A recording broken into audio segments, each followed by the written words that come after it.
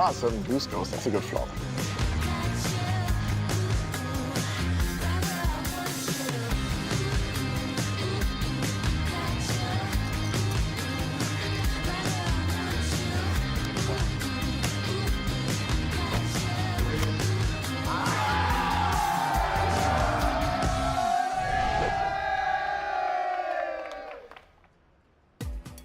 Hello once again, welcome to Dublin and the Irish Open 2024, presented by PokerStars and Paddy Power Poker. It's day 4, it's the final day of the main event here at the RDS. 14 players returning, playing down to a champion, a winner who will receive the trophy and the first prize of more than 415,000 euros. It's James Hartigan, rejoined by Joe Stapleton. Hello, my babies. And also joined by the 2017 Irish Open champion, Griffin Bencher. That's me. How's everyone doing? We are doing well, Griff, and these are the top 10 stacks. It's not often you look at a top 10 and see a player with just 19 big blinds, but things are getting a little bit shallow right now. We were trying to get down to a final table last night. We got down to 2 tables. We got down to 14. The widget predicted 12.9, so it was only 1.1 players out. The widget is good at what it does, and yeah, we are dealing with some, middling stacks. Usually we will see something like in the 70 to 100 range in a, final 2 tables, but right here, just 50 big blinds up top. It can change very quickly. I mean, Parkinson doubles through, the 3rd place in chips, he'll become 3rd, so it's a lot of movement expected today. Very excited to see lots of big names from the Irish poker scene still in the tournament, including Parkinson, Joe, the man, the myth, the legend. I can't believe it. I mean, it seems like someone that just is going to show up, make an appearance, maybe make a couple of jokes on the featured table, and then sort of fade into the win. But nope, still kicking. And one thing we were discussing yesterday, and I appreciate you couldn't be part of the coverage yesterday, and not sure how long you can stay today because you're still a little bit peaky. Yeah, I don't know what to tell you. My word vomit might turn into actual vomit today is all I'm saying.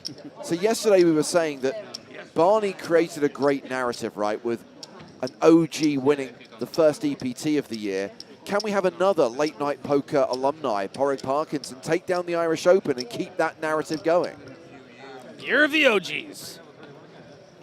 I mean, anything is possible at this point where I see how shallow the biggest stacks are. Yes. It's certainly going to increase variance. Yes.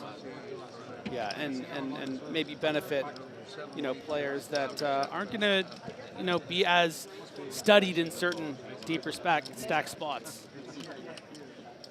So for the time being, we'll keep the same lineup we had yesterday on the main stage, same feature table as last night, headlined by Parkinson. Just verifying the chip counts of all 14 players before the start of play as we check in on the prize money. And this is what they'll be playing for at the final table. Of course, that will necessitate the final redraw of the tournament, Griffin. They'll draw for seats around the final table, and then we'll get going again. And yeah, huge money jumps with every elimination. And with the stacks being shallow, ICM handcuffing is going to be a big thing today.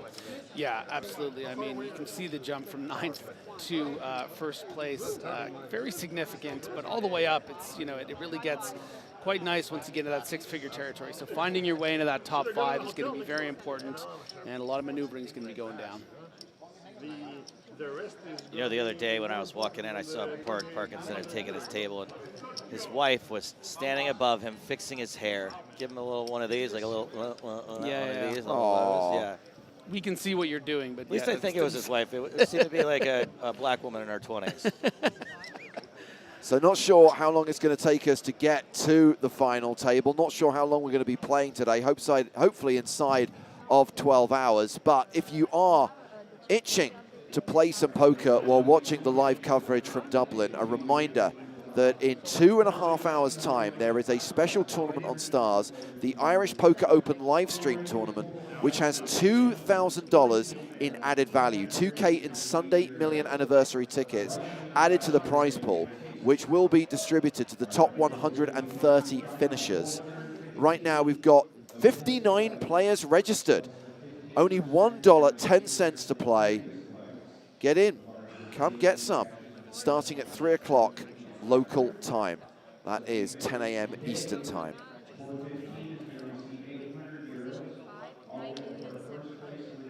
Now, interestingly, you might see Aiden Quinland walking around the room and not actually in his seat for the start of play. Aiden was given a 1-round penalty towards the end of play yesterday because he tabled his hand early, and they are sticklers for the rules here. Was this an intentional tabling of the hand early or an accidental tabling of the hand early? Unclear.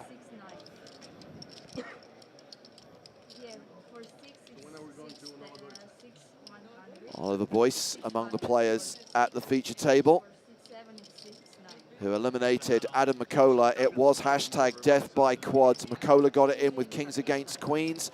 Queen on the flop, queen on the river. Since I missed most of the day yesterday, David Lappin. Lappin, 32nd place finish. Dara Okani, sorry, Lappin was 34th. Dara Okani was 47th. But great runs for both David and Dara. Brandon got the money jump. I want to say finished top 30. Can you repeat that? So we're going to play 5 and 5? And then? We're going to play 5 and 5, and then we're going to play 9. In total. Cool. We'll end up using that other box there. I think it may have been accidental from what I'm hearing from the viewers watching on Twitch and YouTube, but either way, Aiden is going to have to serve that penalty and will not get to play a hand for the first orbit. You can't play 4 or 5, you know, it's not fair. Yeah, exactly. So they always be fair. Unless you can't do anything. No, they only do 4, 5 when the it's a 7 box. You know, I generally find Finns to be some of the least annoying people in the world, but so far chat is already urge to kill rising. Also, here's a spoiler alert. If the guy's the chip leader, when we get to the final table, he'll be on the main stage. Also, if we make it through the first session, if we make it through the first 2 hours of play and still have 2 tables, we will flip the tables at the first break. Whoa, that seems a bit aggressive. Whoever picks up all their chips first gets to get back on the feature table. So we're going to be kicking things off at the start of level 33. Blinds will be 80,000, 160,000 with a 160K big blind ante. So, okay, you must be on box 5. I was here last night, huh? The whole night. Why are we changing that? What's the mic on the gentleman? Whatever the mic says, it's the box. Hang on a second, that doesn't sound right. We finished at the 100, 200 level yesterday. I think there might be a mistake in the app. 6. If the mic says 6, then it's box 6. Yeah. And then they said the whole time in the TV table, this is our ambulance. The whole tournament. Yeah, we did yesterday, 2 days ago. And no one sit on the whole tournament. It's okay, now like this, okay?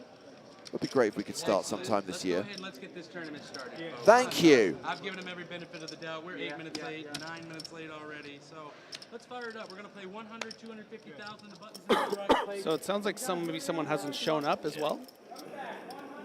I've given them 8 or 9 minutes. Well, we should be 7-handed at both tables. Maybe it's on another table.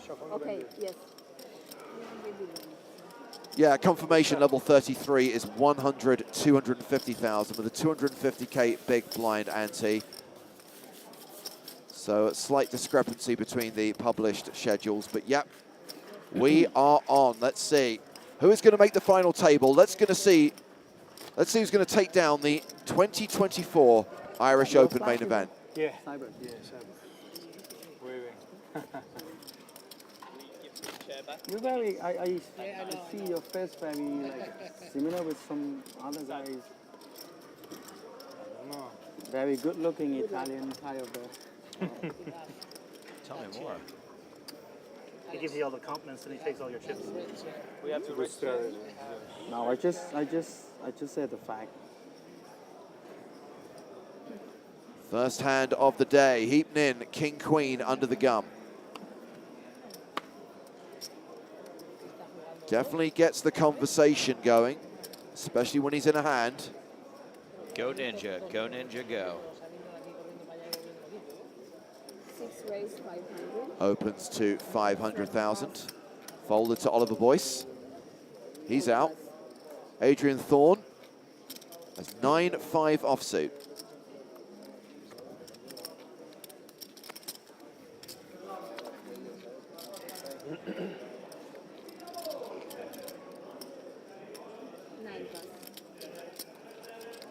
Konstantinos Vatseris folds the button.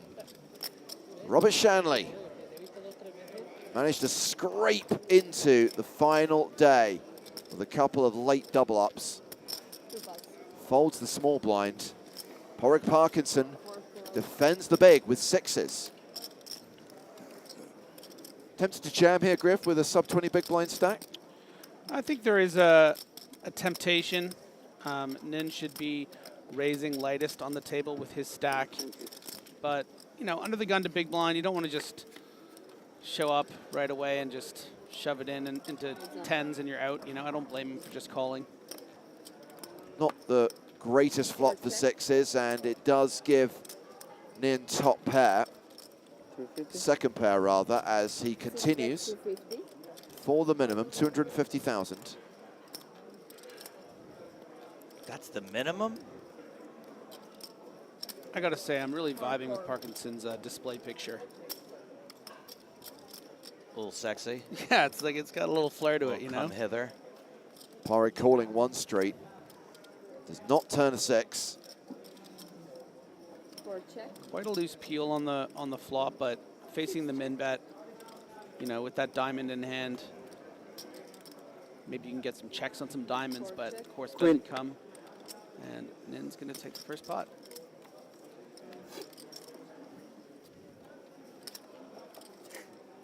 And Nin chipping up to 11 million, contending for the chip lead now.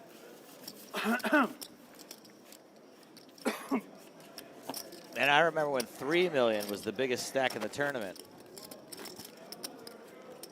Yeah, we had to keep going without you.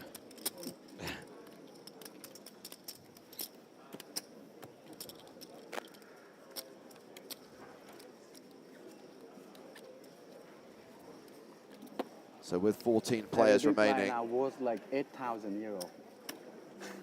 Everyone's locked up, 20,560 so euros. So now 250, so 7 plus. Ladder one spot. Eight, so You've locked up the better part of 25 crazy, grand. isn't it?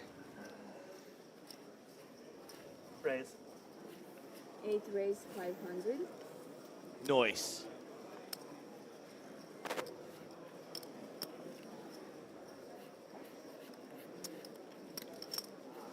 Queen Jack suited, Oliver Boyce has made it 500,000. Looks like we're seeing some balanced timing from Thorne, maybe also considering some ladders by slowing things down a little bit with still 2 tables remaining.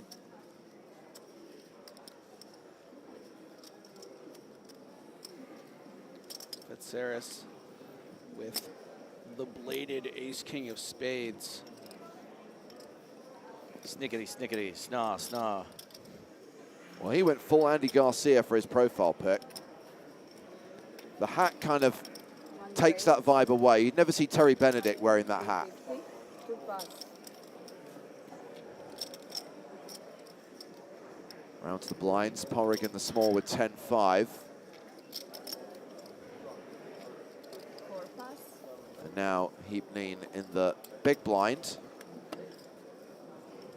Fold 6 deuce. Back on Boyce.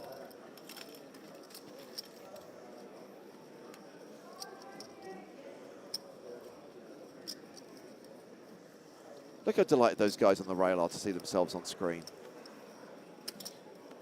And Boyce is going to continue here, it appears. Andy, I told the whole world about the April Fool's Day before you could.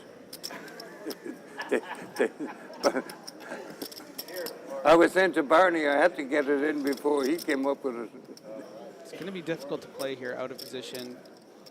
If you call this sort of 2.7x 3 bet, does elect to do it. It just creates, you know, you do have a little room here. I mean, this is probably one of the worst hands you're going to be prepared to call with, but it has figured that out. played pretty well, but not there. Beautiful, Yeah. beautiful. You love it when the best hand wins, huh, Love it. Top for the Greek qualifier. And What? being completely Wow. honest. 3 stacks of white, right? What is this, Griff? This is a miserable bet. This makes no sense. I think that it's a huge leak if it's something Voice likes to employ. And you know, he's going to get what he deserves. Leads A snap for fold. $1 million.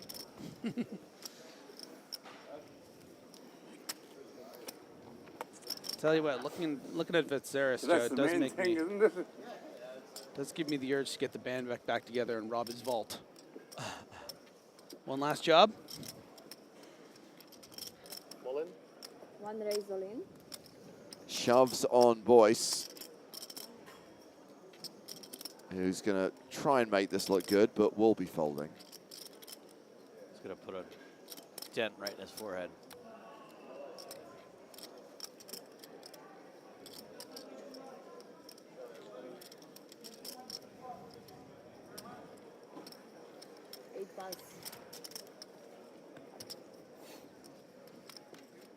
And it is Konstantinos Vatseris, who now has 12 million chips and has the table chip lead.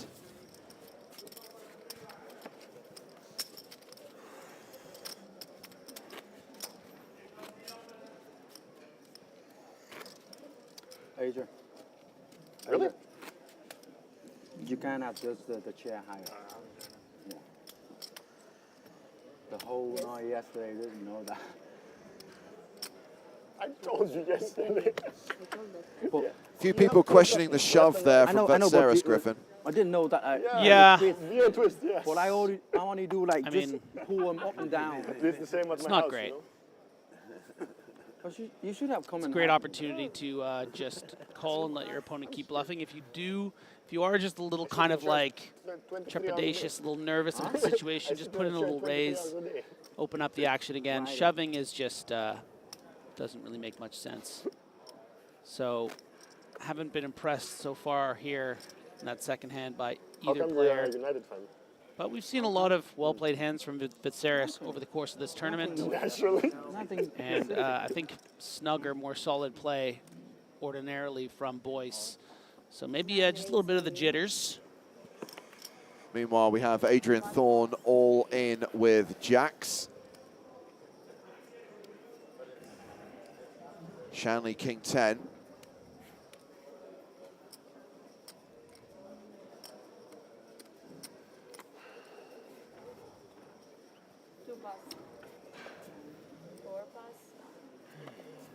Oh my God, it's Adrian Thorne.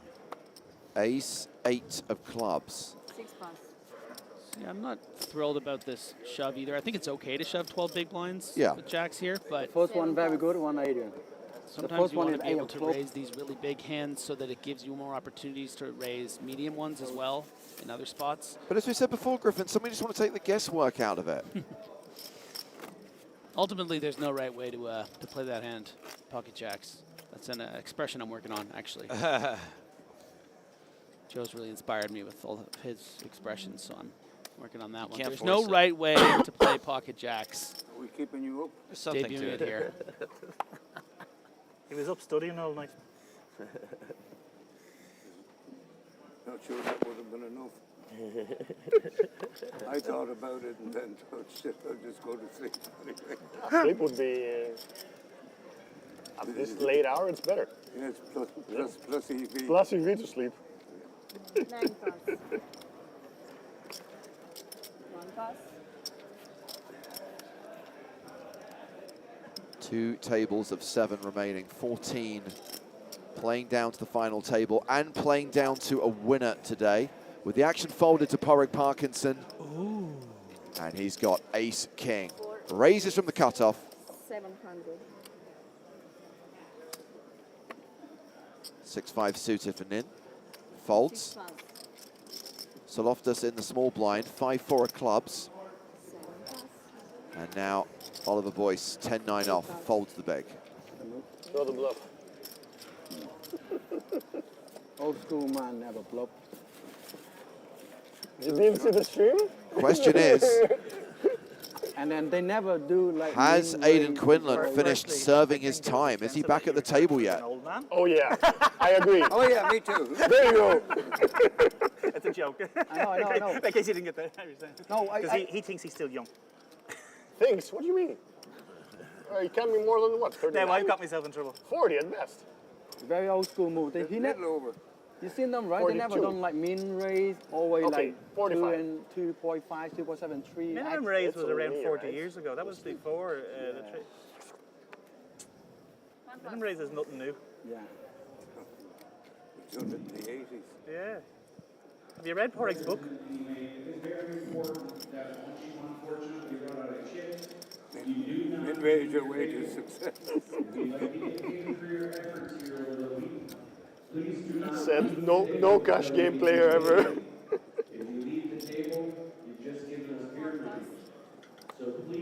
Andy phoned me this morning about 9 o'clock. Andy Black. And he said, Did he think you're going to be up? no, I wasn't up, of course. But I was surprised he was. But he says he's got a huge advantage today. And I said, what's that? He said, do you not know it's April Fool's? So I think this is going to be 9 a o'clock comfortable in the shove morning here after from the listening button to that based on shit. what I presume to be the stacks and the blinds. I think Boyce is playing around 15 Get the big new blinds. phone number. And after the shove under the gun with the jacks, should be playing around the same. So 2 15 big blind effective stacks. I think 5s is just a clean all in here.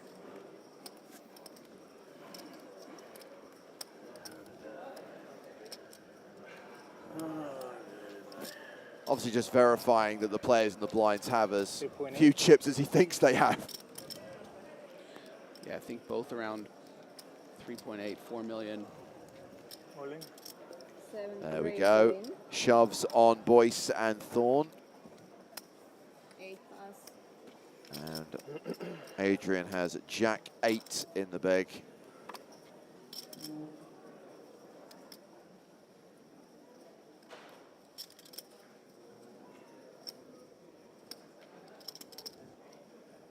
Not going to make a lot of friends taking more than 10 seconds on these decisions. From the peanut gallery, at least.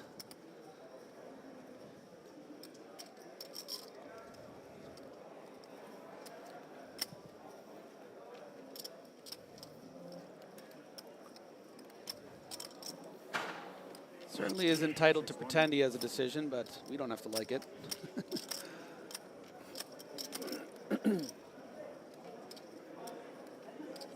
9 pass. Makes the fold.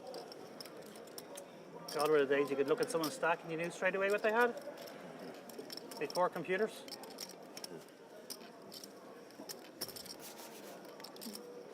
Oh, it's the MacGyver syndrome. You'd look at someone's stack, you knew. You were aware of all of If that. it's 20s, I mean, you can pretty much figure it out. You can stack them all in a 20 and then you're not far behind. you Yeah, know? it's gonna be plus, Yeah. plus or minus two blinds, you know. Watching from the rail right now, Tom Murphy, who made think the we last should two all do tables of last year's Irish Open main event and has joined us on the stream a couple of times.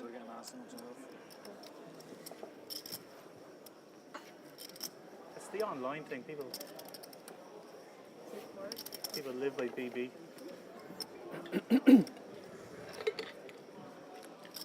These kids today, they don't even know how to count. Not without their computers. 2 pass. Griffin, I know you've met a couple of kids who are new to the poker circuit who are providing their own contribution, right? They've come up with a new saying. Yes, this is, yeah. Had a great chat in the elevator with a gentleman who told me, you know, him and his friend have an expression they say when things aren't going well in poker. That's poker. Oh, Great innovation. very succinct. Well, we are going to move over to the other table where Aiden Quinlan is virtually all in. He's got 200K behind. Stephen Groom and Brian Moore are the other two players in the hand, and we join on a king high flop, king queen deuce. Looks like there's been a bet from Moore. Now Aiden is taking his time to put the rest of his chips in, as we are on a pay jump right now. Just a reminder, players, it's a single entry event, €250 blind. Registration closes at the start of level 9. Mom, look. Mom. Mom. About to go all in. Ma. So Groom is the other player in the hand, waiting to act behind Quinlan.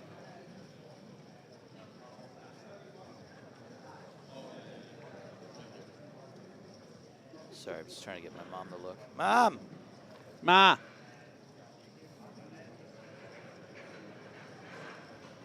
As soon as Quinlan sees that players concluded at the other table and no one is going out, he realizes that he's going to have to make his move. Call the clock in anticipation. Yeah, I'll call time then, just in case we take 5 minutes instead. Okay, and now Stephen Groom has called the clock.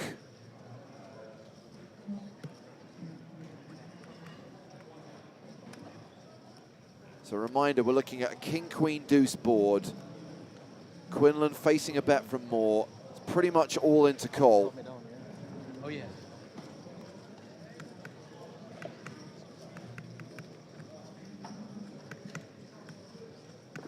Five, four, three, two, all in. There we go. The shove from Quinlan. The fold from Stephen Groom. The call from Moore, who's got sevens. Quinlan with ace-queen. So he's got second pair top kicker, and this looks like a double up here for Aiden Quinlan. As they say, it's always coming. You wouldn't want to do me like that, would you? And it is coming on the turn.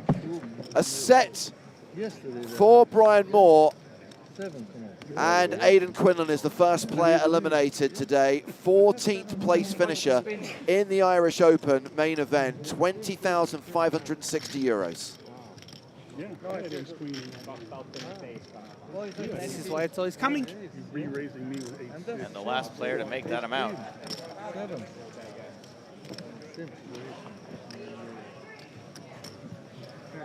Unlucky. Better luck next year. And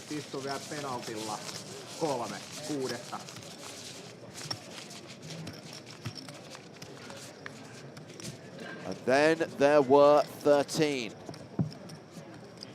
Everyone's now locked up, €24,660. We return to the feature table. Warwick Parkinson folding under the gun.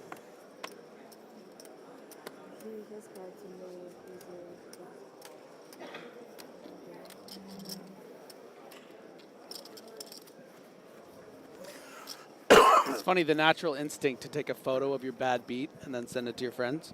It's like, we got cameras everywhere. You're gonna be on the coverage. Not 3 in a row now. No. See it in good time. Rounds the button. Adrian Thorne with king queen. You travel around a lot to play poker? Yeah, like tournament. Huh? Tournament, yeah. The king of Tallinn. The cyber. He has a picture which is completely awesome. Of what? There's a throne, right? Yeah. In the casino in Tallinn, they have a big throne. Okay. With the crown. No. Really? Last month. 9 raise all in. It's a button shove, and Vatseris asked for a count. Don't think he's seriously considering calling with king 8. Yes, I'm everywhere. You're now.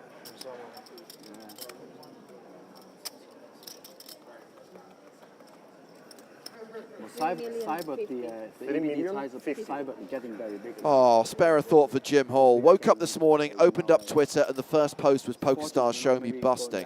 Good game, PokerStars. You got me. What if it was an April Fool's Day and he actually didn't bust? When you play minivan, food free and everything. I know how you feel about April Fools, Joe. The lowest of all low-rent humor. My friend will live in there. It's like if they had one day a year where anyone was allowed to do surgery. Leave it to the professionals. Leave the joking to the professionals. Love the island. Have you come across any hilarious April Fool stories Not online, yet, Griffin? not yet. That's why you. Yeah, same. Like Not gonna lie, Barry Carter got me for a second. Guys, there's a hand. It's on all in. 3 million, but it's 3 million and 3 million.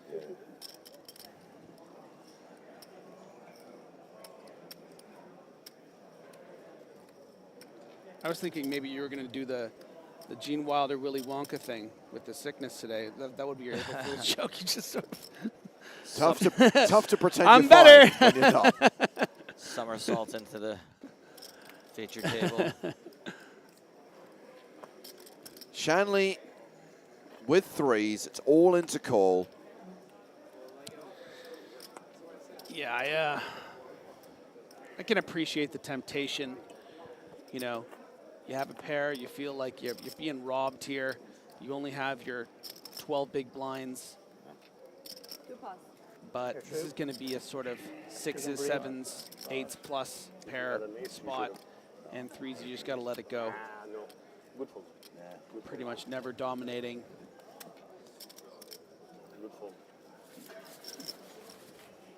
Jimmy says, heading to the rail soon before taking down the Liam Flood Memorial. Still so many tournaments to play, and it is officially the last day of the Irish Open. That huge mini event has to conclude today. There's still a bunch of other cider events, one-day events. Why would you take down the memorial? Yeah, I was like, just leave thinking, it up. like, yeah, I mean, that's, Seems kind of rude. yeah, is it the end of the memorial? So the Liam Flood Memorial is a 350 euro 6-max single re-entry turbo championship event starting at 6 o'clock this evening. Oh, it's a tournament. And for those of you who don't know, Liam the Gentleman Flood, another one of the late night poker generation, one of the OGs of Irish poker, credited with bringing Hold'em from the US to Ireland, and of course ran the Irish Open for many years. 6 plus. So Grizz lost the playoff again. Poland. To get it here, did he have to hold him on the whole flight? Or? 7 ways. You know a bit about leaving jokes to the professionals? We're lost again. Well, Paddy, yeah. it's so you bad. know, I figured this might have been might be my moment with Joe feeling a little under the weather, you know? Try out my stuff. I'm going to break this to you as kindly as I can. It's not. So bad.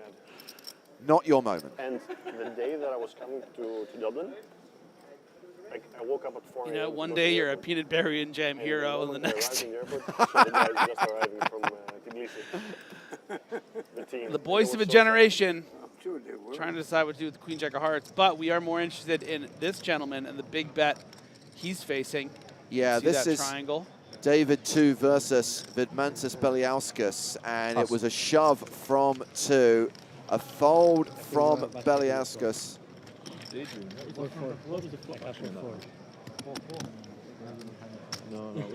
And it was Vidmantas that Daro Khani was telling us about yesterday. Ex-armed forces served in Afghanistan. That's the Soviet era in Afghanistan, not the recent military intervention in Afghanistan.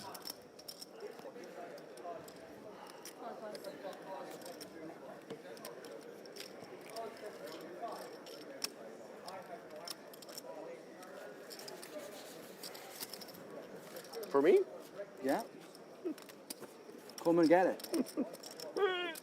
Too far. Anytime, my brother.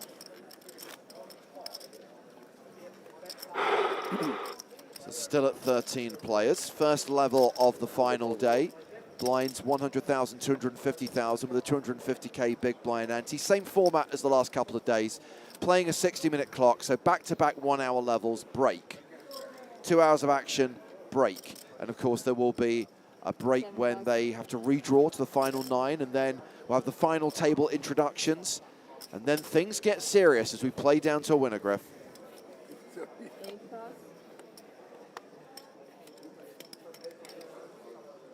No small blind straddle here. Yes, a bit irregular for us to do 14-player final day, but this field has been so overwhelming. It was the only way we could make it work. So a lot of coverage today, but we are happy to bring it to you.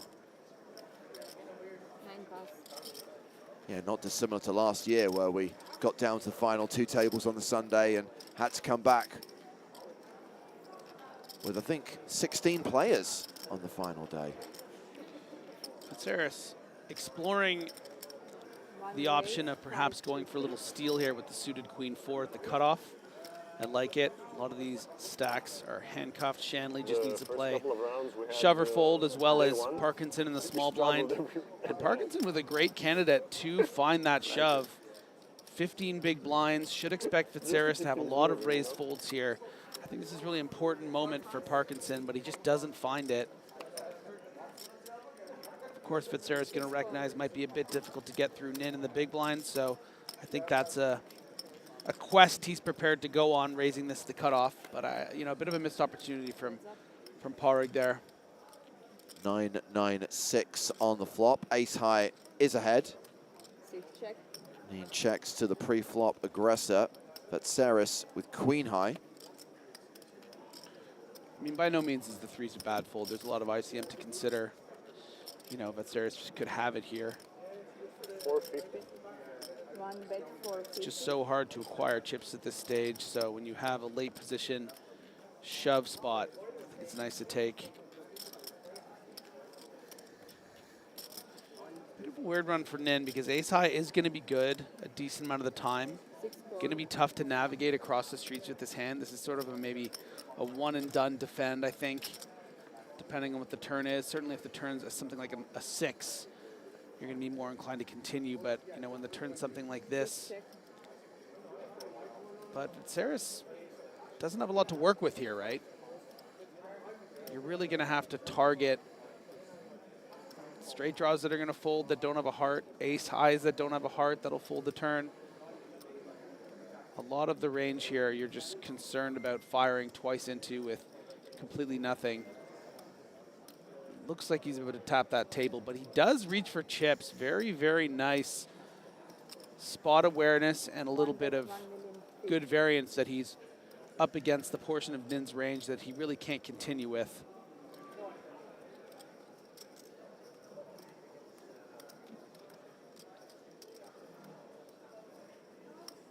And not folding right away. No.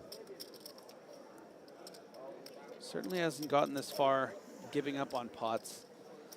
Maybe he wants to get real creative. Don't really think you can comfortably play this as a check call, so if you do continue, probably do some sort of weird raise. But we're in really murky waters here with this kind of hand and this kind of board. And you know what? I don't know, what do you guys think? He's looking more chip touchy than card touchy right now.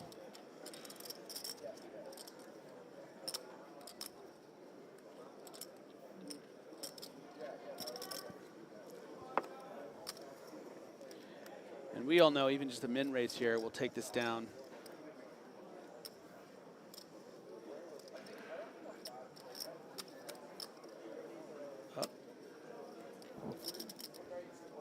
It's what you always see him going between. I'm going to fold and put chips in. I'm going to fold and I'm going to put chips in.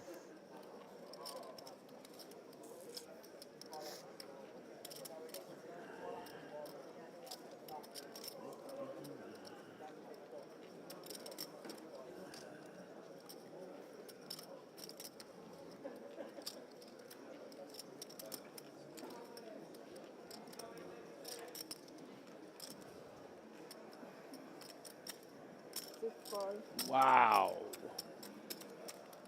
So option 3 from Nin here, I mean, very difficult to call here with just ace high, and the river is the ace of hearts. Strawberry Greenstein. Not a believer here. I mean, this pot is getting pretty big. 6 check.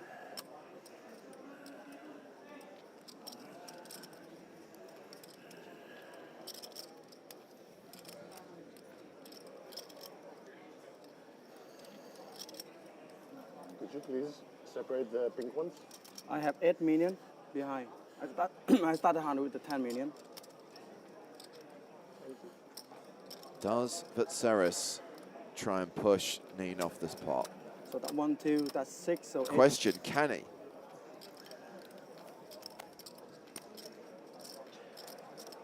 So if you're a bit serious here and you're trying to break down Nin's range, right, gonna have some flushes, the small flushes on the turn, some medium big flushes, all the flushes really. Also some 9X, it's not always gonna check raise the flop. Is gonna just call the turn once the third card comes. Some floated kings on the flop that are now, if the other card isn't a heart, it's gonna be very difficult to call in the river. Don't put your opponent on a lot of aces. Either way, this is obviously a pure bluff catcher for Nin, and if he hasn't believed him on the flop or the turn, you have to imagine a decent percentage of the time he's gonna make this potentially brilliant hero call. So the last time you bet against me, you have a flush.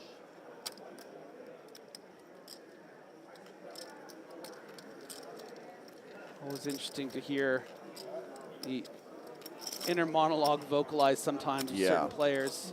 Very rare to get that, but 2.250.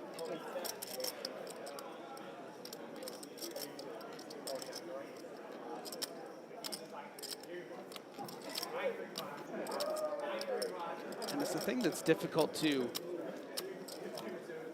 sort of commentate on is what Nin must be thinking when it comes to sort of live tells, betting tells. This is the stuff that, you know, is hard to. Minutes, okay? But he is talking about the history that they've had, the last few hands they've played against each other. I mean, that's what's so amazing and fun about getting deep in, particularly in a live tournament, is you get these. Call. Wow. 6 call. Makes the hero call. Yes! And he loves Come it. on! Wow. That's some pretty top flight poker there. Even ace high I call. Even doesn't scream an I call. Okay. He makes so many moves yesterday against me. He makes so many moves against me yesterday. I knew it. I knew it. So many times. I'm the big one. Yeah, I'm the big one. Heap Nin. I wake up all night study about him. Now playing 15 million. Almost work out, man, almost. It should bet like 4 million.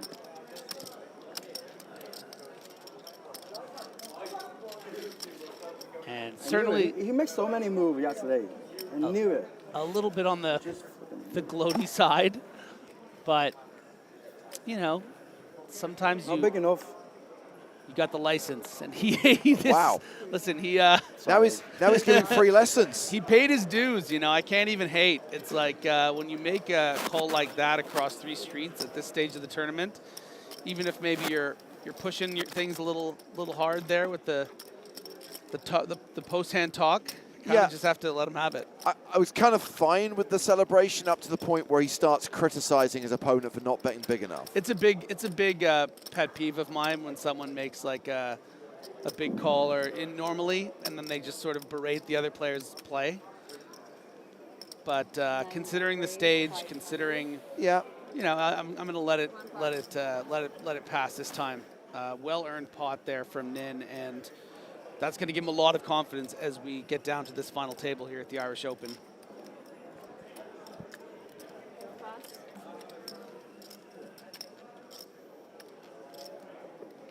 Had a raise from Adrian Thorne, who's opened with King Jack suited. Round to Georgios Soloftas in the big blind. Queen 8 of spades. Time to get me almost.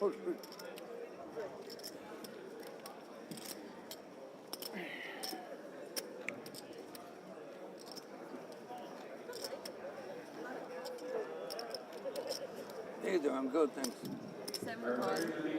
And he is going to defend. We're going to see a flop. Did Scott come in? Is Scott in? What? 8-5-4 with 2 clubs. Post flop flip alert. 7 check.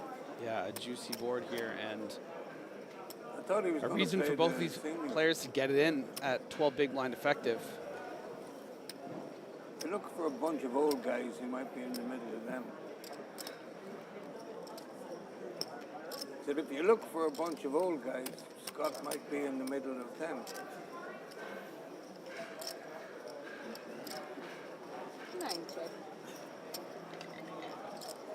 And now we see Saloftas improve to trips on the turn, 84% favorite.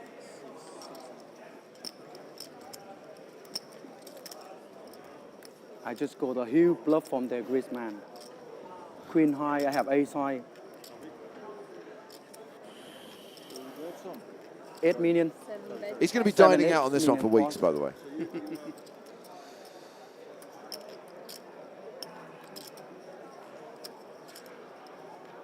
So Thorn with the elusive check back on the flop. This is designed to not sort of just bet and get it in with a hand like, you know, like Queen 8.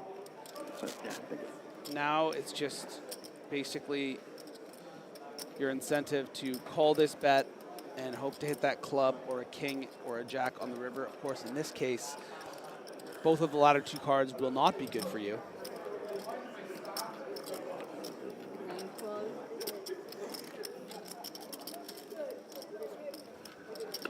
It's the 9 of spades on the river. And Thorn's got roughly pot behind, which is about 10 bigs, right? Yep. And this is not Thorn's hand here.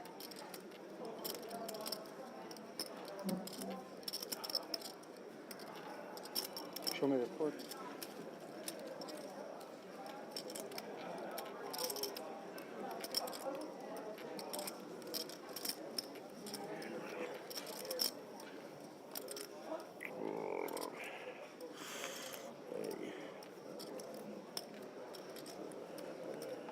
Interesting noises.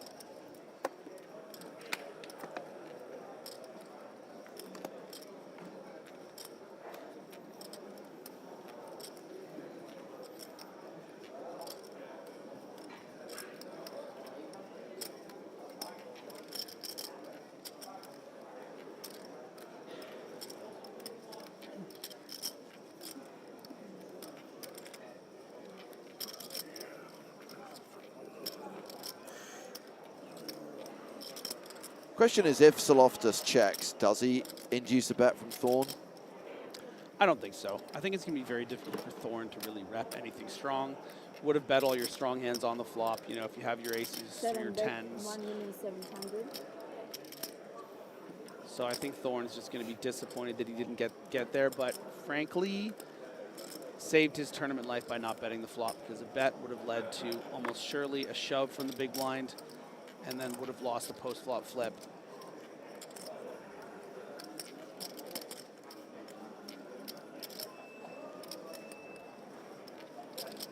Not much to think about here for Thorn. If you are wondering, oh, is he maybe even considering calling with king high? There's not a lot of misses here. You know, yeah, something like 10-6 or 10-7 of clubs, or you know, maybe a 7-3 of clubs, but this is such a small portion of the range.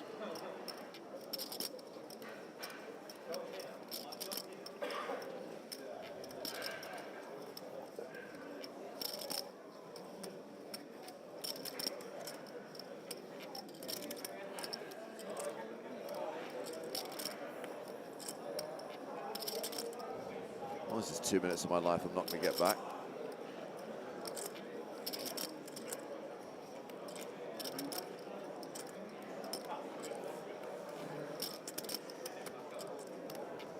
First level we played, or the second level? First level. Is it?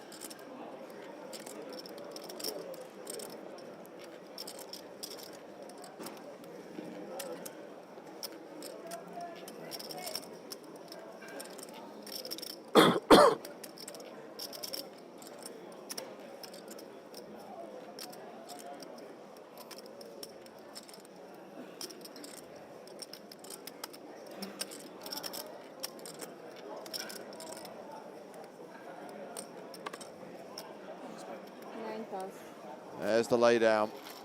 So Thorn's going to be left with 10 bigs.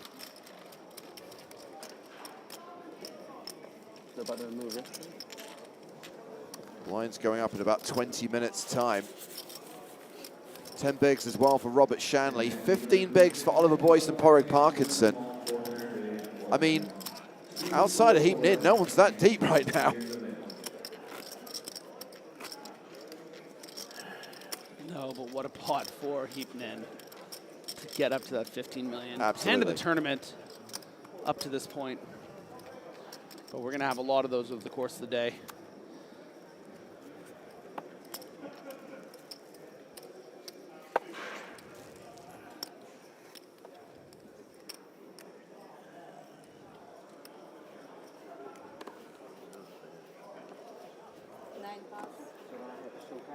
On to the next hand.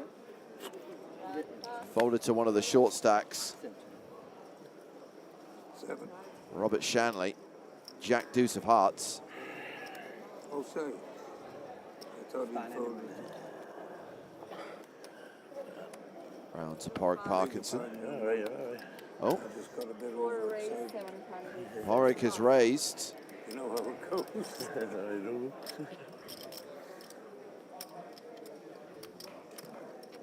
And we haven't caught his cards yet. We do know that Georgios Saloftas has aces. So I don't know how balanced Porrig's opens are as far as sizing. I did see some really loose opens in late position yesterday, some very obscure ones, some queen deuce off, etc. Cool. Oh, This near 3x, and I'm wondering that's where this flat call is coming from, is seeing maybe yesterday's coverage and seeing some of those really wide late position opens. Yeah, and I remember it being pretty big yesterday as well. We saw 700K from Parkinson with ace king earlier today. So my point is Parkinson could have just about anything. Okay, well, it's a and 10, is in trouble. 7-7 flop, and 7 check. Call. that is an all-in from Porrig, called by Saloftas. We're now going to get to see Porrig's hand, and it is a 10. He's got 10-5 of clubs. Yeah. Wow, what a weird open. Yeah, that was one of the things I was maybe a bit worried about Parkinson coming into this day, just seeing how some of these loose late position opens, these attempted steals, and getting his hand cut right off in that cookie jar. I mean, this is just a disastrous result, getting that 10 high flop against the trapped aces.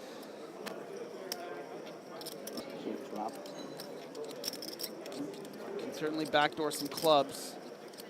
Does not backdoor the clubs, so Porrig Parkinson drawing to 2 outs, needs a 10 on the river, or we are down to 12. Legends never die. Both 10s available. Oh. Nope, this legend has been dispatched. One of the grandfathers of Irish poker eliminated in 13th place. Porrig Parkinson bows out, cashing for 24,660 euros. Yeah, really brilliant performance. A lot of. See you in the bar later, I hope. Very good. Very Feature good on. Too long. You only have 2 hours. Good. Very good. It's so much better. Oh, sweet. Oh, they left me the coat. Your jacket, Porrig. Oh my God, that's some service. I just got into the mic. I forgot that you So 6-handed at both tables now, continuing to play down to the final table today. And of course, we will carry on after that, after the redraw at 9. We'll play down to a winner today. It's the final day of the tournament. Nice trap, nice flop. For the old school, when they hit, they go all in. Very old school. Oh, that's right, serious. They never go min raise over 2.5, and then when they hit the pair, they go boom, boom, boom. This is the way. Very, very classic, very old school. Raise 500. 6 raise, 500. Neem back in action, opening in the cutoff with 4s.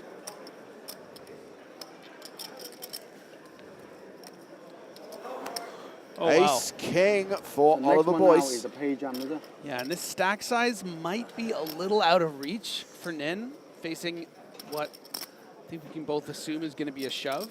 Yeah, next more one player. It's going to be about 16 big blinds. Nin can certainly afford it. We've seen that he's prepared to. No, all in. no. You're going to keep talking crap. I'm going to push you all in. Fed up listening to you. Jesus. What do you mean crab? Old school. All in. Love it. Show some respect. No, but no, this is no. I mean, So no, stop. I mean, old school. Is that the way this way? So stop. You're a United fan. That's bad enough. You must be Liverpool, don't you? Yeah. Bit of class. So I think Nin's going to call now. I got to be honest. I think this particular hand would maybe lean. I need a count. Please. Yeah, he certainly does. He's benjured him. He's taunted him into calling. So the first thing I think is, you look like you fed up on me, okay? But like, I think you're really strong hand. Yeah, I have I a good agree. hand as well. Yeah. So now you pretend you. Yeah. You try to pretend like you. Are just fed. Yeah, it is very strong. He happens to be flipping, but he's right. This is going to be. That'd be in a primary school.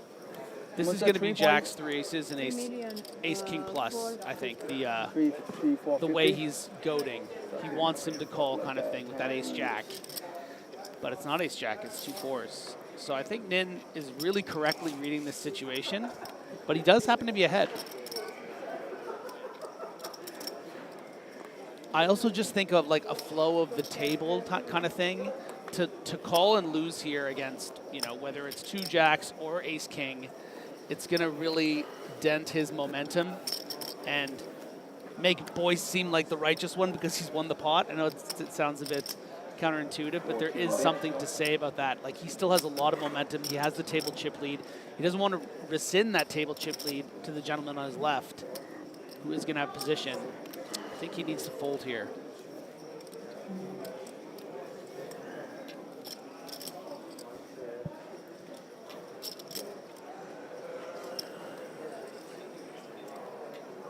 Boy, does he want to knock him out after that display from Boyce.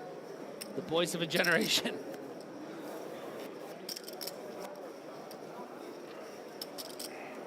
Defending the old schoolers. Taking exception to what I thought was a pretty respectful way of saying that, you know, that they play hands a certain way, but certainly some of the players may be getting a little fed up with Nin's open dialogue. Was perhaps a bit out of line after the pot against Vetseris. I'm just waiting for Boyce to call the clock on him. That will just be the final needle. No, we can. It's our set, but no fans. I don't know why you would ever get into a shouting match with someone at the table. It's just ridiculous. I know. Good fold from Nin. I've been pretty impressed with how he's reading these situations. And this is from someone who asked yesterday, do the blinds ever stop going up? You wouldn't expect someone asking a question like that to play as well as he does, but frankly, he's played really, really well. What's the minimum I can raise? I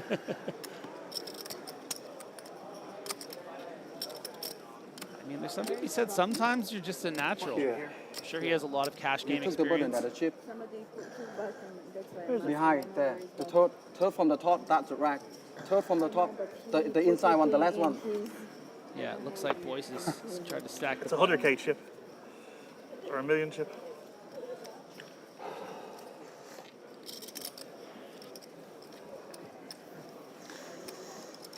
And things a little heated here on this feature table. It's all gone deathly silent now. No one wants to say a word. No one wants to get shouted down. It's a shame Porrig had gone because I'm sure he would have had a few words to say about that hand.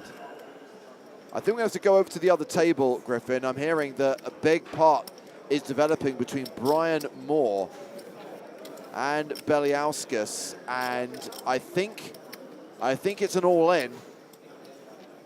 On the flop, Beliauskas and Moore are all in, and Moore is the at-risk player. Let's go over to the other table where the cards are going on their backs.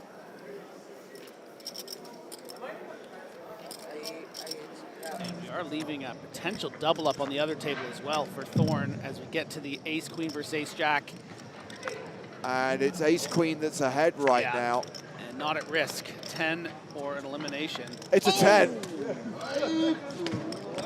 Oh, it means so much. That's Beliauskas celebrating the win. And that is Brian Moore eliminated in 12th place. And he cannot believe it.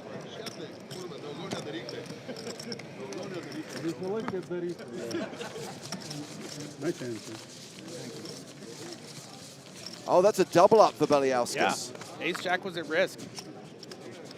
Okay, so Brian Moore's taken a massive dent to his stack.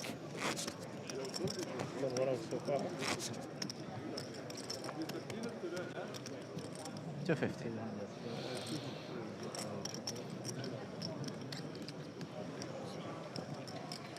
He's gonna have to shake that one off.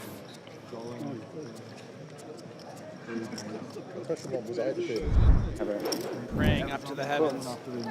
7 call. Yeah. And as predicted, Thank you. an all-in and a call. Thorn just a bit too short to fold. Yeah. Ace 4 off. Okay, call. For about Okay. 8.5 bigs. Still live though. Absolutely, but as things stand, Thorn 70% favorite to double up. Yeah. I'm just gonna push. Huh? No, the man call is A4. The man all in is 7. No, probably. No, the man all in I think at 7. 40.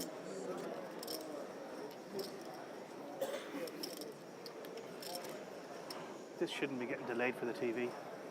The whole thing's been delayed. That's not right. Can we get the tournament director? Because this should be no delay. It should be straight out. I know, but we're playing more. They're playing more hands than us.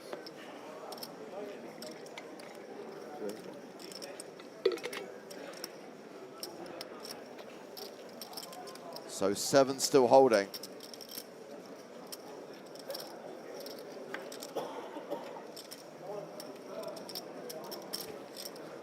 And Thorn doubles up unless Barry Greenstein makes an appearance.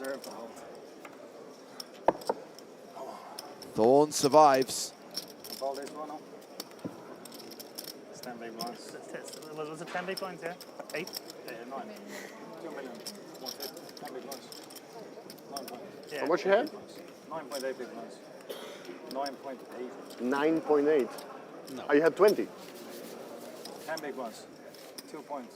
1 4. 2 points. 1 4. And now you have 4.8. Okay. Oh, yeah. Yeah. Thanks. Give me 400 or 500. Yeah. It's just such a weird instinct to chastise a call after you've won. I don't understand why people do this. It's like, just stack your chips. Don't you want him to call? Like that table here. I think I've seen A4 and poker pair as well. Someone he had 8.5 big all in with A4 and then. Maybe that's the call, right?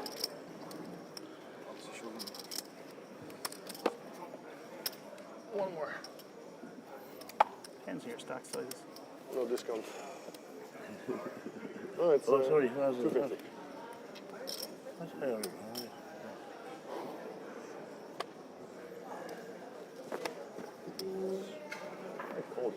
Six pass. So on to the next hand. Still at the 100K, 250K blind level for another 5 minutes.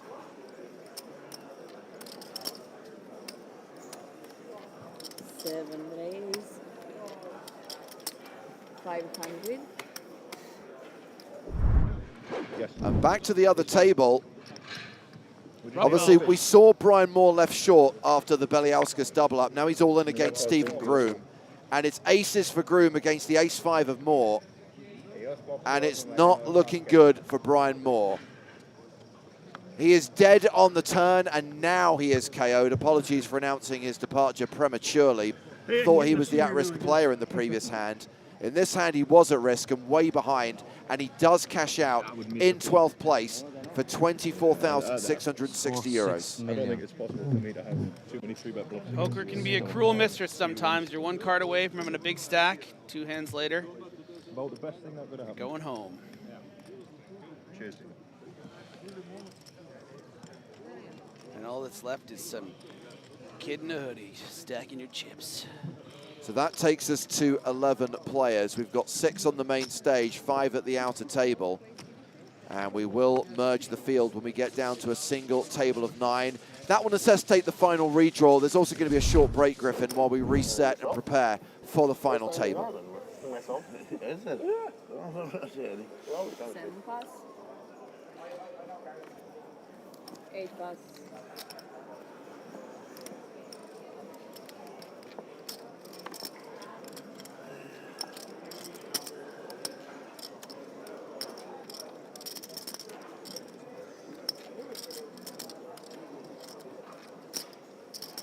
Nine pass.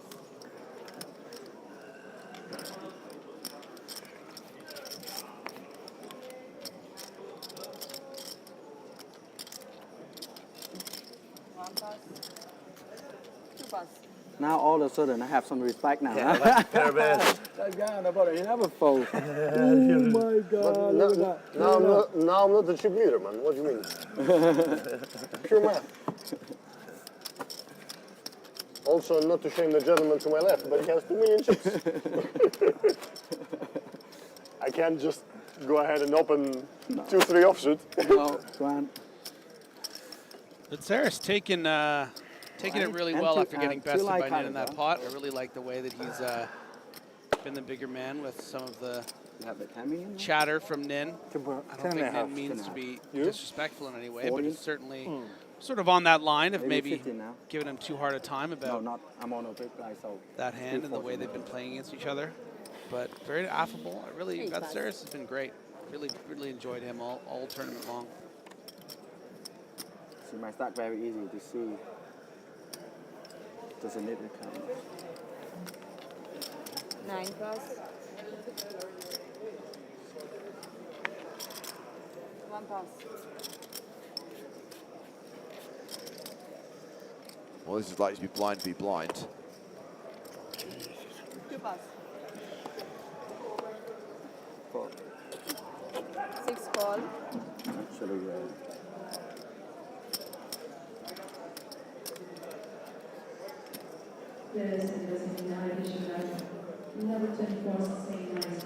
Seven check.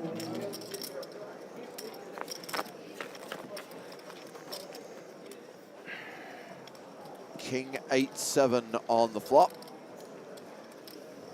Just the 1 club. 250. 6 bet 250. What about all the GG, bro. Sick exit hand, by the way. Of the 3 hands that I played, the one that I exited was sick. I have ace queen up in the button. California guy makes it 600 under the gun. We play 740. I flash the button because it's an under raise. So hard to say who has the advantage in this pot right now because Loftus has more reasons to continue and Nin to shut down on certain turn cards. But Loftus could also play this as a raise. And it looks like he is going to do that. Is that binding? I'm going to call the clock in case that's, it's 5 minutes or whatever.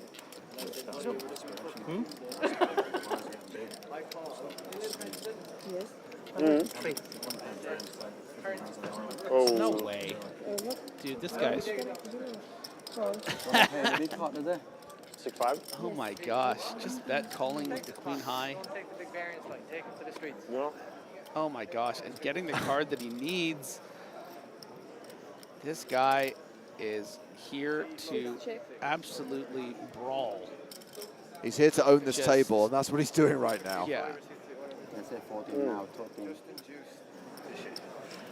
Just staring down Loftus, who's, got to be a bit scared after what he's seen from Nin, how sticky he is.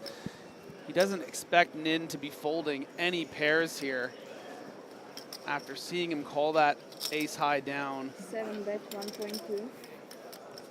But also doesn't look too miffed and is prepared to fire. But Nin is not going anywhere.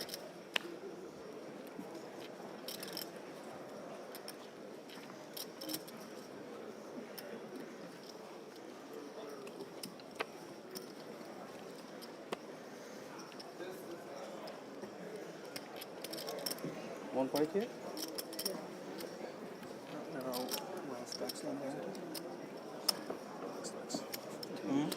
That's okay. I can tell you. 1, 2, 3. And then working with some sort of secret sauce so far. 8, maybe 9 behind. Secret of Nin. 1, 2, 3. 1, 2, 3, 7. Don't see a lot of bet call. calling raises on the flop with queen high. 1.2 million apiece. The river card is a club. Nin gets there. Wow. 2 million. 6-bet 2 million. And leads for 2 million. Oh my God. Saloftus, when he folds this 9-5, is going to get the speech, isn't he? I'm not sure about this bet. Certainly if Suloftis was raising and then betting a king. Pot, but you try to play the big pot. We don't need to.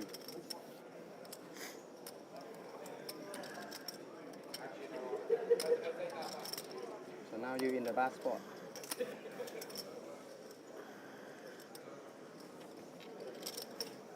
So confrontational and antagonistic. A great character here for the final day and presumably the final table of Irish Open 2024. Speech. Good call, my friend. Good river.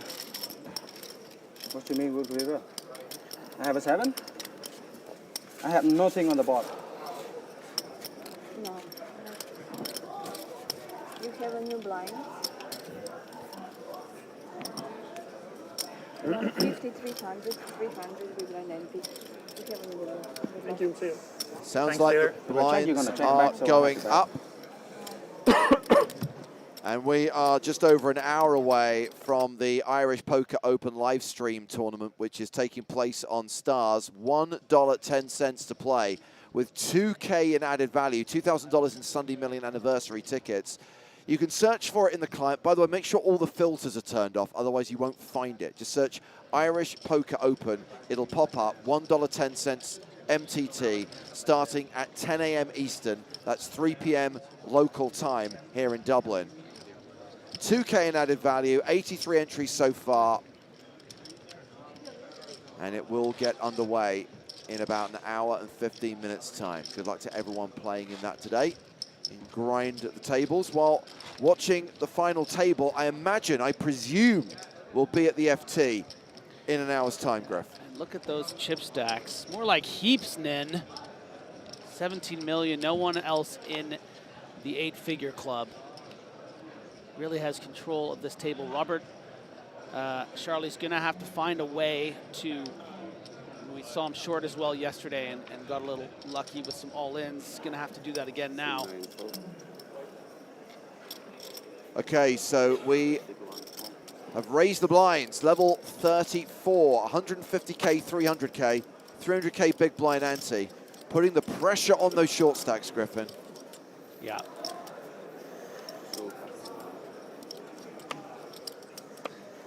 And Nin really has license to really put some pressure on now. Yeah? 650? Suloftis can't really mess with him too much. So much ICM to consider. Yeah. I'm all in.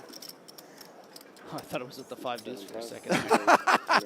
And surprisingly, actually does have a worse hand, but is completely, you know, not believing what Nin's selling. I actually don't mind this as a shove, and I, you know, obviously we can see Nin technically has a better hand, but part of what makes this shove kind of interesting for this stack depth against someone that's going to be opening so much of the button is because it's 14 big blinds, you're going to fold out a lot of better kings, right? You're going to fold out some ace rag type hands, maybe even fold all the way up to ace 7, ace 8's going to be pretty close. But then the king 3s to king 10s are all going to fold, so you're getting a lot of better hands to fold. So I actually quite like that shove from Boyce. I think that's some good spot recognition, which is rare for him. So locked. I'm with Irish Bryn. I was expecting to show the deuce. Yeah, I'm very surprised he didn't show the deuce, but maybe he also doesn't want to, you know, let the tiger know that it's, you know, that he's coming after him.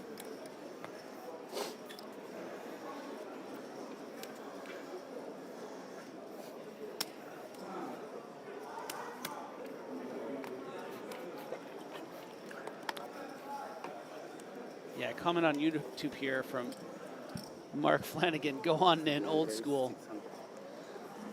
Not sure if that's a reference to the joke earlier, or are you actually calling Nin's playstyle old school? Because I think there is something a little old school about the way Nin's playing as well, and I think there was a bit of a reverence, in my opinion, to the way that he was talking about, you know, Parkinson's bust out, not necessarily a detriment. Under the gun raise from Vatsaris with ace-5, and Adrian Thorne has got ace-queen.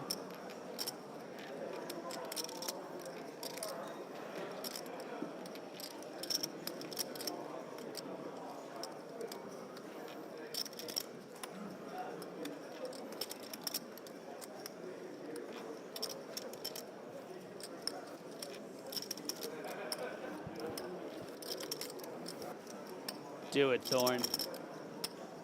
Do it. Do I make you thorny, baby? All in for 4.5 million, and Vatsaris has asked for a count. Too much to call with ace-5. Ain't it the truth? 15 big blinds. This 4 million. ace 4 5 million. suited should be 4.5 million. Might be a miscount, might be a misgraphic. But still too much either way. Whether it's 13 or 15.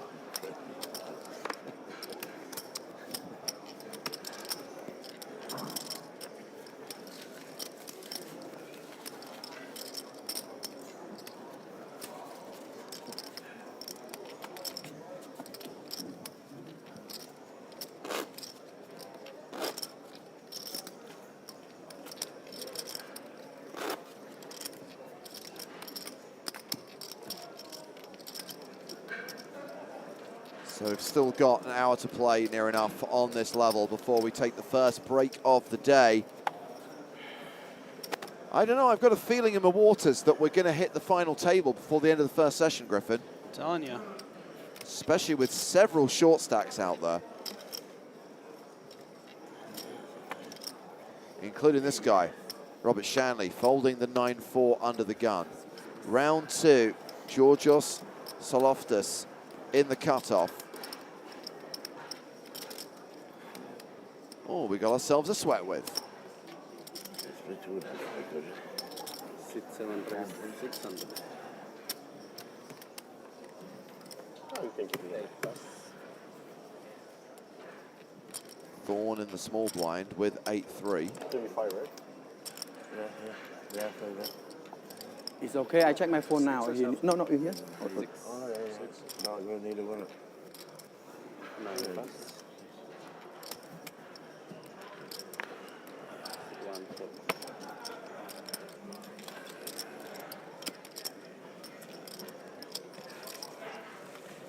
Can you get 5 singles on? Yeah, I can give it. Oh, can you? Yeah, right.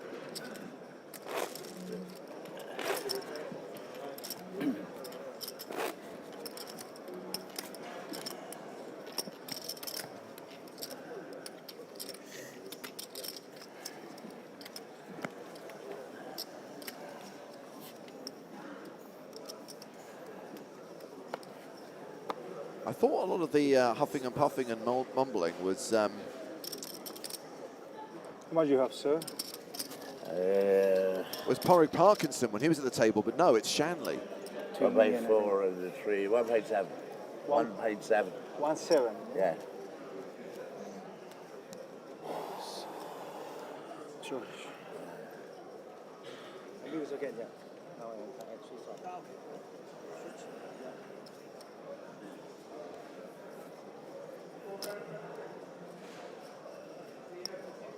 I think I called Shanley Charlie accidentally a few minutes ago.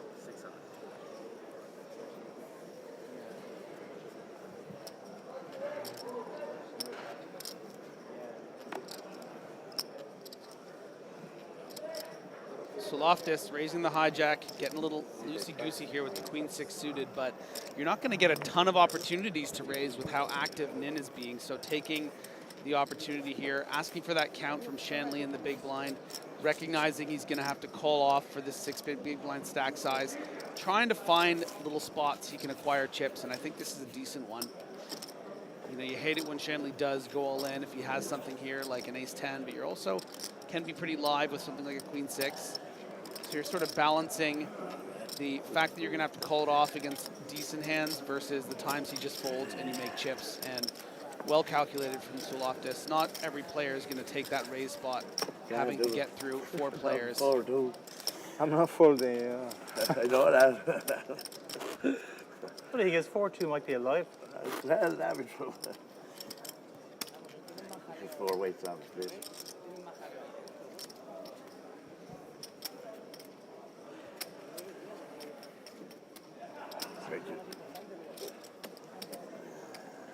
Guy Murphy asking, each person is a pay jump now? No, I think 11th and 10th pay the same, 29.5 grand. Then we get to the point where there is a pay jump with every single elimination.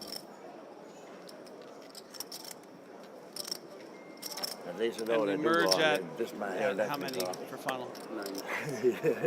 King 4 last time. You can't say that because how many do we merge for final table? Is it 9? Correct. Okay. So 2 more eliminations, final redraw, reset, short break, come back with the FT, congratulate those 9 players, play down to a winner. You know, you do get paid the same for 11th or 10th, but I would say that you could sort of round up and say if you got 10th that you made the final table. You can't do that with 11th. You're not at the final table if there are 10. I know, but I'm just saying. 2 tables of of 5. Not say to your final 10, you round up. Only 150. No, no, that's the not last how time it was works. fixed 750. You know. That's true. So.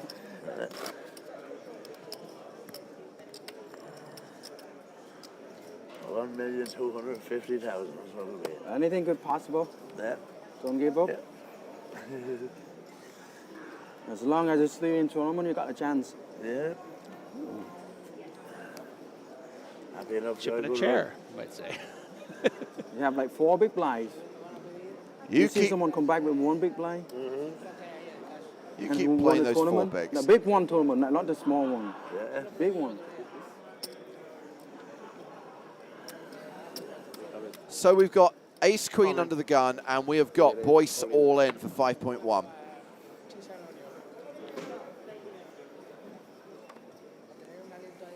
About 17 big blinds here from Boyce.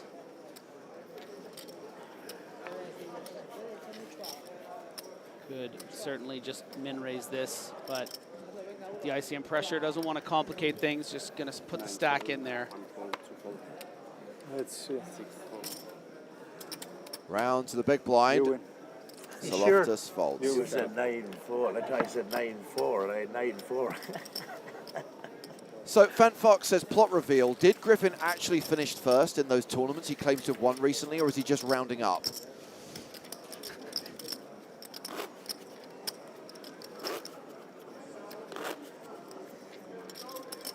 Can Joe round up from 4th and say he won the 6 max? I will say I am friends with that the cameraman who keeps taking those photos, so, you know. Just let me. No one else was there. None of you guys were there. I just show up with a. Just let me hold the trophy for a second. Yeah, can I have lots of chips in front of me? Yeah, exactly. Yeah. Over to the other table, and we join this hand on the river. Oh my word! Look at the pot. Stephen Groom has bet 600K into a pot of $1 million. David 2 has raised to 2.7 million, and Groom has now shoved for 15 million. 2 has 10 million behind. It's all into call. Jeez. Massive pot. I thought we were saving those purples for the final table. And 2 has already been thinking for a couple of minutes. I mean, of course.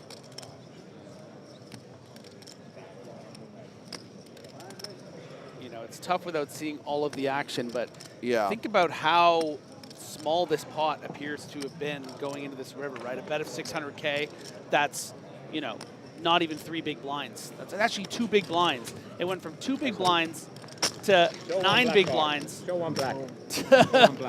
To about 55. I mean, just would love to see the holdings there. Well, the board was ace, king, queen, 7-5 with 3 diamonds.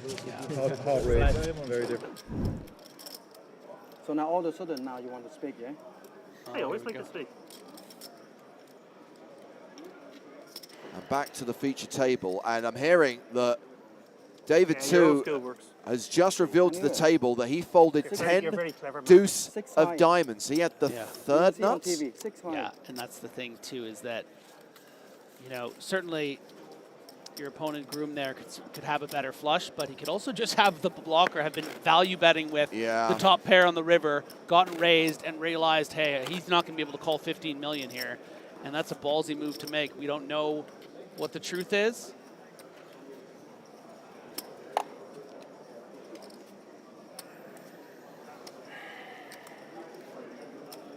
Well, Stephen Groom must have a massive stack right now.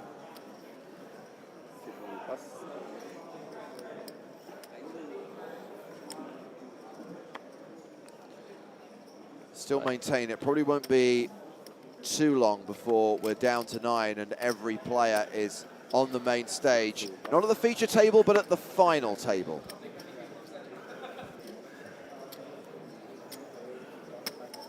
$600.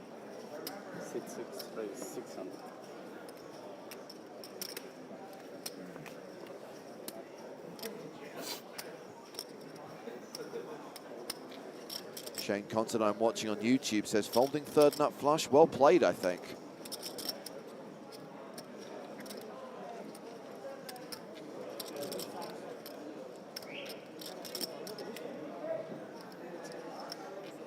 Heapneen back in action. Was raised from the cutoff with Jack 10 of spades. Saloftis on the button with Queen 7. Finally folds.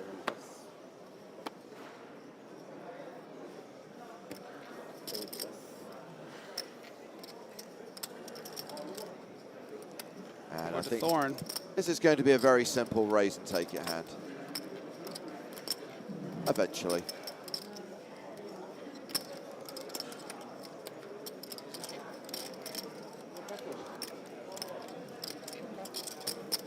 It's been faster.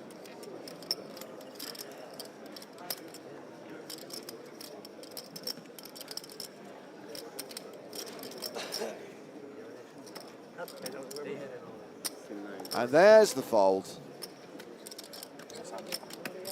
No, wait, it's actually faster. That one hand in particular was slow, and that's what I said to you earlier.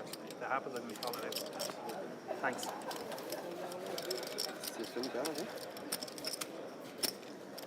No. We're one hand ahead of the other table. They must be playing really slow then. They had a couple of all-ins and just slowed it all down.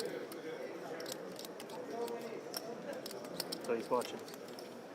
They also count the hand playing as well? He's counting where the button is, so he knows from the button, when the button started, how far ahead of them. Right. So I saying to him that we're not getting enough hands in on this table. It's a bit slow because the earpiece.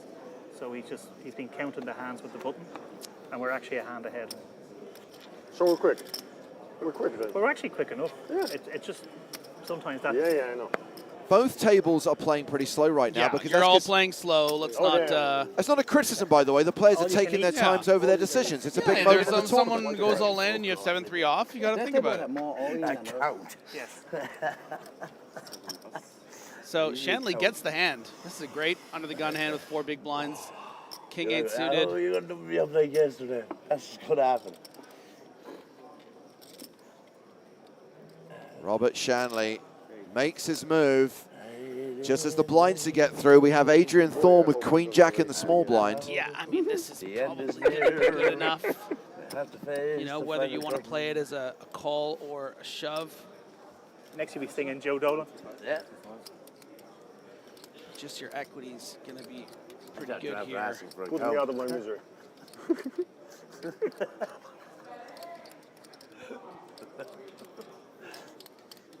I think I might lean call just to not run the risk of running into it in the big blind here. You could. Any information? Don't think you're going to get a lot of bluff raising from the big blind.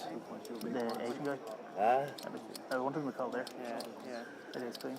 I guess maybe also a bit of alarm bells in your head, like, Shanley's been so tight. Yeah. Am I just putting this in dead? And, like, I think that's what's in the head.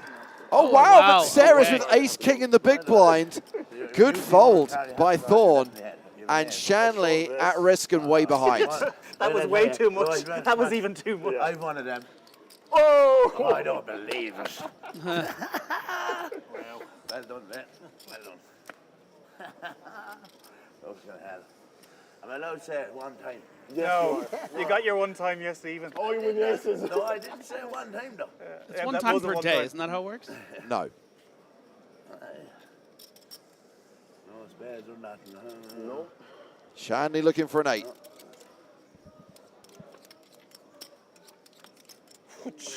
Close. Not getting easy. An 8 on the river, or we're down to 10. Frankly, Mr. Shanley, you will have to make do with an 11th place finish, 29,560 euros. The last 2 days to be with you? No problem. I'll probably see more events. Hopefully, yeah, with a bit of luck. He did a fair job at laddering, Griffin, considering where he was at last night. Absolutely. Got some nice pay jumps today. Just bubbled the round-up final table of 10. We actually equal handfuls. So we will stay at 2 tables of 5 on the final table bubble. I didn't even see the ace. I just saw the king. Now, king is good enough. That king is good enough. Yeah, exactly. That's it. He only like 2 big. What you can do? Any 2 cards. Basically, it's in the 2. Yeah. Right. Maybe a 4-3. Yeah. Thanks very much. Cheers. For these locals to come out to an event like this, rip out 24, 28, whatever, $1,000 out of an event so prestigious as the Irish If Open. you fold, right? I don't even look my card. Go celebrate at the pub. What? If you fold, if you didn't call, oh, I fold before you. No? Oh, no, you fold before. Oh, you I'm fold. big blind. Oh, yeah. Don't even know what I'm talking about. And Suloftis pushing the edges right now, taking every opportunity, raising such a large percentage of his range, actually folding out the better hand here in Boyce's Queen Jack. The cutoff, a hand that probably would have otherwise opened an opportunity for Boyce to get some chips.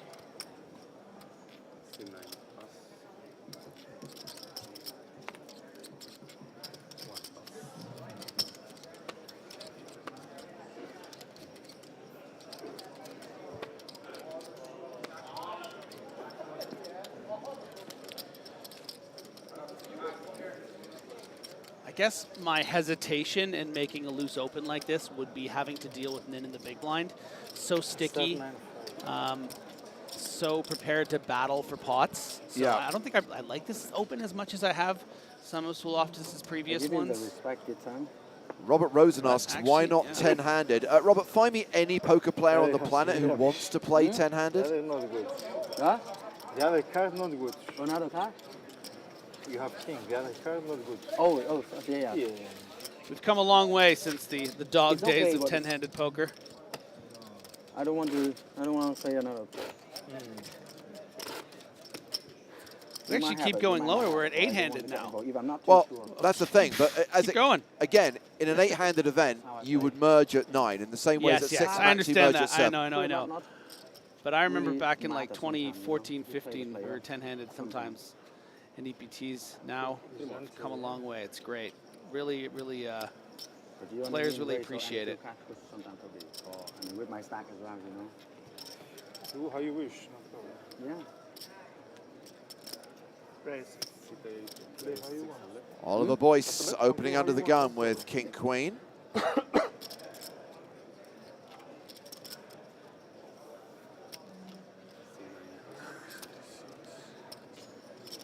Eights for Konstantinos Vatseris. Could we be off to the races here?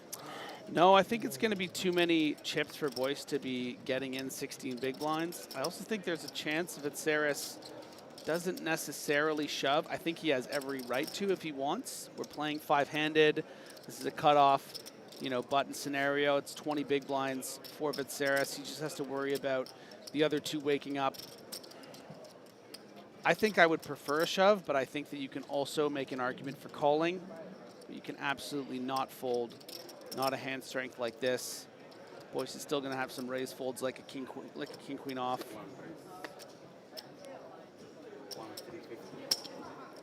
I'm a little bit surprised. I think this is probably a bit of a mistake from Vatseris. Started with 6. This is almost like a raise to see where you're at type of thing. Raising for information. Yeah, what's your plan if Boyce goes all in, right? So I think, yeah, I think call or shove is going to be a lot better. I'm all in. Yeah, and so you've induced the shove now. Count confirmation. What was your plan? You know, why not just do this with an ace blocker if you're going to do it with eights? So we've seen a lot of great hands from Vatseris, and now we've seen a mistake. I'm pretty surprised Boyce is just caution to the wind shoving king queen here for 17 big blinds, because this should probably be pretty strong, but I guess it is. It also is telegraphed a little bit as a sort of like see where I'm at kind of raise, maybe from a hand like an ace 10 or in this case pocket eights. Nice. Okay, so he does decide to call. So we are. This is massive. We are off to the races. We are going to flip that coin. It is the pocket pair of Konstantinos Vatseris against the king queen of Oliver Boyce. If you're prepared, yeah, if you're prepared to call, it's great. Eights hold. Yeah. We've reached the final table. Boyce is at risk here.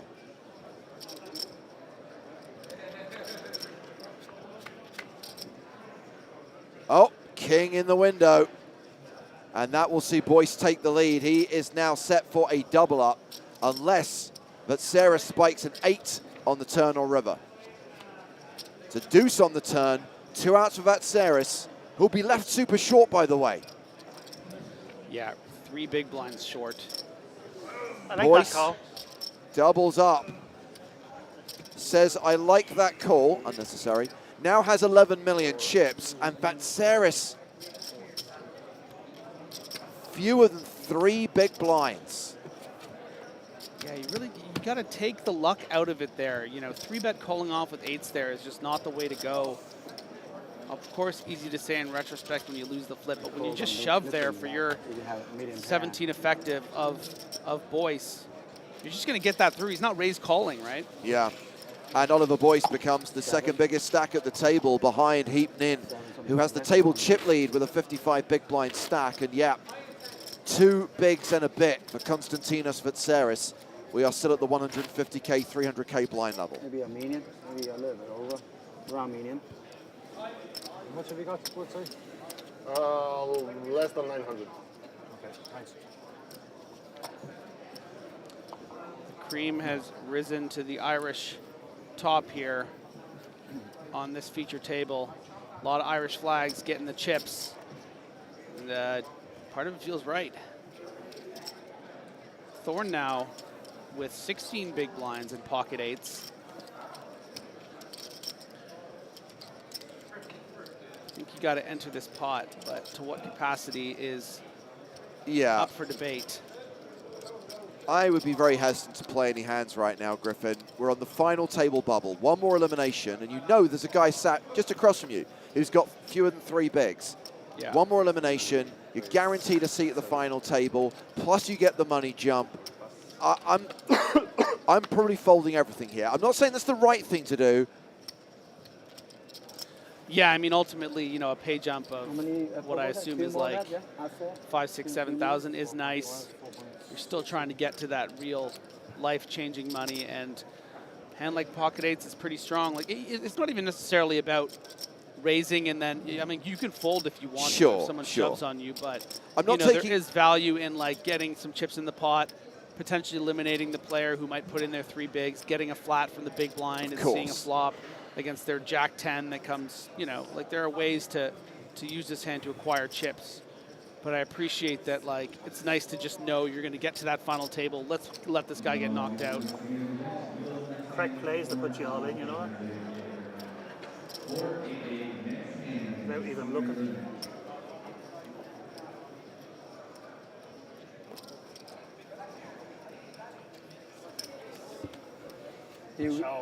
Has to be aces, right? Shows the You wish eights. someone shove. I wouldn't be raising that at the end of the day. Different so. You fold to a push then. I'm not calling it 8, so I consider it. Get after. Cost you 10 grand. Money's money. I'm here to win. Thank you. Here to win. That's it. That's a mentality. Here to make the money jump. Here to make the final table. With one away, people. Yeah, and by the way, he didn't risk anything more than 2 big blinds by raising. So, you know, it's like everyone's talking a big game about this spot, but it's not like you put him in. It just gets annoying, doesn't it? Okay, No, so you can't even imagine. Vatsaris has just folded under the gun. That means he is going to be pretty much committed on the next hand because he has to post the big blind and the big blind ante. That's more than 2/3 of his chips. Whoa, I don't like this fold at all from Nin. What are you doing, buddy? You have king 8. We're just talking about this bubble. You can't let Zoloftis get these pots.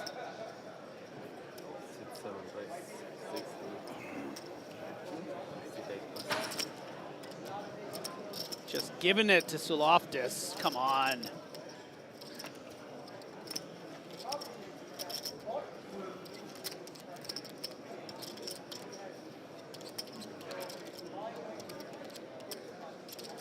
Nine and a half. Were you at the match yesterday? I have to go. Good game? Phony war? Oh, it's in the hand, yeah? I can't wait for the championship. Huh? I'm trying for 12. No, there you're looking Yeah, better, I better. can't do. But I still think that'll I be a good run can't to the wait. qualifiers. I want to go like an hour early. I'm Ulster at 45 killed minutes the ago, most but just another half an hour. How did you get on? How did the week go? It's either one or the other, isn't it?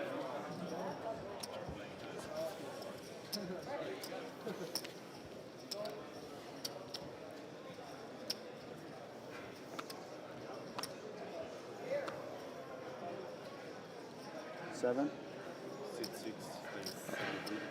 Okay, so this is it. This could be do or die time for Konstantinos Vatsaris. The Greek qualifier will pretty much be forced all in here. Why are you staring at me for? I'm not trying to steal your chip. Is I want to call him. Dominated. Oh no, gets it in and does not even have live cards. Does have the live suit, has diamonds working for him, and of course, sometimes it's always coming 7.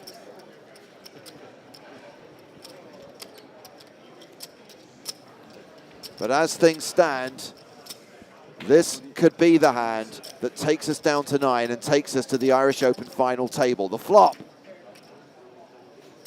is King, Queen 8, all hearts. Yes, it could be chop chop, and everyone would love that. Everybody loves a chop chop. Everyone loves a chop pot, boys. God. 9,000 pay jump. With a chop. 8, 5, or a 7 gives Vatsaris life. The river is a 6, and Konstantinos Vatsaris, who qualified to be here, final table bubbles, goes out in 10th place, gets 29,560 euros, and the remaining 9 players advance to the final table of this year's Irish Open. One of my favorite players over the course of this event. Just such a joy to watch. Played super well. You know, you can question that pocket 8's hand, but we would all be calling him a hero if he won that flip. So we have hit the final redraw of the tournament. The 9 remaining players will draw for seats around the 9-handed final table, and when we come back, we will introduce that final table and play down to a winner here in Dublin at the 2024 Irish Open. Back soon.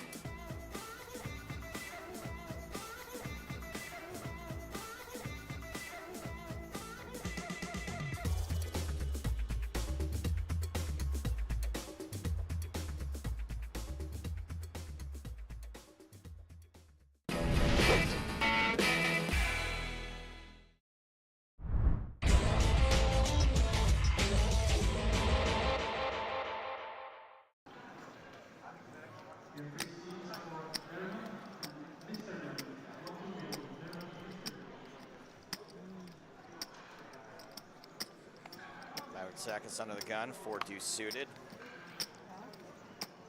Nay. Water's out. Nay. Stop horsing around. Folds the 5 high on the button. See, I still have jokes. Ace 8 in the small for Rice. Andy Black, the shortest stack. Yeah, this is going to be fun to just shove. And you had it out for a reason. No, this is a limp trap. Oh my God. 8 million. No. It's feeling like a limp trap. Oh no. Oh no, Andy. Doesn't think that Rice has a limp trap, but this is... I mean, it's obviously not a limp trap, but doesn't think he has a very strong limping range, I guess, is the better way of putting it. Oh, please don't fold Rice. You have to punish this shove here. This is reckless. This is There's not the call. the Flicks card. in the white chip. This is not the hand to do and this he may with. feel like this is a bit of a slow roll. This is really... Yeah, have the 6 deuce. Against an 8-8. He's got live cards. It's not the way to go. I mean, we're only at 3-6 here. You can just make this 1.9 million if you want. You know, like it accomplishes the same thing. This is just, you got to think these hands through. You got to think these. This is a really bad blow up here from Andy. But he knows it. But this is the great thing about poker. Anything can happen, and there's something. Wow. Just a heck of a sweat now. The world. Andy does catch a pair, is technically in front, but is behind statistically. I mean, if anyone could get away with it, it's that man right there. And a picture, he asked for a picture, and a picture came. Queen on the turn. 17 million chip pot. This is insane. The scenes here at the Irish Open. River card. Is a 5. That's the straight for Rice.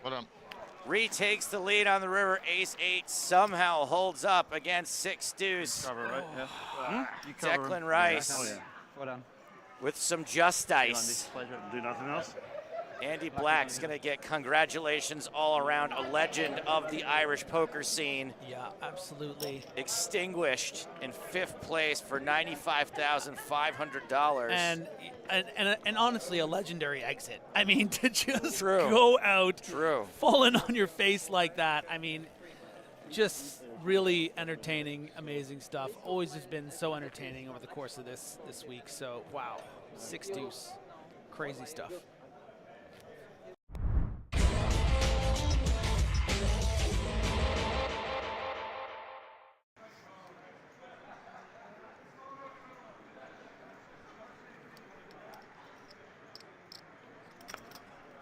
Pocket jacks for Rice. Back just in time, Joe. Just in time to find the Jables.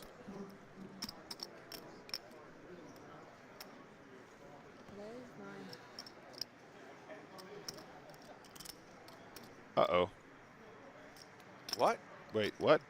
So there's... Wait, there's 4 jacks in a deck? Jack, black, jack.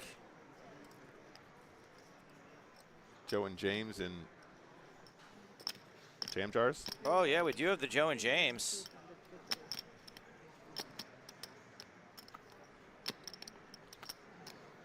That one belongs to Rice. Interesting dynamic here, though. Does Rice ever push and force black out of the pot here for fear of busting this tournament? Or does he just flat, is the question. I am... So they're not confident this time? Rooting for there to be an outright winner here, whether it's pre-flop or... What about the other post. 5 players? Doesn't matter. They're all folded. Oh, good. Are you behind? I started a hand with about 10-6.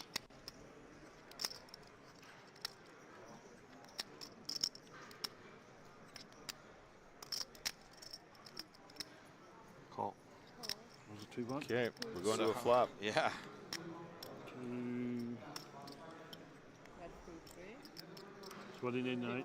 8, 9, 10, 3 spades. How many sickos, are out there rooting for a monotone board? Just kidding, Andy. I'm not rooting against you, buddy. just very difficult for this to go any other way than the Chopperino. 2 diamonds favors Andy Black slightly. All in. Yeah, the Joe and James. All in. All in says Andy, which also slightly favors Andy winning this pot outright. It doesn't show very well. Yes or no? Uh-oh. No coaching, please. Call. Oh. 2 jacks. 2 jacks? Fuck me, please. Oh my God. Oh, 2 diamonds. Come on, diamonds. Free roll for Andy Black. He's calling for the diamonds, too. Hey, he free rolled a royal Come on, flush make it earlier exciting for the crowd. against Connor Beresford to exit him from the tournament. Make it exciting. Ramona, make it exciting. Oh, wow. It is exciting No, now. surely not. Very exciting. Don't do Very it. exciting. Oh, now let's just be gentle about this. Gentle, gentle. Let's all chill. Let's be gentle. River is not a diamond. These two are going to chop it up. It is a chop pot. And you know what they say, Nick? Everyone loves a chop pot. A little wind up for 2 jacks. A little wind up. A little wind up with the 2 jacks. And then I thought, ooh, what's it? Declan Rice definitely loves a chop pot.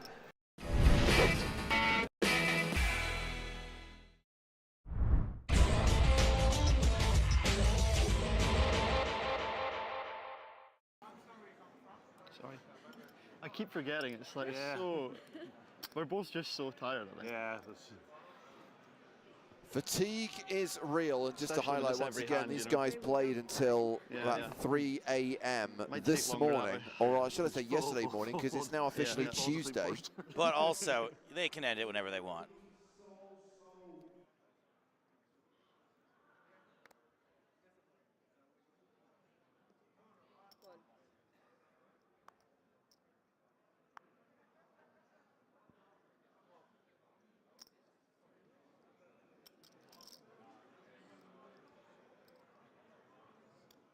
All in.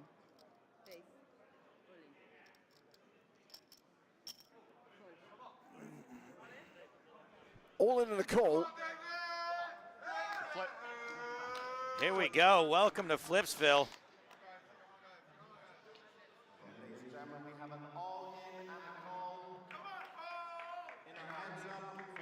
Like Kip versus Yoke. One of these two things in Ireland has a slight mathematical advantage. Clubs, 7 of diamonds, and David has pocket 2s, 2 red 2s. David, let's see the flop. Deuces ahead for now, and if deuces hold, it's over. King 10-5 on the flop. 10-5 rainbow.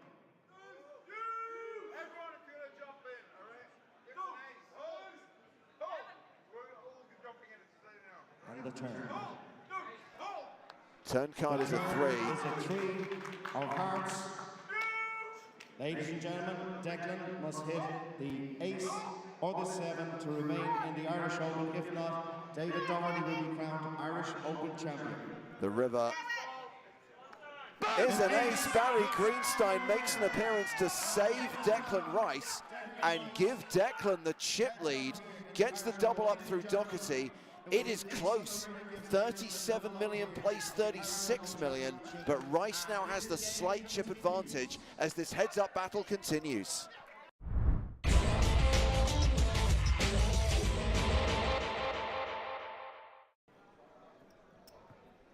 don't know. I feel like that one, we might see that one nominated for a Global Poker Award. The Irish Poker Open Trophy. Now, to be fair, there are like 35 nominations, but... Oh, you mean the trophy for best trophy? Yeah, the best trophy. Trophyception. The question is, the award that was presented to best trophy last Dude, year... I agree with you on so many things, but this one, I'm not with you on this one. So, obviously, there is a Global Poker Award for best trophy, which was presented this year. At the Global Poker Awards. Correct. So is that trophy that was presented now eligible for best trophy at next year's awards. Oh, this one I am on board. Sorry, I thought you were going to say the other thing. I suppose so. Yeah, sure, why not? I mean, what are the criteria? It's actually not a tournament poker right, trophy, though. Right, exactly. That's what I was going to say. What's the criteria? Any trophy associated with anything to do with poker? Wait a minute. Look at this, guys. Both players, top pair. Yep, 10-7, 7 deuce on a 7-3-3 board. Rice moves all in, and Doherty wants a count. David Doherty has the worst hand in poker. What did you say? Yeah. I think it's the same as what we started. It's roughly about 21 million, I think. You want one stack, yeah. Okay. Yeah, on this. Oh, man, this is gross. What a horrible spot for 7 deuce off. What is Rice shoving with here that you're beating? 4-5 or 5-6. Those might be candidates. I'm not sure that's really Rice's style, though. I don't. No. We have pocket fives, pocket sixes. Yeah. Okay. Sure. Potentially. I call. He makes the call. Doherty calls as an underdog here. There's lots of ways to chop, though, guys. Absolutely, plenty of chop opportunities here. But as things stand, Declan Rice is a 7-3 favorite to double up through David Doherty. The board is 7-3-3. Declan has 10-7. David has 7-2.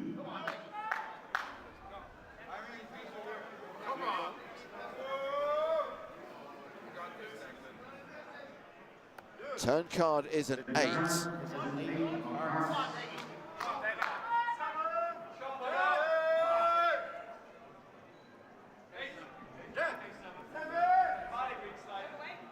And the river is a 3. That is a full house for both players. And David Doherty fades the situation where Rice doubles up.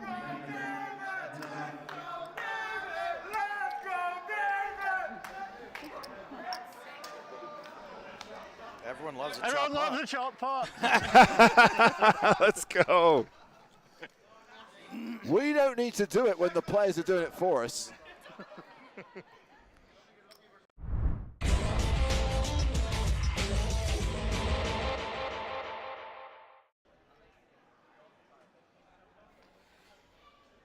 Jack deuce. He's going to go for it. Well, Jack is higher than a 10. I mean, that was. Ooh. The chips went forward in 2 motions, but no one's bothered about that anymore. Rice getting it in with Jack deuce. Doherty ahead with King 10. A 68% favorite to hold. A 68% favorite to win the Irish Open. This could be it, guys. Doherty could pull it off. 2 in the window. 8-6 deuce. Deuce. And that pair of deuces sees Declan Rice become a 71% favorite to double up and stay in this game. Wow. Could get counterfeited now. That never happens. The river card. Oh! It's the counterfeit! The counterfeit does it. 8s and 6s with the king kicker, and David Doherty becomes the Irish Open champion, winning €365,000. Look at that genuine smile. He almost can't believe it. Let's go. What a run out. What a way to do it. Oh, that's adorable.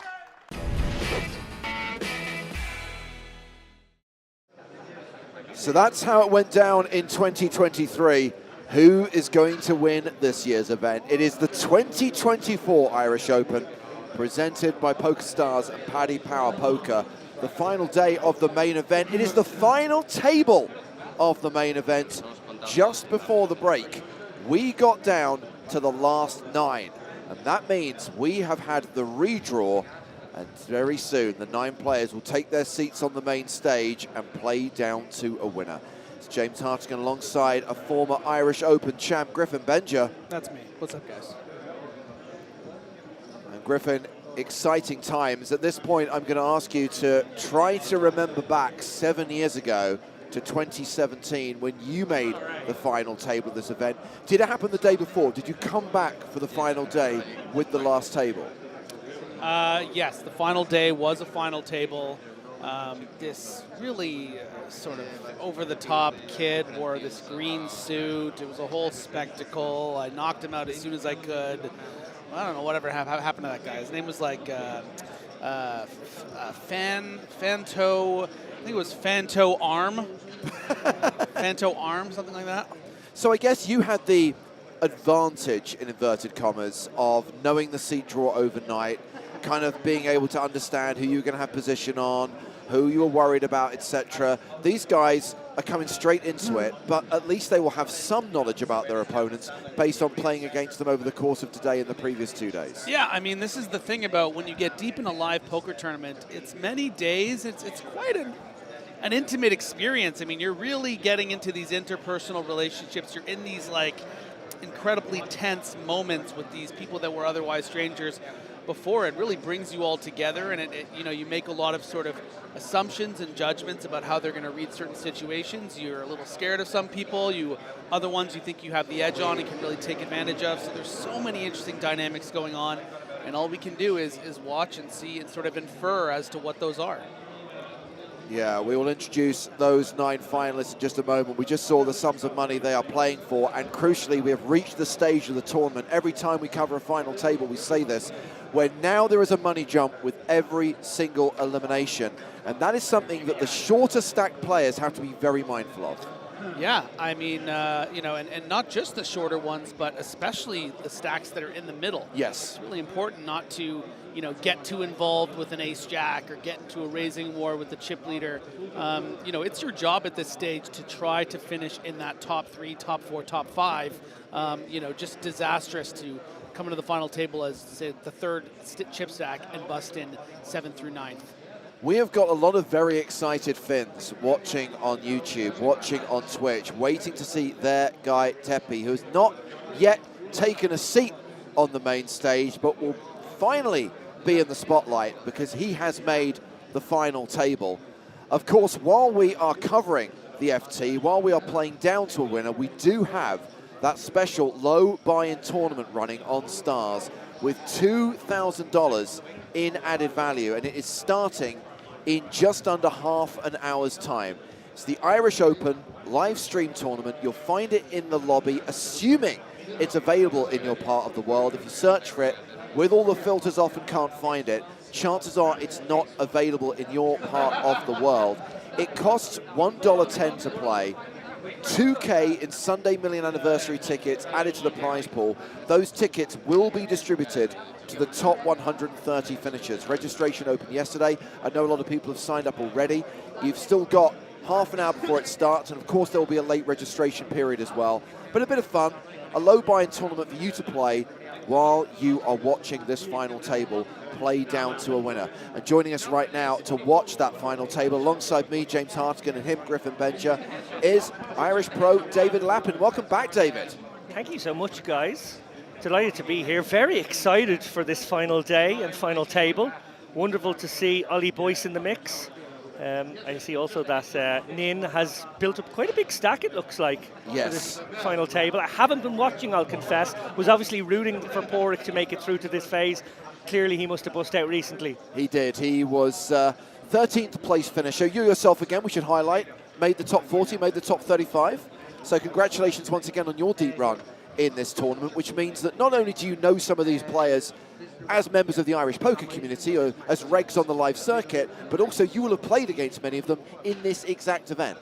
Yeah, I played with Ollie Boyce for quite a bit of day 2, actually, and a very short spell on day 3. Also played with Nin too, so yeah, a little bit of experience with these guys, and yeah, lots of familiar faces. Although, as usual with the Irish Open, an international field as well. Lots of people from all over coming here, and yeah, a lot of them have made the final table too. Have to start with the confession though. Okay, so I went last night. I'm walking home.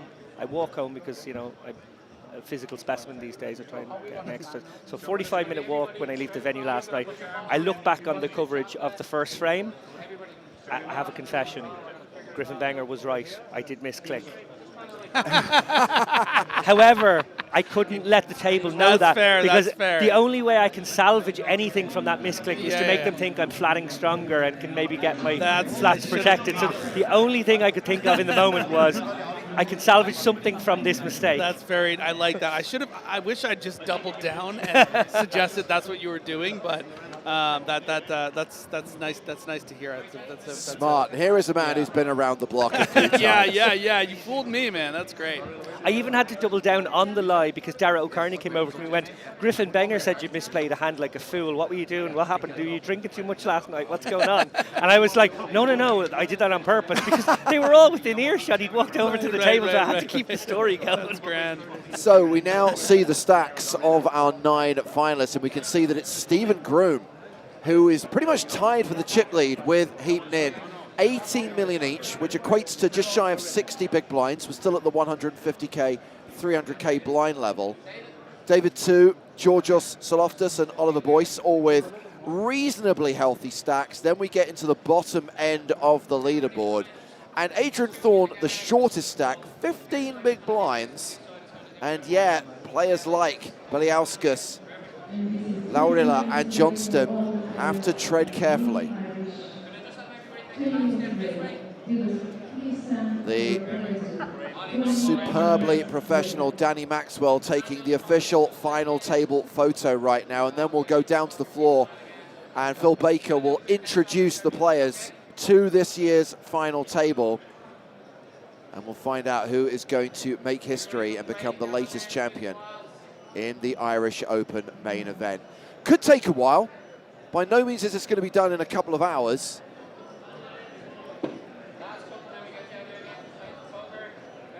And you mentioned Oliver Boyce, David. Oliver showing his frustration to a certain degree with Heap Nin. Not a big fan of his verbals. I know some of it was gamesmanship, Griffin, to kind of goad him into a call there. But also I did get the sense that he wasn't enjoying Nin's antics. Yeah, I mean, it was a pretty eventful first 2 levels, to be honest with you. I mean, I was very pleasantly surprised by the quality of battle and play that sort of Nin was displaying and really controlling the table. I thought, you know, a couple of the comments that he made were maybe going a little too far in the pots against Viserys. And then Boyce, maybe a bit of an overreaction to Nin's observation about sort of the old school play style of Parkinson. As we get on the mic here, I'm sure there's going to be an announcement for this epic final table. Yeah, Phil Baker just getting himself into position, making sure all the finalists are good to go, making sure all the chip counts are verified before we restart the action. One thing I should highlight, of course, is that the Irish Open will be part of the UK IPT 2024 leaderboard. A couple of days ago, stops were announced for the UK Ireland Poker Tour 2024. Pretty short tour, taking in London and Nottingham and Malaga. That's right, a summer stop in Spain. So London is going to be in August. Nottingham will be in November. But in the month of June, from the 10th to the 16th of June, the UK IPT joins forces with the Estrellas Poker Tour in Malaga, and that season-long leaderboard has already started because the Irish Open is going to be part of that. And I think it's worth highlighting that it was last year's Irish Open champion, David Doherty, who ended up topping that UK IPT leaderboard. Yeah, he smashed it. I don't think anyone was even in contention. Sort of wire-to-wire performance from David, one of the best we have here in the UK and Ireland. He's just one of those super talented guys who's really got his just rewards in the last couple of years. Always was thereabouts, one of the best guys around, but just never quite had those marquee results. Well, he's turned it around completely, and he just seems to pick up a marquee result once a year now. Yeah. Just before we came back from the break, we saw the final hand of last year's tournament. We saw David clutching victory and genuinely thrilled, genuinely happy. You know, sometimes someone wins a tournament and it's like water off a duck's back. No, that you could see what it meant to him. David wears a heart in his sleeve, and actually there's a BBC documentary coming out in the very near future featuring him and Neil. And I have to be honest, I have a little sneak peek of this. I've actually seen it already, and without doing any spoilers, what I would say is that from the Neil Farrell perspective, you get that sort of professionalism and, you know, how well he's run. And, you know, Neil obviously enjoys himself as well, so you get kind of both sides of it. You get his family life, but with the David Doherty part of the story, you really get a sort of hard on the sleeve what it's been like for him struggling in the game and how tough it was to break through and have those results that even like family and friends around him would sort of understand his life choices. Yeah. And it's actually a really good part of that story. And yeah, look, a big fan of Dave's. Yeah, I had a nice chat actually with Neil about that when he was telling me about it. It sounds great. I'm really looking forward to watching it. I remember that being filmed in Monte Carlo back in 2022. So it's been in production for some time, and that's what a good documentary takes, right? It takes years of filming, years of post-production. Really looking forward to that hitting the screen.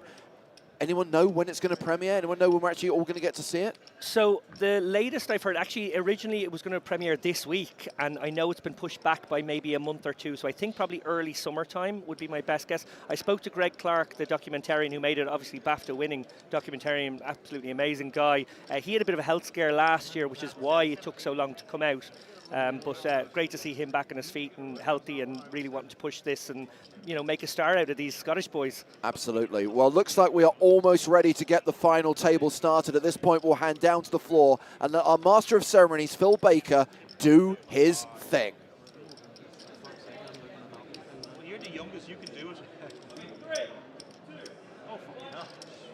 Ladies and gentlemen, good evening and good afternoon, and welcome along to the Irish Open final table of 2024. We are down to our final 9 players who will share unequally the remaining 1.3 million euros up for grabs. Before I introduce the finalists onto the table, I just want to give a big shout out to so many people who made this event happen this week.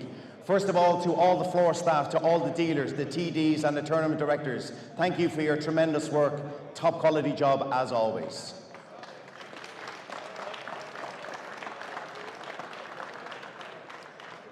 Second of all, I want to thank very much indeed on behalf of JP and Paul. We want to thank our sponsors. Without our sponsors, this event couldn't be what it is, with over 700 players qualified, with Paddy Power and also with PokerStars. Thank you to our sponsors, and may this connection with the Irish Open continue in the near future and far beyond. Thank you to PokerStars. Thank you, Paddy Power, for over 700 qualifiers this week. Records have been smashed this week, ladies and gentlemen, with 3.2 million in the main event pot. We had the Hen the Mob game with nearly 600 runners, 50% up on last year, and the biggest record that was broken this week, Paul O'Reilly bought a round of drink this week, which he hasn't done since 1984, so that's a fantastic record. Let's make sure that the Irish Open gets bigger and better each and every year. Are you ready for me to introduce the finalists? Ladies and gentlemen, our final table in the 2024 Irish Open. In seat number 1, representing Northern Ireland with 9,375,000 in chips. Will you please put your hands together for Mark Johnston? In seat number 2, representing Andorra with a stack of 11,925,000, please welcome Davidos Rosic. In seat number 3, with a stack of 17,675,000, representing Ireland, please welcome Heat Van Ning. Representing the United Kingdom, with a stack of 17,725,000, please welcome Tero Lorilla. In seat number 5, I nearly forgot about him. In seat number 5 with 10,200,000, a local boy. Let's get crazy for Ollie Boyce.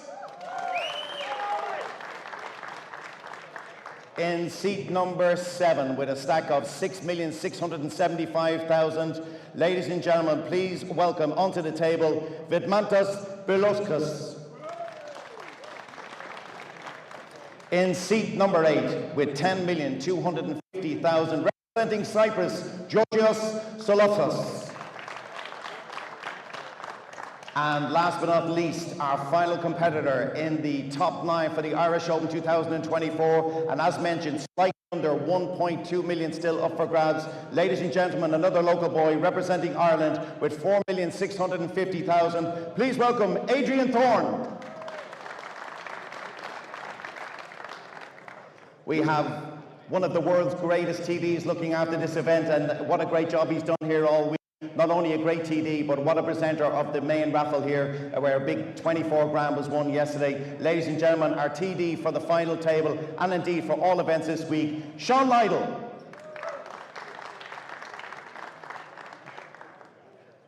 That's it, 9 players. Lots of money still up for grabs.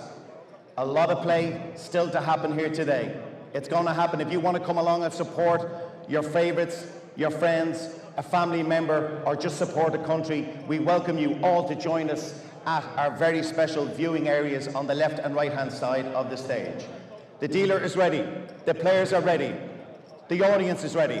Ladies and gentlemen, who will end up on the board outside as the newest member of the winners of the Irish Open in 2024? We will find out over the next few hours. Ladies and gentlemen, let's shuffle up and play. Let's see who's going to be the winner of the 2024 Irish Open. To misquote Eric Morecambe, I'm saying all of the right names, just not necessarily in the right order. Yeah, for those of you who tuned in for the Irish Open, we apologise. It's about an hour later that we're finally going to get to actually watch some poker. That might be the longest intro to a final table I ever. I love Phil Baker, but my God, he loves the stage. I like the way he was. I like the way he was rolling his R's. I'll say that was nice. That was a nice flair.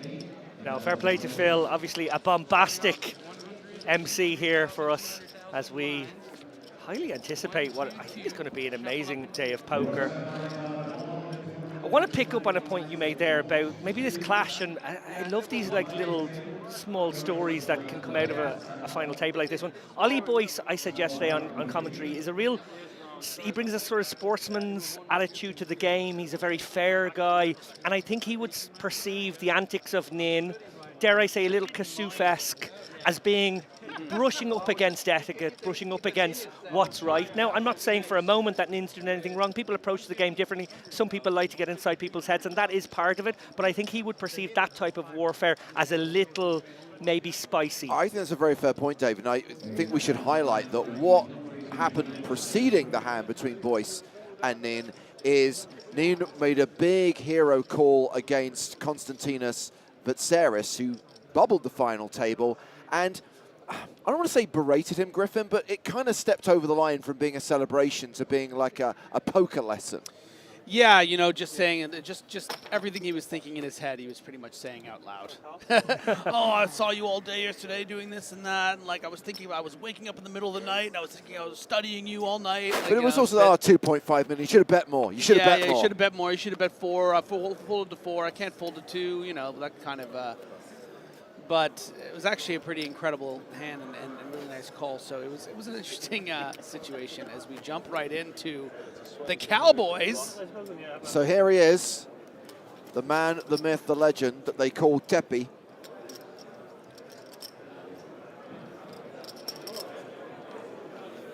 Oh, and for future reference, Lappin, the name you invoked in that thing, the WK, it's in my contract that it's he who must not be named if we ever refer to. Well, not only do I name him, I often write about him, so I hope that's not in mine.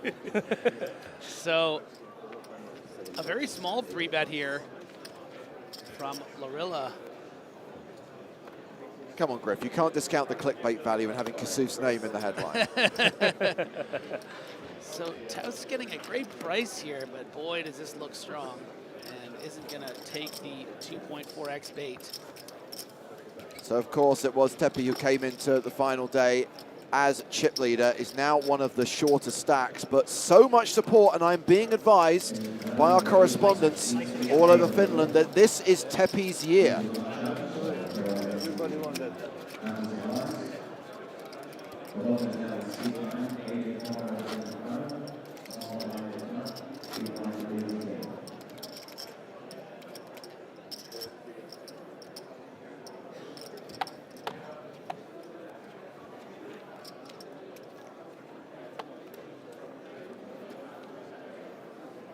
There is actually a decent number of people on the rail right now. I would expect over the course of the day, as people bust the mini and as people realize, it's past 3 o'clock, so it's definitely drinking time, we might see that rail grow, David.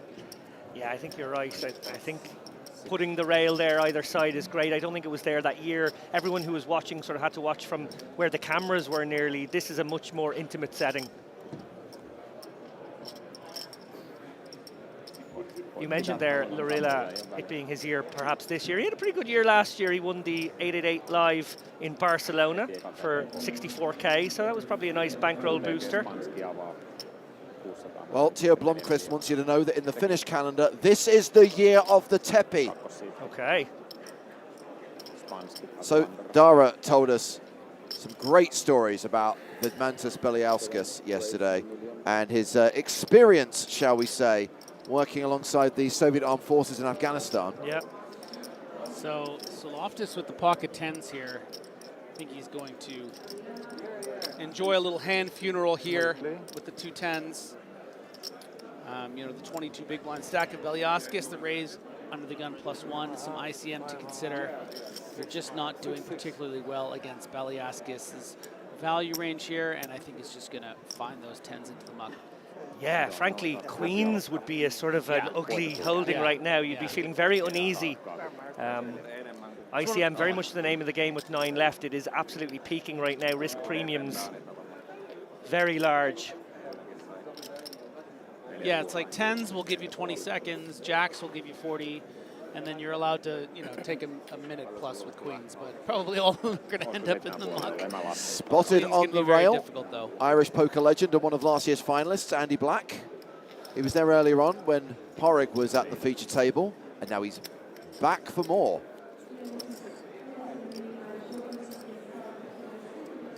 We're not having the break after this. Signal of intent there, Griffin, the 6-7 suited open from one of our chip leaders there in early position. Obviously looking to lean into these guys, all pondering the significance of the ICM on this situation. And I like it as an adjustment. I'd probably prefer a hand that had a blocker, but, you know, clearly showing a willingness to mix it up here. Yeah, I think that we're going to, just from looking at him, that he has a lot of chips, and, you know, seeing that, I guess sort of the hand history, the size of the pot that developed on the river against, I believe it was Toos on the outer table. I don't know if you're familiar with this hand, but effectively it was a 3-diamond, ace-king, queen, brick board by the river.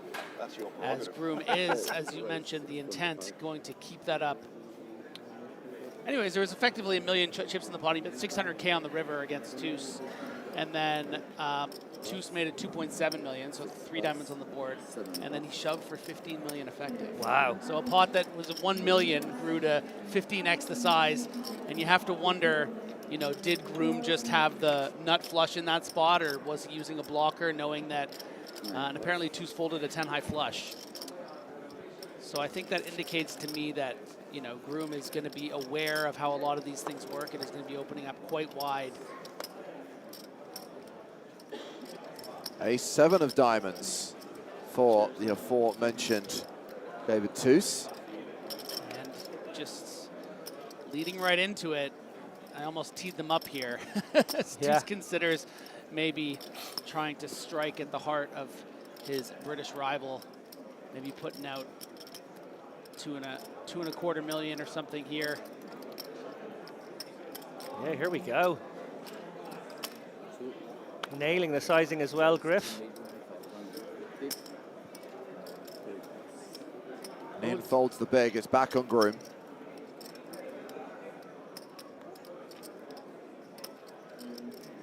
Just loving this, recognizing how light Groom's prepared to open, trying to find some spots. Yeah, that's a really interesting hand already. Remember that open coming from under the gun. Normally a fairly strong range. You might decide to just toss away the ace-7 suited in a lot of situations there, but clearly dynamics afoot. Yeah, and that's the thing that we talked about as we teed up this final table. I mean, these people have relationships with each other. Like, you know, it's just, you're only spending a couple days, but you're it's concentrated time, right? You're just sitting there, you're looking at each other every moment. You know, it's really quality time that you spend with these people, and they're trying to take what's yours, and you're trying to take what's theirs. It's going to create some really, really interesting dynamics. There's so much history between these players. Ooh, kings and then aces. Well, Jimmy Hall was messaging us on Twitch earlier on, said he'd be back on the rail, and there he is, headphones on. And yep, it is pocket aces for Tepi, and he has opened to 700,000.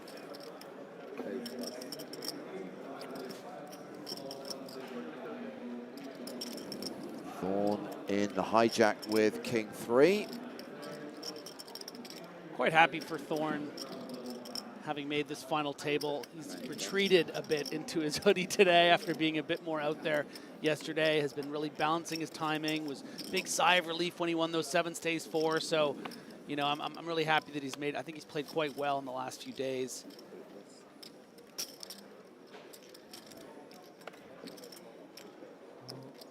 A disappointing raise and take it for Lorilla here. Obviously hoping for something a little more with those aces. Oh, he went to tell his mate what happened, and his mate's not even paying attention.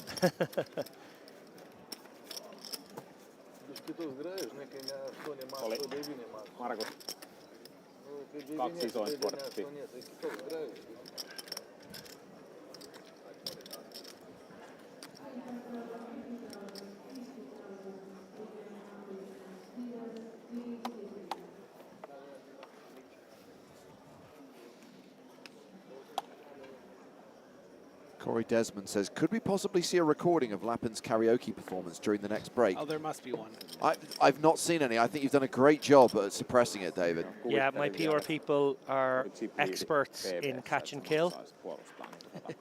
We're like the National Enquirer of Irish karaoke performances. Think basically 34th place prize money has gone towards incentivizing people to delete videos from their phone. Okay, King, Queen suited for Johnston. A few people asking about Johnston's flag. That is the flag of Northern Ireland, and Johnston was very keen to represent Northern Ireland at this final table, so asked for the flag to be changed from the Union Jack.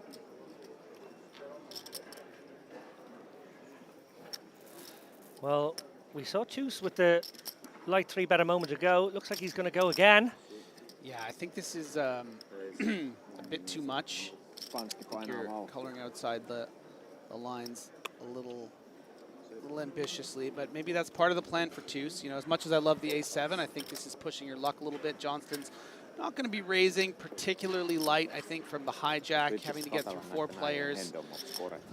You know, you're going to be up against a lot of dominating hands. Sure, you might be up against the portion of the range that might be prepared to fold, maybe, you know, something like an ace-9 suited or, you know, a king-queen off maybe folds. I'd love to see Johnston, like, make a stand here and shove.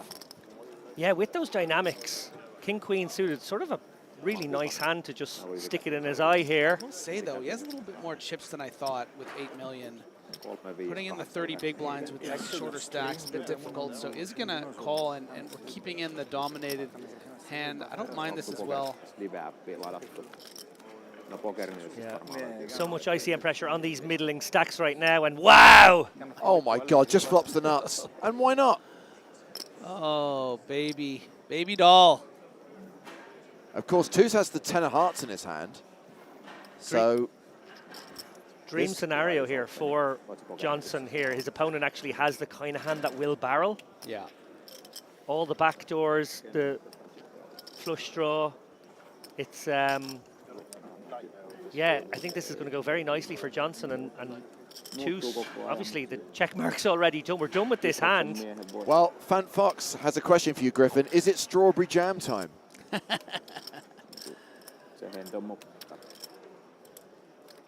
Johnson will be aware that a lot of the top and bottom of the raising range will contain an ace. His opponent is going to be in here with some weak aces and some strong ones too. No reason to raise at this point, I don't think anyway. Down bet of 900k. Well, of course, some sickos out there want real carnage. Kai says, one more strawberry, please. Another strawberry could slow things down, actually. Yeah.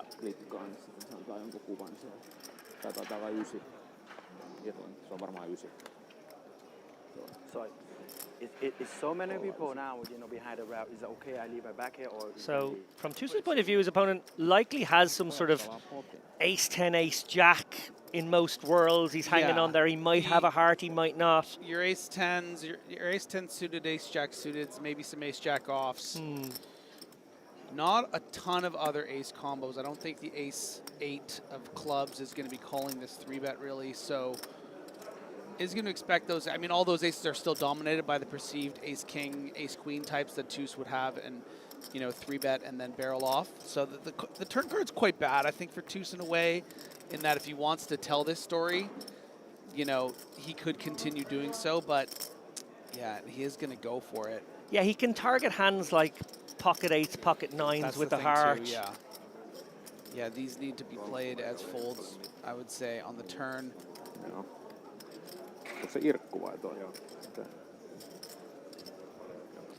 Oh, Johnson just in dreamland here. Obviously, pocket aces has overtaken him, but that happens.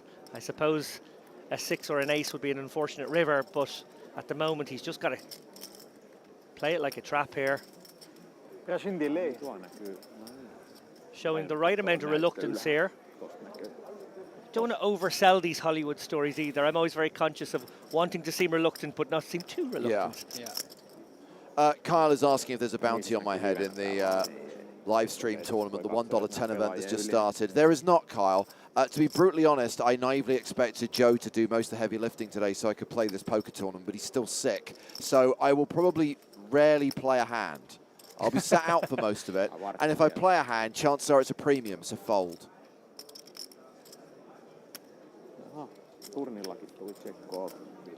And there is the call.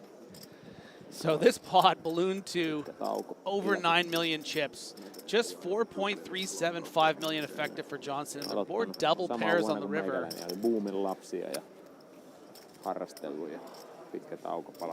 Is it possible he triples off here? I mean, yes. I think it is. I mean, that's the design of this. Maybe in his head. Well, okay, I shouldn't say that's definitely the design of the turn size, but if maybe it was just a 1.65 million. This is gonna fold up the 8s and 9s with a heart, in my opinion. I'm gonna try this. So now we were looking at the ace jacks. Yeah. Now it's the ace jacks of clubs or whatever that we're targeting. Here we go. Quick double glance.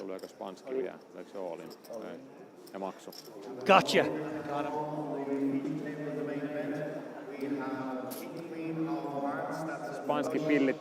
That is a huge pot that is going to go in Johnston's favor. And caught speeding. That's really what it is. I mean, we were so impressed by that early 3-bet from Taus, and then just pushed the envelope a little too much. Hijack cut off, the queen 10 off, wanting to establish yourself even further, and got the kind of board and situation that you couldn't help yourself. And that's the way it goes sometimes, right? Yeah. The play styles like that are going to win tournaments.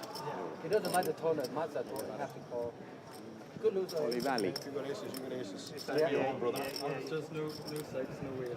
So just verify the stacks.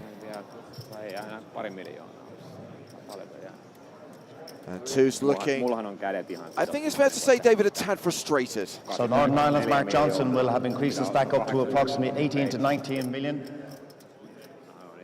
And Davidas Rustic is the opponent who lost that amount of chips. Some of that information was accurate. Yeah, not Rosick. Wow. Obviously, we know here that it is Tus who, in fact, has kind of gone for a chip stack switcheroo with Johnston after that hand. Oh, that's even better.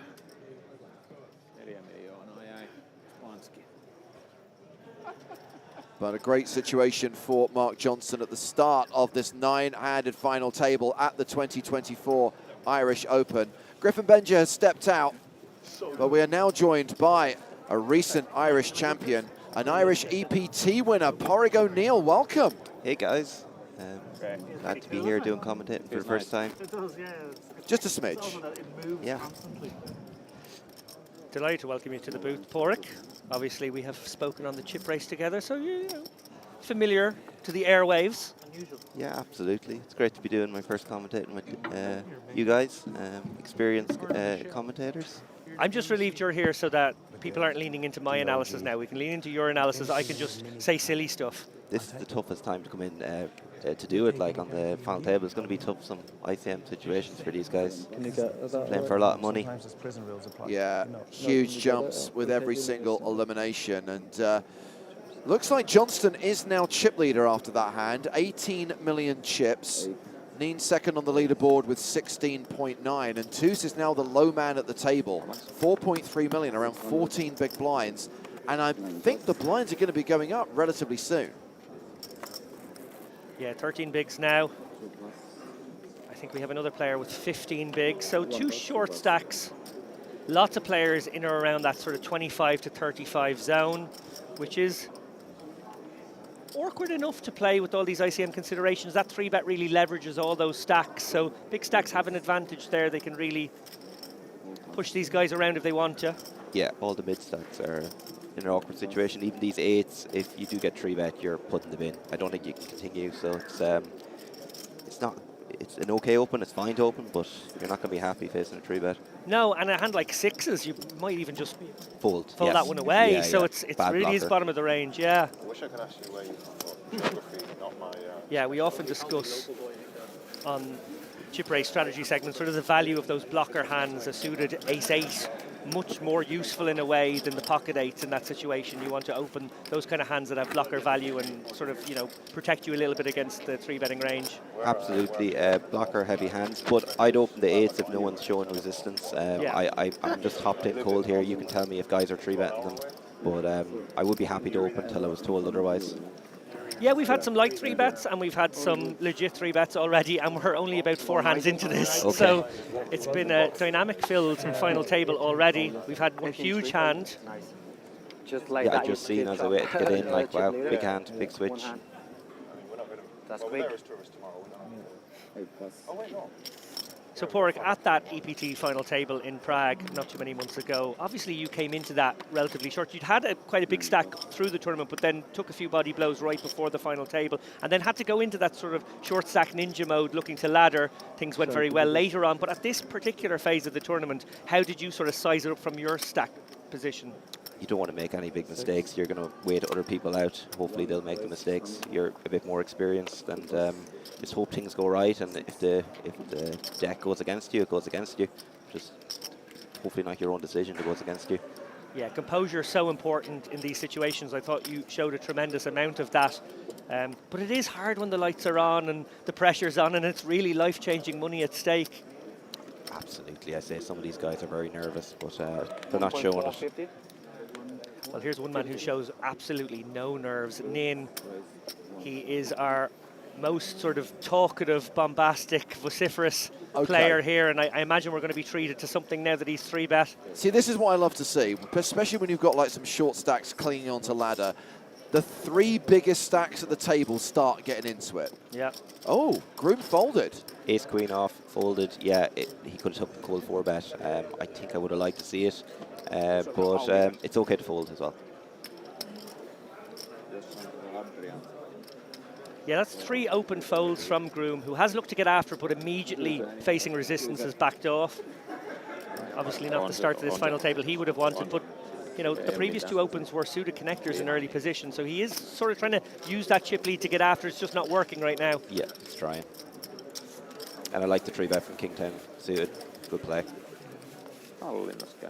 So still 9-handed at the final table, and Tepi has been stood up away from the table for most of the time, chatting on the rail. He's now finally going to come back and maybe play a hand.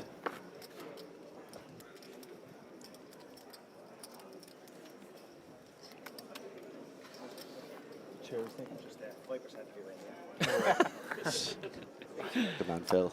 Bit of vigorish on that coffee.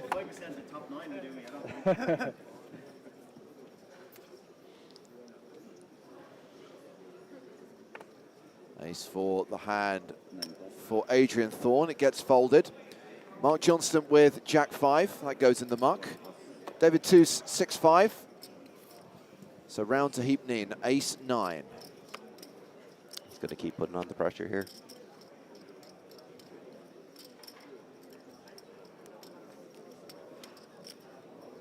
I love the way Phil's just chilling with the coffee. Like, yeah, if there's an all-in, I'll be there. But otherwise, you know, just going to hang. Chat to the rail. Yeah, very okay. Folded. Yeah, I would have opened there. Very surprised. It's been working really well for him, and it's a good blocker hand. You don't want to open 7-8 suit. You'd rather open Ace 9-0. But I would have opened 7-8 suit in his shoes as well. I'd start to apply the pressure here if I was him. So round to the blinds, and it is Beliauskas completing with King 6, and Saloftis can elect to see a free flop with 8-3. Yeah, I've done a little bit of commentary on Loftus at the Merit venue, which of course you had a great EPT there last year. I do their Carmen series and their Gangster series and their Vintage series and all their in-house stuff. And he's very much a man who likes to battle in that particular room. So I need to know, what is the USP of the Gangster series? It's mostly a sort of a costume-driven theme. Oh, I like it. Yeah. Costumes. I like costumes in poker. Dealers are always in costume, which is great. Need to see more players in costume. Some players mix it up as well, in fairness. It is a good atmosphere. We're speaking, of course, about the Merit Resort and Casino in Kyrenia, North Cyprus, where EPT took their first visit, and I believe going back there, it was so popular. Indeed. Back in October of this year, penultimate stop of EPT 2024. It shows he's an experienced player. He put on the pressure with the 8-3-0. Yeah, very nice. Very good. Very nice.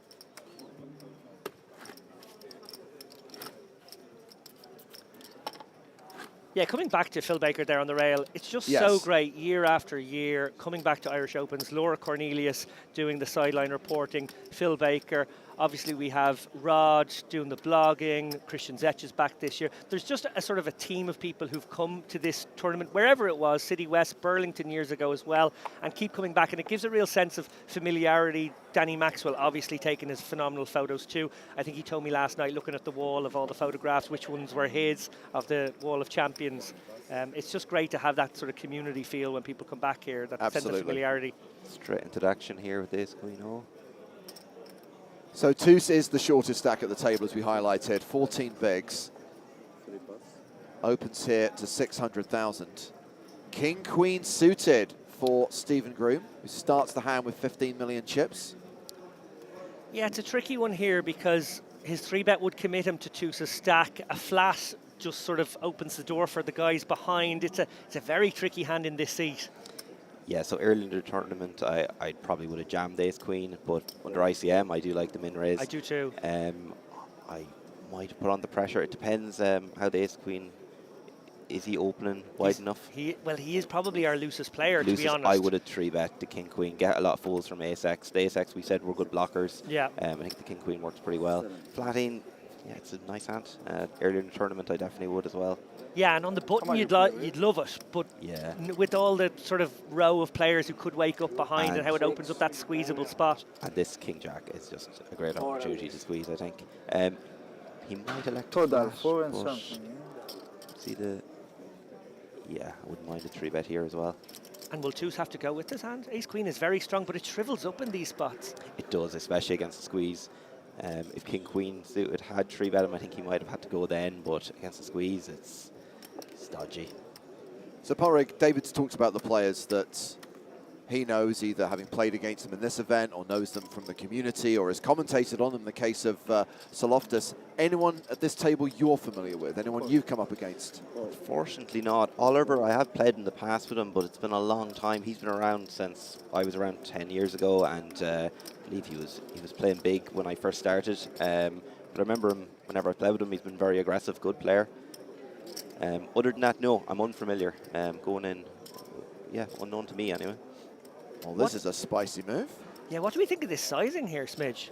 I have to say, you're going to have to tell me the size and pop up. Looks to me around about the... Help us out, graphics. Yes. I'm so far out of this tournament, I don't know what any of these chips are. Did you ever get any of those orange ones? No, nowhere near. I didn't make day 2. Well, actually, it's the lowest denomination chips, right? It's the 25K, so it was a call from Saloftus. Okay. It looked like a lot of chips. It looked like a re-raise, but no, just a call. I don't blame him. It's a very nice hand. Yeah. Yeah, certainly the other way to play this hand was flat. Well, David Rasavita on YouTube says, I do not like this cold call from the small blind. Certainly now that we can see the hands, I don't. I But, was going to say, I don't like it because of the other hands. I don't like it because of this board, but now he's going to lead. This is really interesting here, clearly recognizing that 2 legit ranges are going to hate this board. Yes. And he does have backdoor stuff going on with diamonds, but much more importantly, you know, unless you have an overpair in Tusa's shoes, you're basically folding everything now. You're in the bin. I really like this. I probably would have 3-bet pre, but he's found another way to win the hand, and just shows there's lots of ways to play poker. Yeah, keep an eye on this man, Suloftus. I really do rate him very highly. Already he's shown the type of caliber right out of the gate at this final table, making moves, trying to build a big stack, trying to be the table captain, be the boss. Players like that will sometimes fall on their sword. We saw that happen with Tusa a moment ago, but they will put themselves in contention for a top 3 spot. Yes, he's not going to fold into it, is he? He's playing really well. The lights are affecting him. Thank you. Cheers. And this run will stand to all these players going forward. They might be nervous this time, but the next time they're going to be a lot more comfortable playing under the cameras.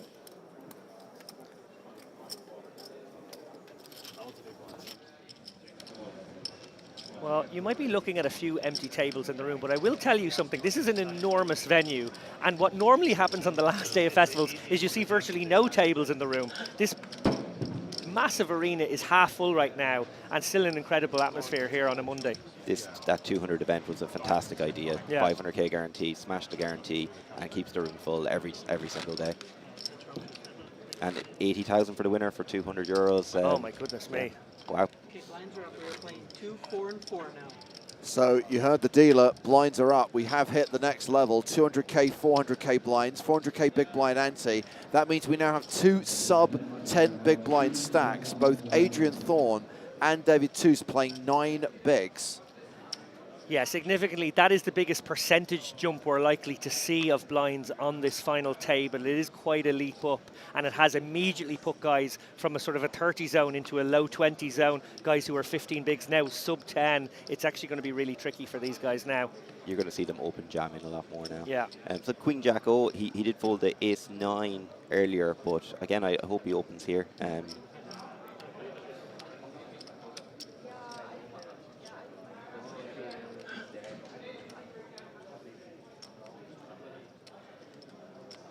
In our preview to this final table, we talked about the dynamic between Nin and Boyce coming up to this final table. So like he passed, I don't mind it that much, but with his chip stack, Yeah. with 30 bigs, I'd definitely be folding, but just he has a decent chip stack at this point in the tournament, and I don't think he's going to get that much resistance. 7 pass. 8 pass. Yeah, well, here we go. naamalle. Kerran päästiin flopille, otin 3 veen flopilla. Sieltä tulee Simple spot for Thorne here. ja kylkee, ja sit on mun actioni. Eli kaikki kädet, mitä avasin, niin hävisin.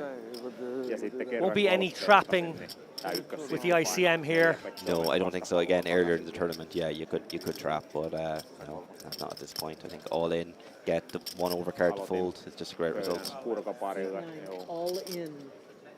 Yeah, and maybe even get some 2 overcard hands to fold too, which is a great result as well. Absolutely. We see now no decision for Johnston, who will be keen to preserve his stack situation, virtually level pegging with Nin at the top.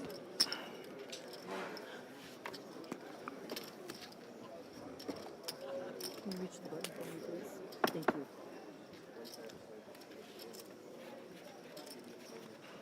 Your EPT Prague final table, Porrick, was certainly one of the more epic ones. The heads up was a particularly long affair. I remember railing it virtually, listening to the commentary of James, of course. From the win, actually, myself and Dara were over in Vegas, and we had the phones up. We were watching it all the way through. We managed to go down and play our day 3, I want to say, and then still come back, and you were still playing heads up.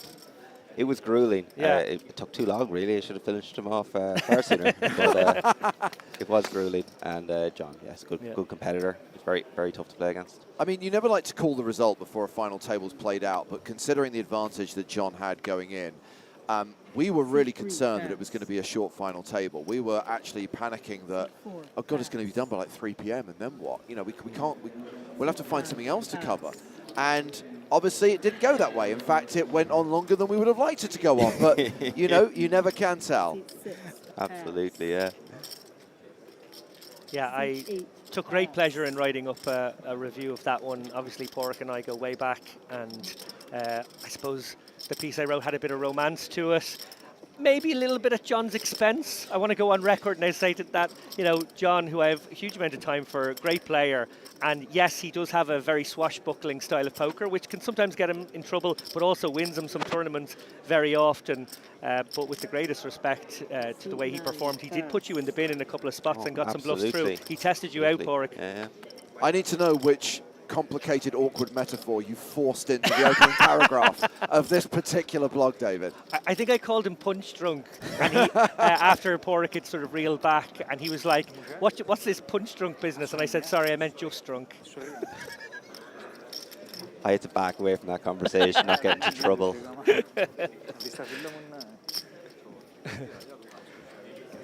Johnson putting on the pressure here. Seat 1 raised 1.1 million. Okay, it's not going to work this occasion. No. Seat 2 all in. So Tooth's about to get a few of those chips back. So I like the aggressive play with the 8-3, although you did say Tooth was the most aggressive player at the table, or opening a lot, so maybe not against that player.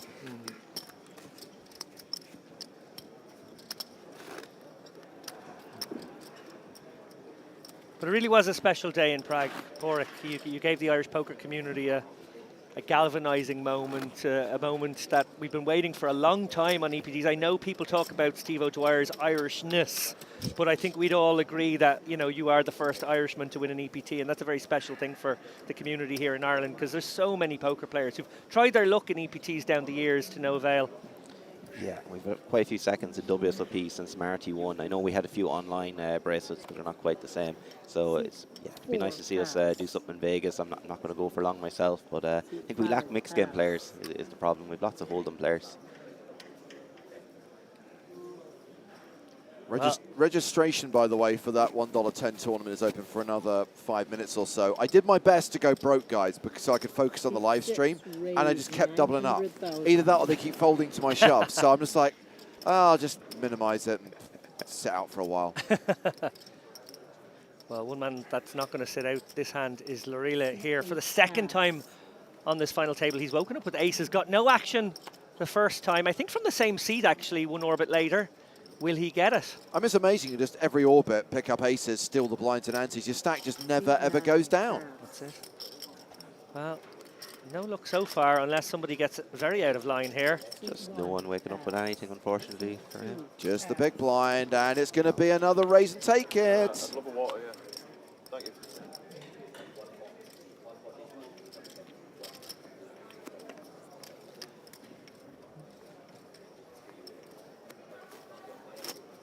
I like the pause here to think about, but I wouldn't defend. No, I wouldn't defend, and I wonder, and I hope for his sake he's not considering maybe making a move here. A king 5 off, maybe a 3-bet, but maybe not an 8-5 off. But he's open folded ace 9, queen jack, and he's going to. Yeah, I think that's a good fold. So a little bit bittersweet here for Lorila, who is going to have to send his aces into the muck once again, tell his rail what just happened. You won't believe it, guys, twice now. So unfair, Mum. But the blinds are so big right now. He's keeping ahead of these 10 big blind stacks. It's still a good result. He didn't lose the pot. Lucky for him, he can pick up aces 2 more times maybe before this is out.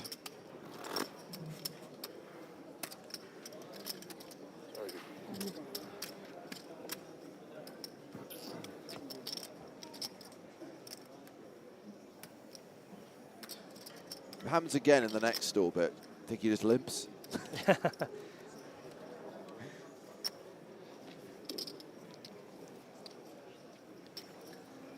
Well, 5, pass. So Oliver Boyce has folded. Oh, just queens now. Wow. Okay. You need this run good to win tournaments as well. Well, we'll see what happens behind. Now, bearing in mind, and I'm basing this, by the way, on 950,000. the live chat on YouTube, bearing in mind that 70% of our audience appears to be Finnish and appears to be fans of Tepi, I'm intrigued to know what are the little balls that he has on the table as his good luck talisman, as his card protectors.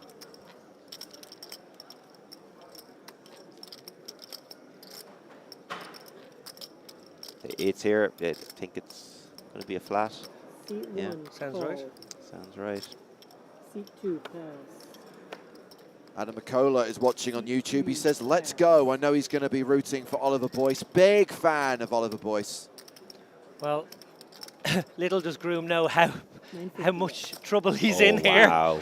Yeah. He does have clubs working. Little cheeky 9-10 jack, perhaps, but for his sake, let's hope there isn't a queen or 8 on this board. Yeah, absolutely. Ace 7-3 with 2 hearts. Yeah, a little bit pesky for Lorela here, who I think has to c-bet anyway.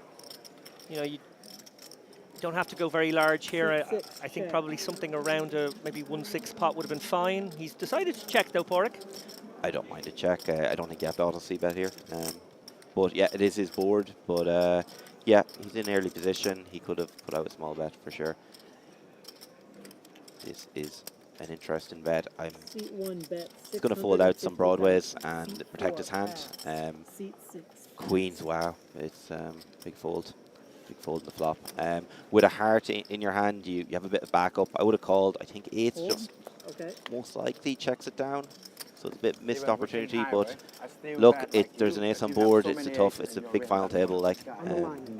Okay, let's talk strategy of that spot, because I think already we've a very interesting, albeit small hand. I advocated for just firing out that tiny little range bet there, which you said you wouldn't always do. No. But you wouldn't always do it because you would actually back up that check with a call and at least test your opponent out, certainly to that sizing. Yeah, absolutely. Like, yeah, I wouldn't be checking to fold.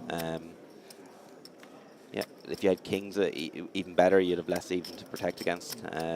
Does it simplify matters to just throw out that 1.5 big blind bet? You can just do that, David. And it might flick in a call for 1.5 big blinds.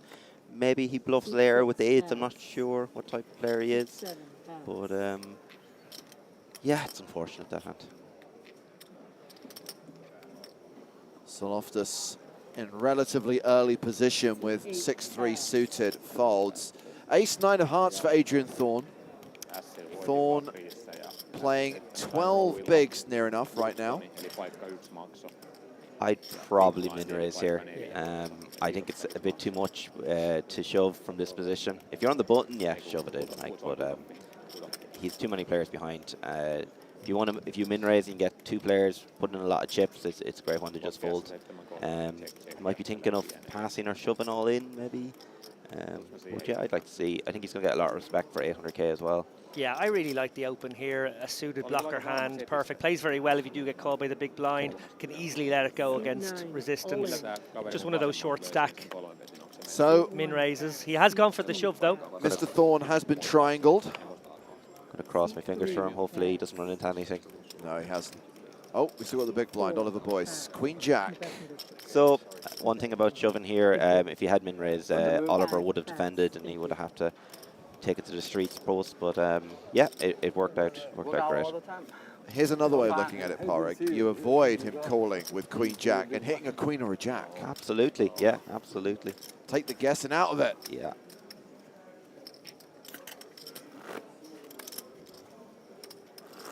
And I think if it was 1 or 2 seats over, I would have preferred a shove. So I think it can't be that bad. So next player out's going to get just over 38 grand. Of course, there's more than 415k up top for the winner. And we will play down to a champion today. 9-handed at the final table of this year's Irish Open. Have we found out what the balls are about? I asked a question and then promptly stopped looking at the chat, which was a bit stupid of me, wasn't it? I'm going to put it out there. I'm going to say they're the shriveled up testicles of his vanquished opponent in Barcelona. Do you know what? He got to bring them home with him as well. I like that as an answer. What did he win in Barcelona, Dave? He won the 8-8 live in Barcelona last May for a nice little score, actually, 64k. Seat 7 raised Nothing wrong with that. 800,000.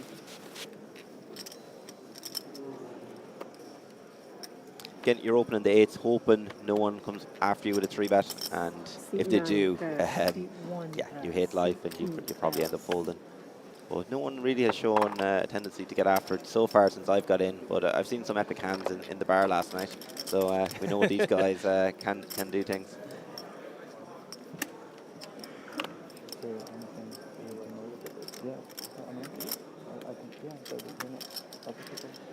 Nin posturing a bit like he's going to make a move, but hasn't actually pulled the trigger yet on this final table. One wonders if he's sort of decided to adopt a more subdued personality. Yeah, maybe he's looking at them payouts thinking I don't have to do a lot here. I can play a little tighter and lock up 6 figures, which is a lot of money. Absolutely. Maybe he satellite in for 100 euros. It's wow, 100 euros into 100k. You can't blame him. Certainly not. Lorela going to make the defend here. Lovely hand to see in the big blind. Yes, yeah, absolutely. One big blind invested. Last act, C3. Yeah, and it won't just be about a set mine here. He can board mine occasionally. He can maybe get sticky on some textures. Not that one. No, not that one. And this is a spot I would like to see a bet on with the 8s. Like, you're going to clear out a lot of equity. Seat 7 bet 1,025,000. Might have gotten a little smaller. Big sizing, yeah. I agree with the Aporic. I think we like a sort of a quarter bet there rather than half, but it got the job done. 10 jacks. I see a lucky jack against you. I want to play. I want to do something. I'm not calling. Wow, very honest talk. Yeah, he wants to do something, yeah. Might have kept that to myself. But I like it. We're going to see some stuff later, maybe. Going to say that the balls that Tepe has on the table do look spiky, and if you were to carry those around in your trouser pocket, you'd feel them. Definitely feel them. Is your big blind, sir? 4 and 4. Keeping an eye on the live stream, but should I be looking at the free roll as well, James? It's not a free roll. I spent $1.10 of my meager bankroll to play this, Porrick. I actually like the €1 buy-in rather than a free roll. My brother is starting to play free rolls, and I'm encouraging him to play €1 games instead. Instead of having 3,000 players, it's more manageable. Yes, it is. You have to put in the euro. Are you sticking him in those games? No, he's absolutely not. His markup is like $5.50 at this point.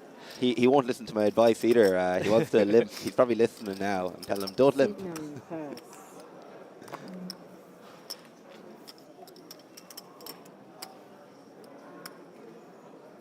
I like this from Johnson. The other chip leaders haven't gone after it. He should. Seat 2 pass. There isn't really a John Keita going after in this final table so far. Someone might emerge. Do you know, I think we would have had exactly that type of person in Toos had he not immediately suffered the setback. Yeah. I think he will go after it if he gets a stack, but you know, immediately got caught with his hand in the cookie jar.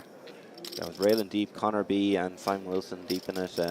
Darren yourself, there was some great names with a few tables left. Just as a side note on this tournament, by the way, someone's just sat down at the table who has a really bad photograph of Joe Stapleton as their avatar. They do. Joe hungover. No, that's actually Joe commentating. Oh. That's what he looks like in real life. Well, he's had aces twice, he's had queens, and now he's had sixes twice. Lorela awkward in small blinds here. Yeah, it's awkward. Seat 6. If I do your threes, I'm mucking them. It's tempting with sixes, but it's a bit awkward. Yeah, now very tempting for threes to just flick in that one chip again. I wouldn't call threes from the small blind, but yeah, you're closing action. These set over set situations, it's possible here. 3 pocket pairs. Yeah, this could be very would you call here, David, with threes? Oh, absolutely would. Yeah. I think you're getting amazing price Yeah. four ways. If you do Absolutely. hit bottom set and you get set over set it, that's life. If that happens today, Yeah. you know, it was not your day. But if you can get in there for one chip here, you're already getting the right price, and then Fantastic, the yeah, implied yeah. odds are astronomical. Absolutely. I think from your sit and go days, you'd have a lot of knowledge on ICM. So I was just wondering.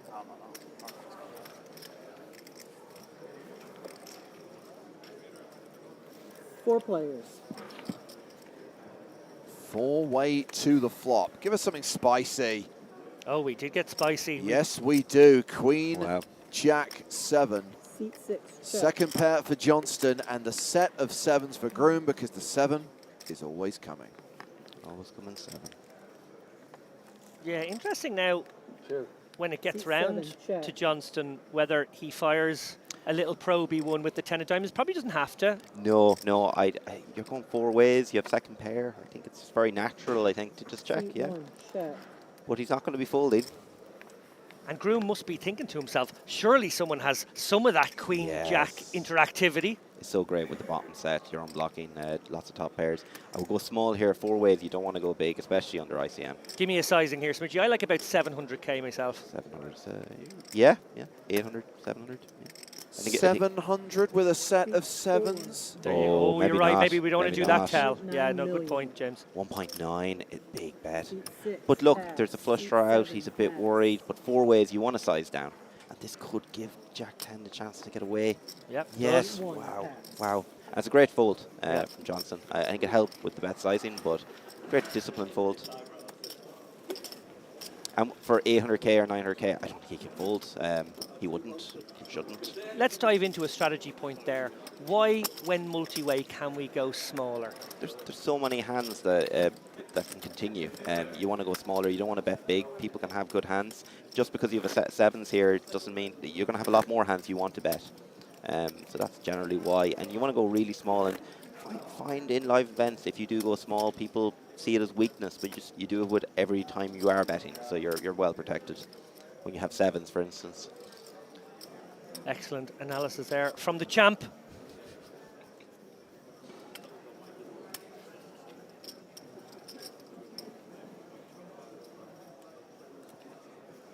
Well, did the moon end up on the stream?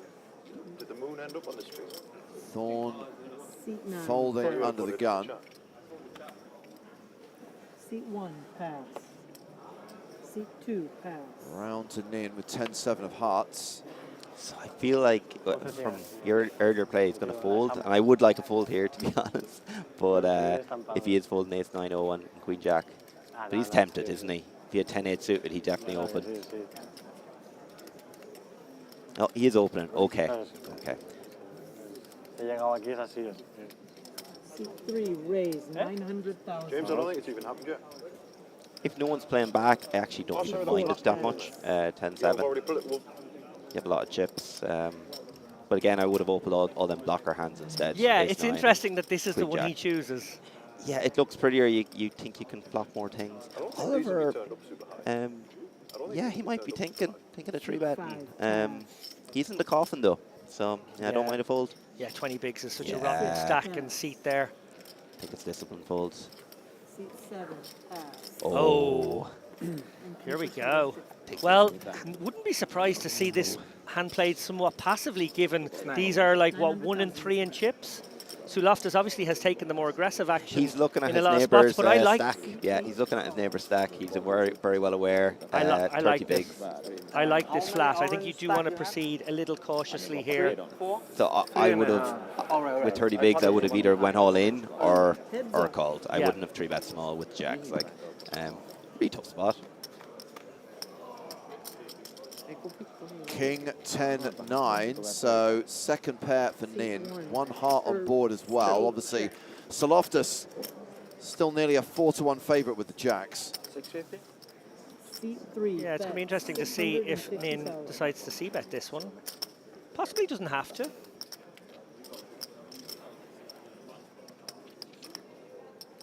Seat 8, calls. We do go very small and call. Vai kommenteissa äijä? 650,000. So you can go back to back. Back to back putospari tästä. So Oh no, sorry, it's a lead out, is it? Oh no, sorry, our graphics are on the fritz for a moment there. What's going on? Seat 8 checks. So seat 8 did check. Option on Nin. And sorry, so we did go check bet, small bet call, and now we're on the turn with the 6 of diamonds. I like to see bet from 10-7, and I like this check back. He's lots of equity here, 20%. 3 of hearts on the river. Jacks have a lock on this. Do we blocker this one, Porrick? Yeah, I think I like a block. Yeah, I think you're mostly going to be winning. Small, again, small, you're going to target 10x, and it's going to be a tough spot for Nin. It's going to be a tough spot. Yeah, something around about the million mark. Looking for that ace-10 call. I said one of them said that you can do Any 10x, I think. Yeah. Yeah. But if you had led the turn, that would be a turn. If he has a 7-8-0, perhaps, and he could lead out. So I wouldn't have been that surprised. Not with this hand.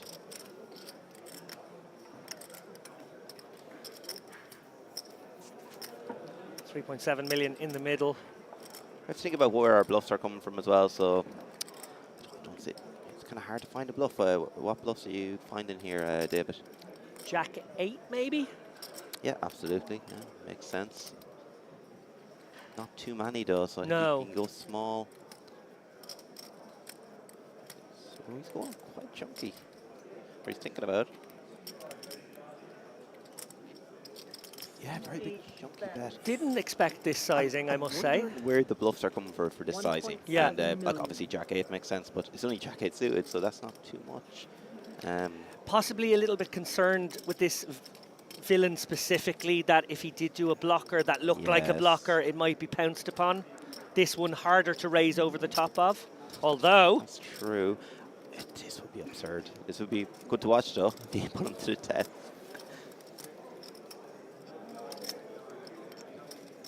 Yeah, Suloftus not capped at all. 1.7 is the bet.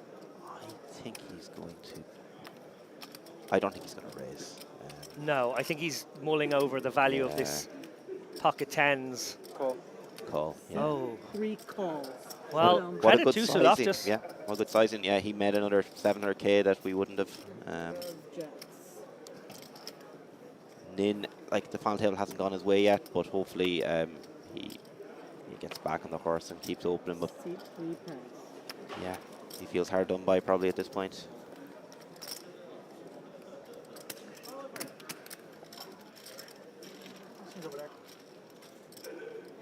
So no player at the final table has a 50 big blind stack. Mark Johnston is the chip leader with 42 bigs. Georgios Sisopoulos just behind him, as is Stephen Groom. And David Toos remains the shorty with 11 bigs. Adrian Thorne, 14 bigs. And then Lorela and Biliauskas, 17 bigs apiece. It's anyone's game here. Imagine what one double up can do.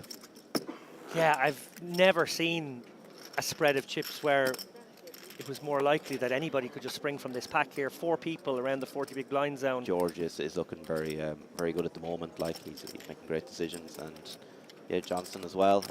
See what happens. Even the short stacks, they're far from out of it.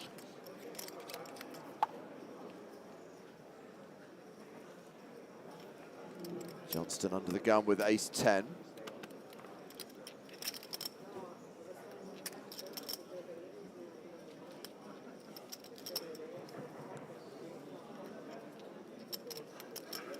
I like taking your time here, and yeah, good decision.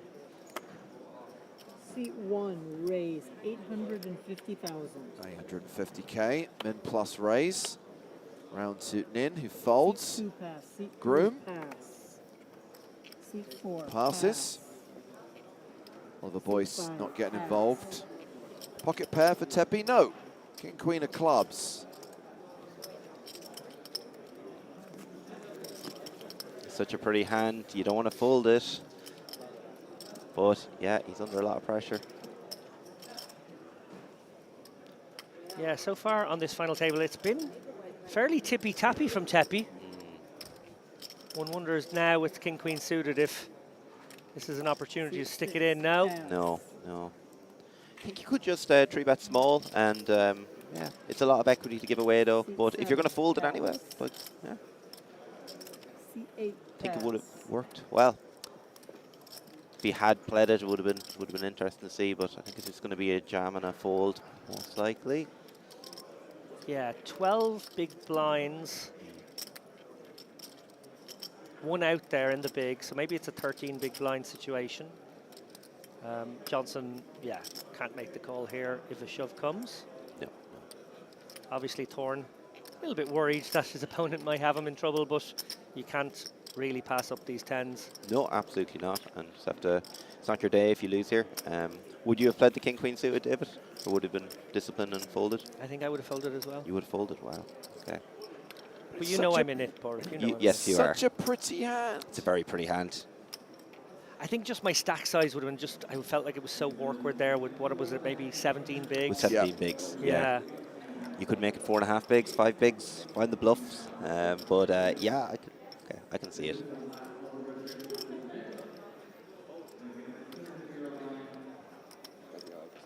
God, how roles have reversed, Porrick. All in. I used to take the piss out of you for being a nit, and now you, on live commentary, are telling me how tight I am. Yeah, about 12, 13 years ago, you said you have to start bluffing, and I took it to heart. And now I'm going to get you to bluff some more.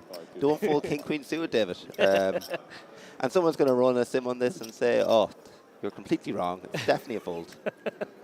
But king-queen suited. Yeah. 5,300,000. Don't think Johnson can call. I think he, from what I've seen, I think he'll make the right decision again. It's. What's the threshold here? If your opponent has like 8 bigs, it becomes very tempting. Oh yes, 9 close, 10 you're probably folding. 10 well. absolutely folding. Yeah. So yeah, it's probably too somewhere much. around the 9 big blinds, 8.5 big blinds is what you sort of cry off here. Exactly. Like he's not going to jam ace-9. This is the problem. C1 pass. Good discipline from Johnson. He's played very well, obviously getting the best of twos early on in that confrontation. Opened the king-queen suited, got 3-bet by the light queen, 10 of twos, flop gin. No tonic, just all gin. Well, that is a not insignificant pickup for Adrian Thorne. It puts some separation between him and the other short stack. As we check on the payouts, and yes, we are in a situation where there is a decent prize money difference between 9th and 8th, more than 10,000 euros. And that is going to be weighing on the minds of both Thorne and Toos, who are the shorties at the table. Yeah, bear in mind, 10,000 euros is buying into this tournament next year and the next year for 10 consecutive years, or if you're Ian Simpson, just like 8 bullets next year, which I presume he will do again. Yeah, with a whole year of Ian Simpson bullets at the Irish Open, it's a big prize. I was running a tier, so you know the way we've gone very digitized and everything's on computers now. I had this idea that when you cashed a tournament, you were told specifically whose buy-ins you won. Oh, I like it. And you were given it that, and then you could have like a needle list that you put into the app. So then the person that you knew would annoy them the most would be told that you got their money. Fantastic, David. Yeah. Yeah, good needle, yeah. Action's been folded to C7 Beliauskas, not going to play. Saloftus Fair. with 7 deuce off on the button fold. So it's blind v blind. Thorne in the small. One of the big stacks. Mark Johnston in the big. So this is interesting. Is the big stack going to put on pressure? Can you get away with a limp? I don't think you can go all in or anything. But do you think Johnson will allow a limp here? That'd be the question for me, whether I play this or not. And yeah, I can see a fold. I can see a fold, and it wouldn't have worked, the limp. Yeah, it's so difficult. These hands that are snap, limped in, play a pot, probably get checked back a lot when we're deeper. Just completely different situation now. High ICM environment. It's a tough spot. I don't mind that fold at all. No, we can get behind that one for sure. These are tough spots, and if you're watching, yeah, it's tough when you're out there on the final table. Like, it's, you might think it's easy to raise or limp here, but it's tough when the big stack is in the big blind. And 10K for the next, if you ladder once, pretty nice.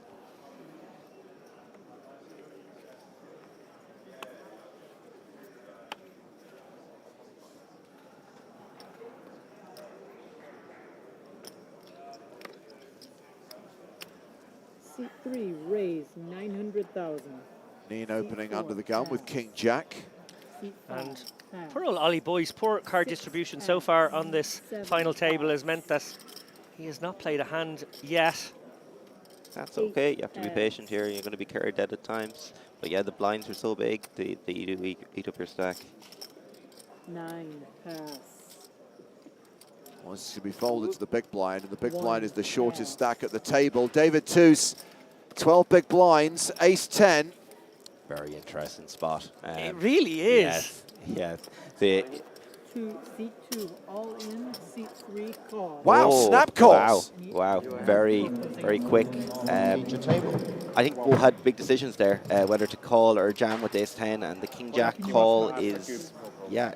That was snap all in, snap call. Yes. I would argue both slightly petulant decisions. I would have given some time on these ones. Certainly the king jack call seems a little wild. I look at your stack and then whatever you do. Yifan Ning has king jack and ace 10 for David Russell. Well, Toos, he was one of the chip leaders coming into this final table. Is he going to come King of ninth? hearts, jack of clubs. Dealer. No nyt avasi pojakin ja viimeistä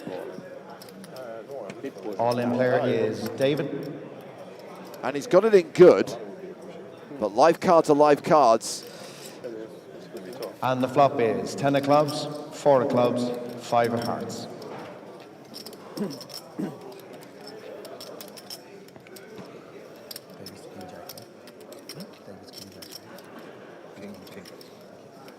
Phil just checking whose hand is whose.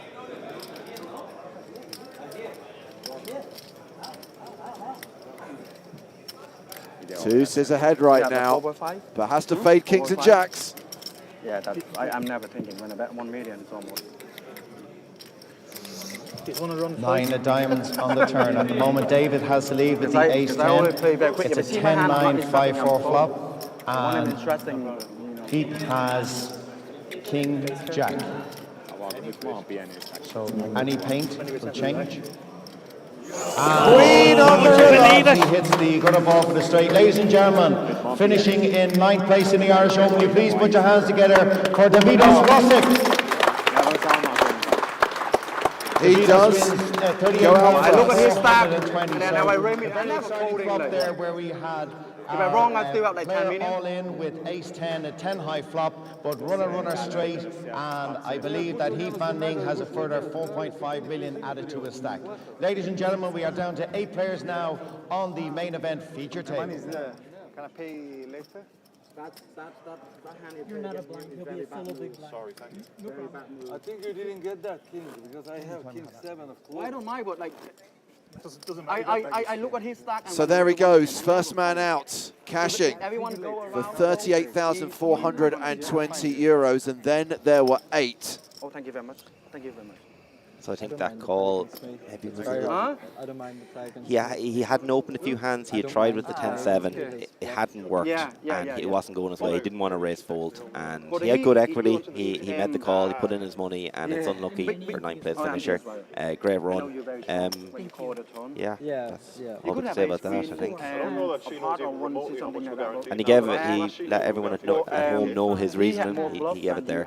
He had put in $1 million and he wasn't going to fold. Yeah, hand on heart, I don't love the call. I really think he should take some time over it and probably land on fold. But what this has done is protect a lot of his opens now. People will not play back at him willy-nilly anymore. If they think he could get snapped off with a king jack or a king queen, that type of situation, guys with pocket pairs will be a bit dicey about reshoving now. You're correct. It does protect his opens. And yeah, if you're going to play this final table a few times, it will be helpful. So Neen is now chip leader again with close to 19 million. Meanwhile, it's Zaloftis opening here with Queen Jack of Spades. 16 and change.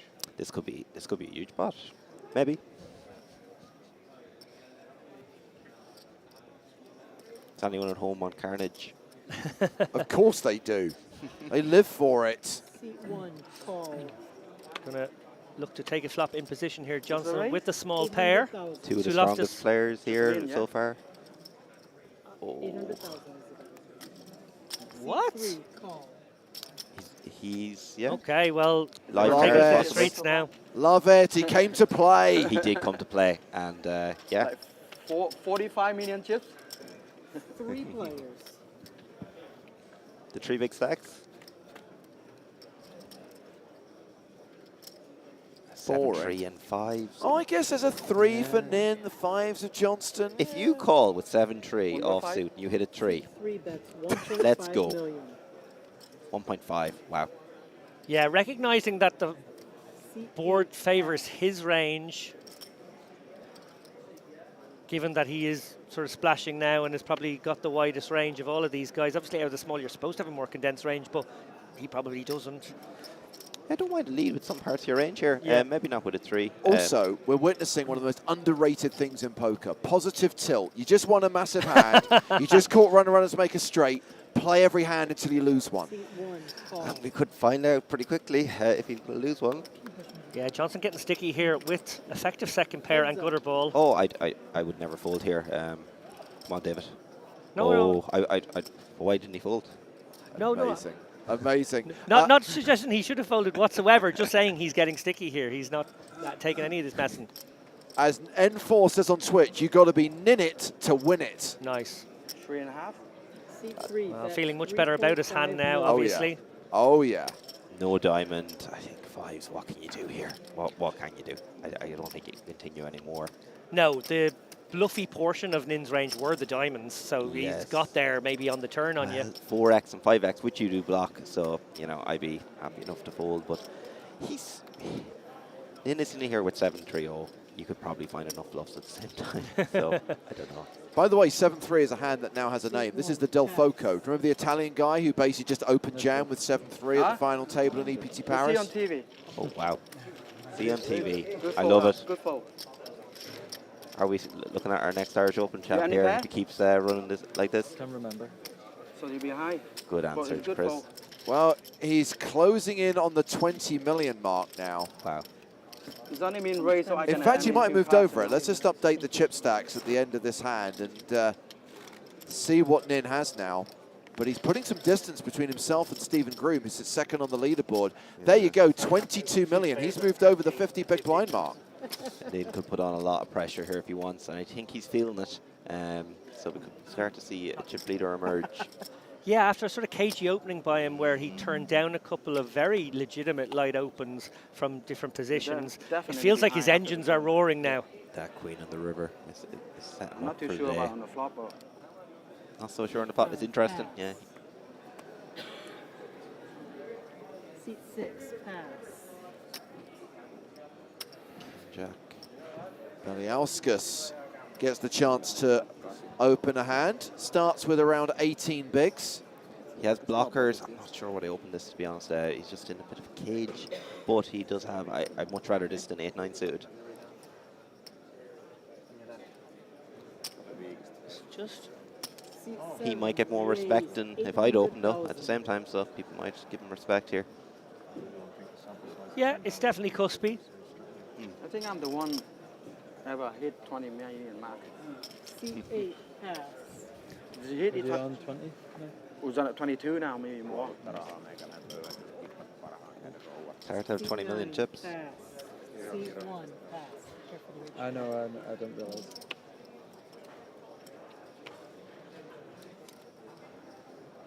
$800? 800,000 is the bet. Well, this would be very splashy indeed. Wow. Does pass the 10-6. I'm here for it though, it would be fun. 18, 19, 20, And 1. Groom with the Robbie. Pass. Great open. Yeah, nicely done. Nice execution for Beliauskas. Trying to stay active here. It is very tempting to just sort of sit in your cage when you're in that sort of sub-20 big blind zone, and there are a few shorter stacks around. But, you know, if you want to kind of keep with the game here, keep your head above water, you know, taking a spot like this, you know, once in a while is pretty nice. No one has shown a tendency to really get after it either, so yeah, I think these opens are going to work.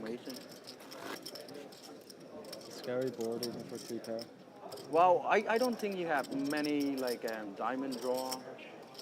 Nin is given a lot of strategy talk at the table. It's nice to see on a final table. We get to hear what he thinks. I have a stack I can Bet 3 million and Oh, I got a request late last night from a lovely gentleman in the bar who said that he had been And also nicknamed I can have Uncle some Albert, illustrated I think, some by one of you guys here in Yes. the booth. He wanted to correct the record. Something about his cap had been given to him by his lovely daughter, and he also wanted you to know that Moonshore is actually his nickname, which means teacher, and not actually Uncle Albert. Uncle Albert, okay. It's the modern school. I was the one hammering the point that it was a NASA hat and not a USA hat. So You were quite right about that we as got well. that right, but yes. He was a good Uncle Albert lookalike, and it just got us Of course, we're all happy. thinking of classic moments from Only Fools and Horses. Costs a lot when he wins this. Yeah, he'll go up a lot. I think I like an open here from Day 2 far more than the King Jack O. Took quite a long time to open. It's interesting. Hopefully he balances that. Seat 9, raise 800,000. Easy win. 3K even. When I won? Yeah, was it easy? It was, they had a good player. Seat 3, pass. Not all. There's some good players.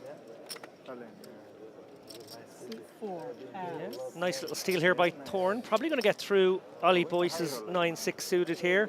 Always tempting to call with these suited hands. Maybe a bit more connectivity. He'd be tempted 9-8 suited. 9-6. 9-7. Mitch, what do you think? I could see him defending. Yeah, he has him slightly covered. I guess you wouldn't defend David in this spot. I think I need the 9-7. 9-7. So it's Cuspy. You wouldn't blame him. Maybe he can. Maybe Torn doesn't bluff him off enough. He can realise. Yeah, it is Cuspy, of course. I think he's going to find the call for one big blind. Bit of action for everyone at home. Yeah, Ollie looking to get his engine started. Boy. He's been a He's pedestrian disciplined. so far at this. You know what? It's not a bad fold, is it? I don't think it's a bad fold at all. In fact, I advocate for it. And yeah, biding his time, conserving his stack as it is now. You know, the cards will hopefully be kinder. I'm just optimistic. When you win tournaments, you get more Oh, optimistic stop about it. 9-6 suited. I don't know who you are anymore. Encouraging action, that's what I'm doing. Is this just an advertising? You just came in here to advertise how you don't play? Like, I don't really want to see anyone keep folding, so it's, but yeah, it probably is a good fold.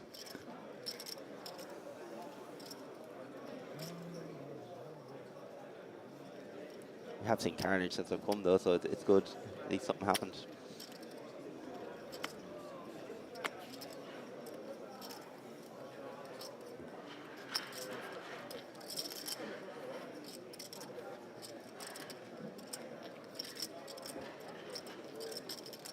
Seat 7, pass. Tempted he was with this 7. Seat 8, pass.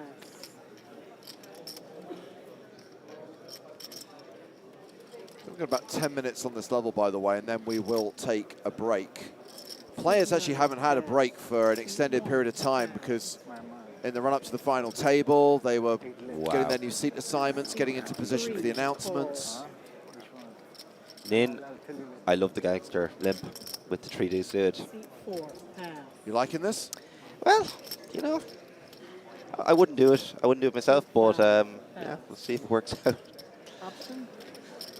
I don't think it's going to work. At least you didn't put in 800k. Yeah, I think he's looking for these suited connectors a little bit too much. Any spookiness around the limp that could put off Lorella from sticking this one in? No, don't think about that. Like, yes, There you we could go. overthink this. Don't overthink these final tables. Yeah. I know it's a lot of money, but his 6th pocket pair of the final table, Lorella with the 7s. Thank you. Okay, thank you. Nin was feeling it, wasn't he? It is a big day. Yeah, interesting to see how these players react to an emboldened Min now. Who's They're going to go on break and they're going to find out some of these hands. Interesting. He's more of a field player. He's folding some of the hands I would have opened, and he's playing some hands I wouldn't, in my opinion. On this level. After this level, we will be on a 20-minute break, and then please rejoin us for the final players at the feature table to see who will become Irish Open champion for 2024. Thanks, Phil. I'm all over it, buddy. It's all good.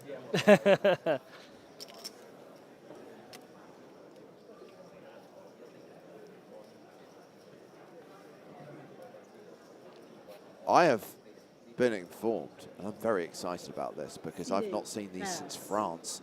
They're introducing plaques for the next level. Oh. 100,000 chip plaques. James Bond type plaques. Absolutely. We're talking Baccarat table. We're talking pass the shoe. So we have a 500k chip, and now we're going to have a... Sorry, 1 million chip. 1 million chip, not 100k. Of course, they're already in play, David. You're absolutely right. The 1 million plaques. You bet $1 million by throwing in a plaque. The dream. You can yang it with a plaque. Brilliant.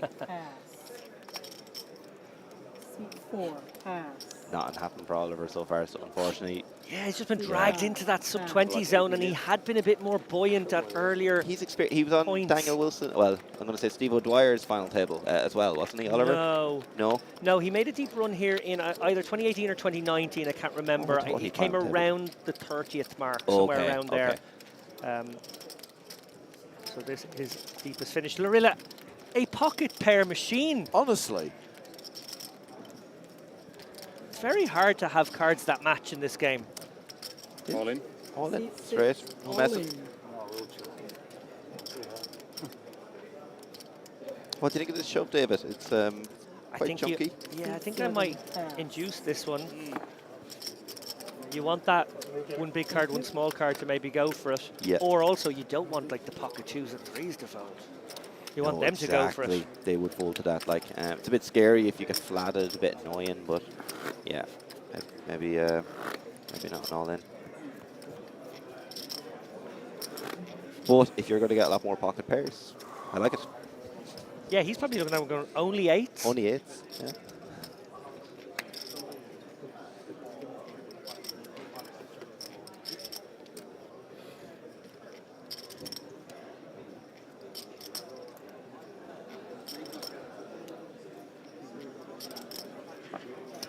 Thorne first to act with Jack 9.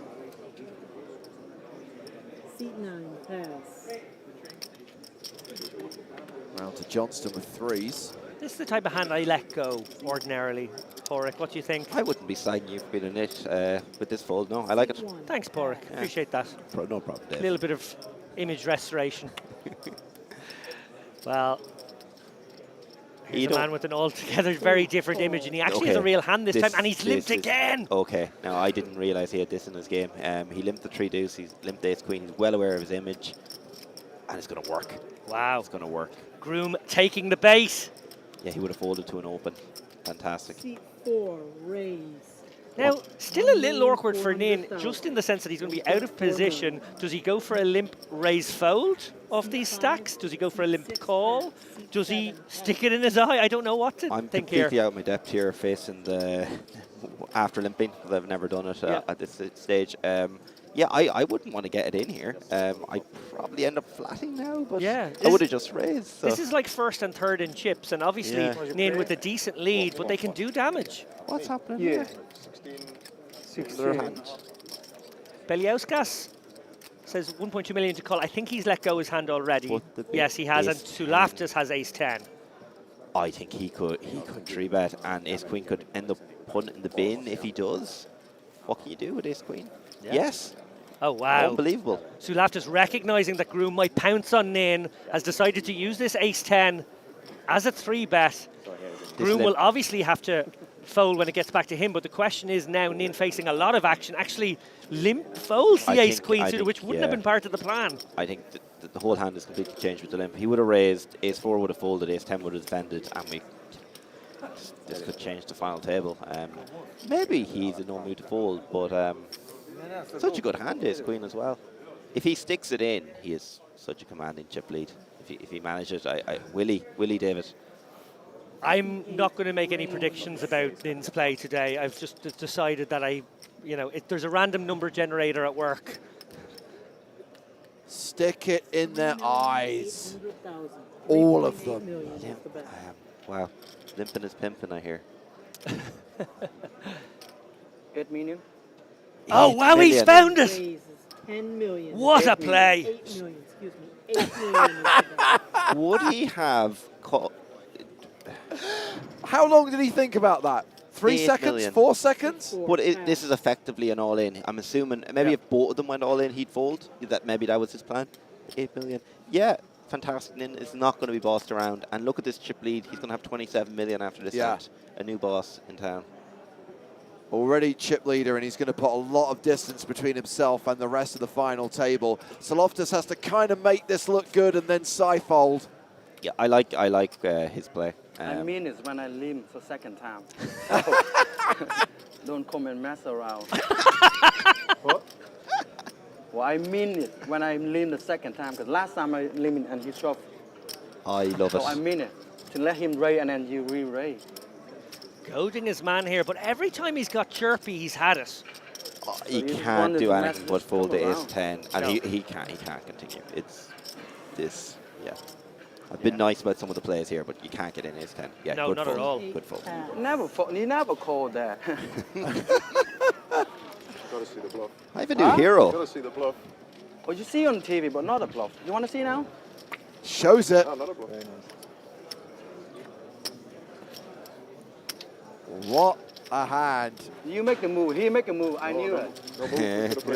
Taking it to the streets now. Well, I'm ready to all in. I don't mind. He's ready. Wow. Yeah. Come at think me, I'm bro. forward Eminem when he shoved? No, absolutely not. I think a lot of For people sure in he the, make a in the move. comments are I'm going to love not this too man. sure about you. He's a boss, isn't he? He'd be a nightmare to play against, wouldn't he? Very, very tricky, and I think he's made life very miserable for a lot of people. Time, Ollie Boyce trying to cover his ears now. They've had a little infraction on the last two tables. Oh, wow. Ollie not impressed by the chatty antics what I have, of so I can't. Yeah, I am. Yeah, it would be very enjoyable. I'm loving it. I'm loving it. Oh, it's great for us, the spectators, but... So you always if I was at the table, I'd be hating it. Yeah. But I'm just watching, and I'm loving it. Yeah, absolutely. It's great. It's great to commentate on. Seat 1 raise 800,000. Go on. I don't care your taking cards. 5 million for nothing. It's good. Every point I'll take 27 million. Wow. Yeah, he's pulled so far away now in a very short space of time. Yeah. Really is table captain now. Really can't boss these guys about for a while. Quarter of the chips in play. One thing for the mid stacks is that he's going to be putting on so much pressure. I know you make a move. He's kind of I have to leave wait. again, and then they all move. Oh, yeah. You can't mess with me. Well, the players getting up for their break, but we still have a hand in progress. Johnston's open under the gun with Jack 10. We're round to Thorn in the big blind with Queen 5 of clubs. One big blind. Is Thorn our very shortest stack? I don't think he is. I think there's two shorter than him, and for that Correct. reason, I probably bin this one. So Beliauskas is bottom of the leaderboard right now. 18 big blinds at the current level, but of course blinds will be up on the other side of the break. Fascinating first couple of hours of this Irish Open final table. I'm loving it. Fantastic. Huge thanks to both Porrig O'Neill and to David Lappin. On the other side of the break, Vincent Hand will be here as the action continues from the final table of the Irish Open. David, congratulations once again for your result in the tournament. Thank you very much. Yes, it was nice to have a deep run in this one. And thank you, of course, for your efforts over the last couple of days helping us out with the live stream. Oh, more than happy to do it. It's the best seat in the house. We will be back inside of 20 minutes.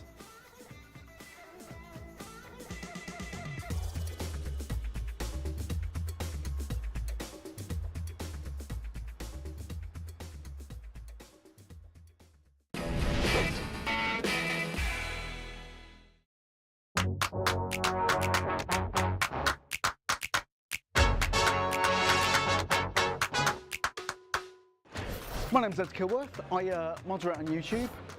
I've come down for the Poker in the Ears 300 recording of the podcast, and I somehow won the whole tournament for an IPO Silver Pass.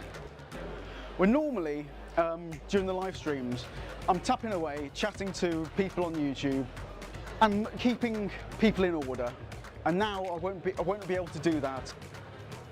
It might be terrible. It might be Joe Stapes picking up the slack, and then everyone's in trouble. But hopefully, Tom or Raksha will do the job.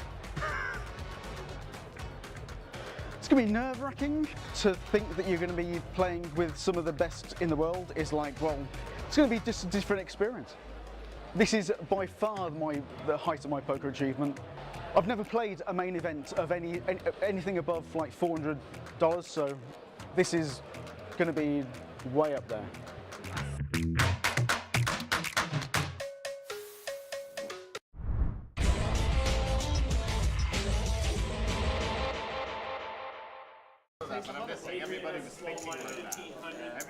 Quite a busy feature table now.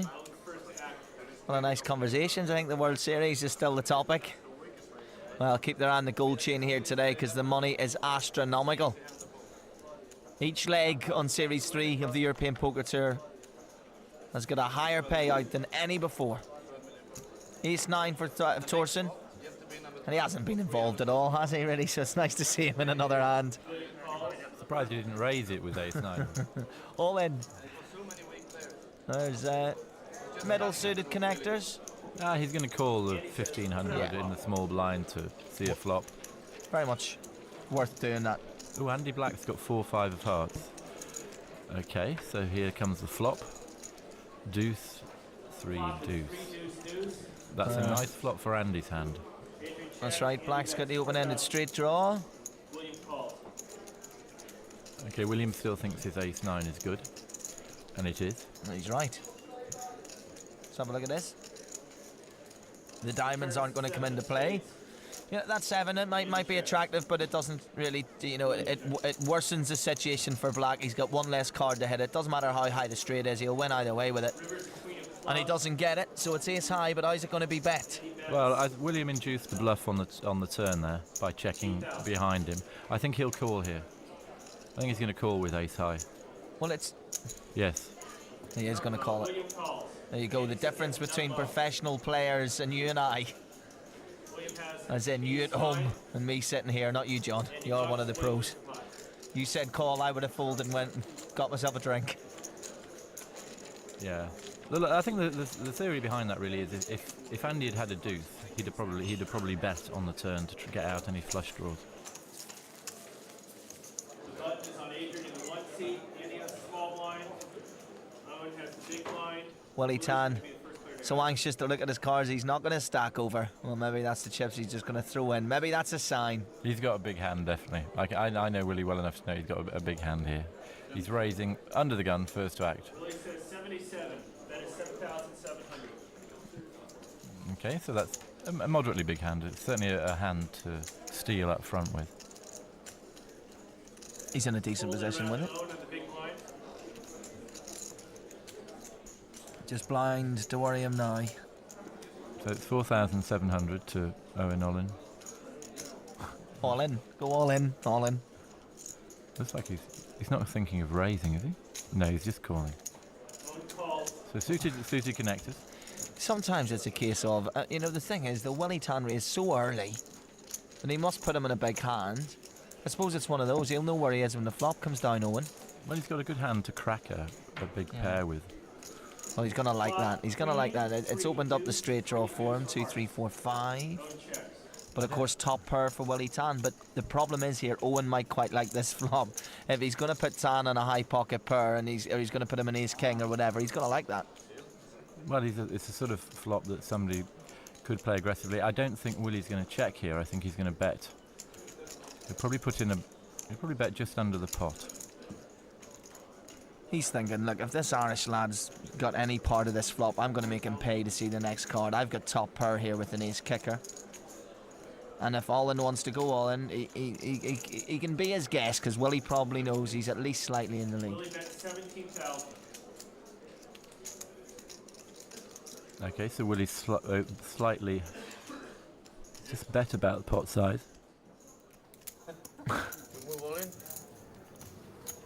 Let me check how much I've got first. Don't be wooed by Willie Tan here, Owen. Play your own game. Don't let him get to you. The mild-mannered Willie is lethal in situations like this. Do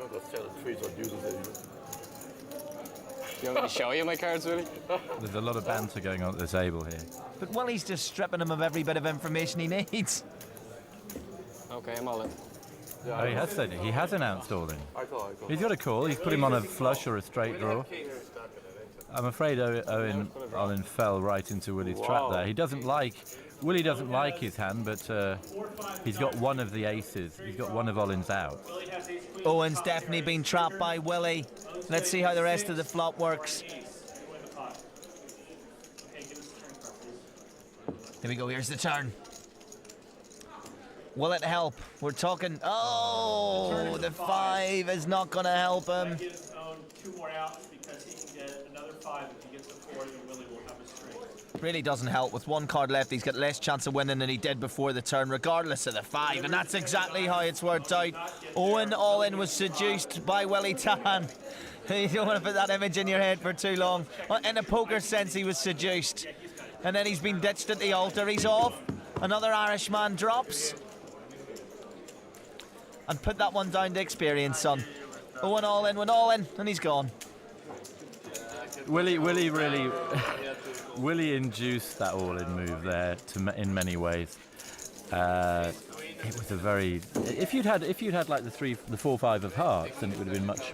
You can understand doing that because you've got so many more outs. You know, Willie, if Jimmy Carter were Chinese, he looked just like you. Right. There's a smile on his face now. Let's see some of these cards. Right. King 5, get rid of those, son. Don't be stupid. Billy, don't be a hero. Another fold. No, this is the first time I'm going to raise. The first time I'm raising your blind. I'm just telling you before you raise. If you raise, I'm going to call. If you limp, I'm going to check. Yeah. I haven't looked. If you limp, I check. I better raise. 77. It's a good number. Go on. 77. Willie says 77. Okay. Don't call. That will do it. You didn't call. I have a 3. Everything in over a William 3 had said he was going to call, but then he changed his mind when he knows he had a 3. Hey! Ninja! You see that card? My first raise, Billy. How you raise me with the deuce? Pocket users. You Santa. Pocket deuces. Okay, now it's a war, Willie. No. Willie. No more white flag. No. I'd pay to see this at a comedy club. I don't want any trouble. Pocket users. No, you don't want any trouble and you raise with the deuce? Well, pocket users, a pair. You don't think that's trouble? No, you pass it. Pocket users. Yeah, it's a good pair. I mean, you're a favorite against any single hand in the deck, right? Well, if you re-raise, I pass in it. Oh, you're going to raise me deuce? Pocket users in that to do. He's a bit of a fibber. William has a small blind. You know what? It's nice to have that to break the tension. So much money involved here, you know? Hundreds and thousands upon thousands of millions of euros, and they can afford to have a good laugh about it. Well, they play they play a lot together. These guys, they know each other very well. I'll take a Willie Tan or a Ramphaswani over any player who comes with the headphones on and the glasses and doesn't interact and doesn't want to do anything, you know? Now, William Thorson's having a horrible day. He's only 8 pocket kings here. And his chip leader, he must think it's his birthday today. Wow. Oh dear. Andy knows. As soon as William called there, he knew he was dead. He'd hardly said all in before the call was made. I mean, it was that quick. Thorson doesn't have to think about this one. He's going to add to his stack unless Black can hit one of his 9s or indeed freak a few. I was just going to say, unless he can freak some hearts. He's got 2 out of the 4 he needs. But there's nothing else to involve this. There's the 3. And gives Thorson a set as well, though. The 3rd heart. Well, it won't matter at all, obviously, if the heart comes out. As long as it's not a 2 of hearts. And it does! Well, there it is! Oh, my word. I don't think in the history of the EPT I have ever said, or if he freaks 4 hearts, and it happens. Well played, sir. Very well played. I played like an absolute muppet. Good Irish phrase. 90. 9,100. Count it and weep. I haven't re-raised you one time. You shove it in with 90,000 when I was just playing bad. I was sitting there thinking I'm not playing well. I'm sitting there not playing well. How come you outplayed me when I was sticking 40,000 in the pot? I know, I played worse. I played really bad. The poker gods were with me. They were, as they've been with Thorson all day. It was a bad beat. For that kind of crap play for me. It's just bad play with him. Well, Johnny Lodden from Norway, known more as an internet player, still to win an EPT, in fact, still to make a final table. Luca Pagano, wearing exactly the same glasses as me now, it's good to see. He's also in this featured table, and we know all about Luca. Always a threat. In fact, you could say this is his lucky tournament. Do you think he saw you wearing those glasses and then decided that he wanted a pair? Has happened before. Yeah. Nick Slade from the UK, pocket sevens.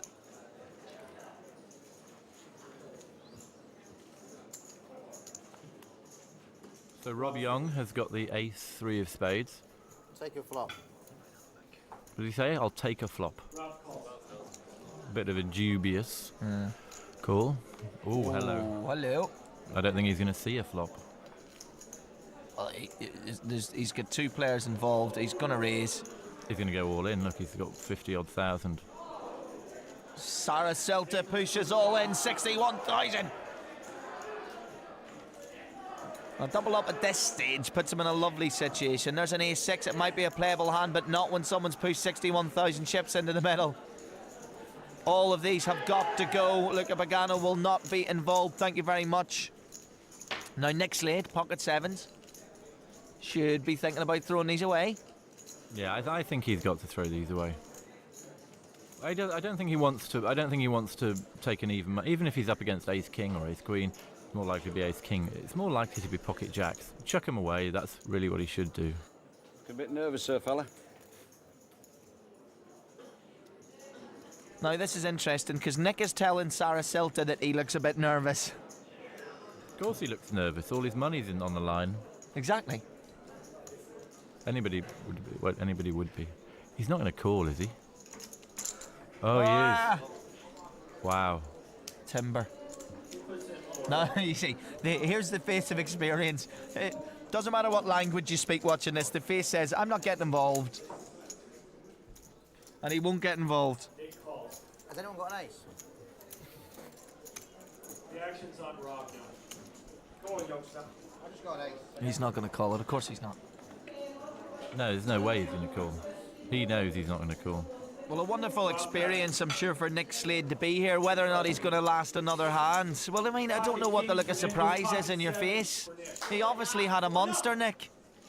Both of Nicholas's kings are black. Nick has the minor sevens, the club and diamond. Well, let's see if we can get some beginner's luck here in EPT. And stay in this hand. He was kind of hoping that he had 2 overcards and at least get a chance. It's a very bizarre call to make. A second name Slade and the phrase "Mama, we're all crazy now" comes into my head. Oh, he's picked up a diamond draw. Well, we've seen this before today. Last time it was 4 running hearts. Let's see if the kings get beat again by the flush. That would be cruel. Well. Oh no! Oh no! No, that's such. I feel so sorry for Sarasilta. It's such a bad beat. That's horrible. Well, he made the right play. It is kings. He pushed in. He thought he'd hooked in Slade. But come on, feel the noise. Yeah.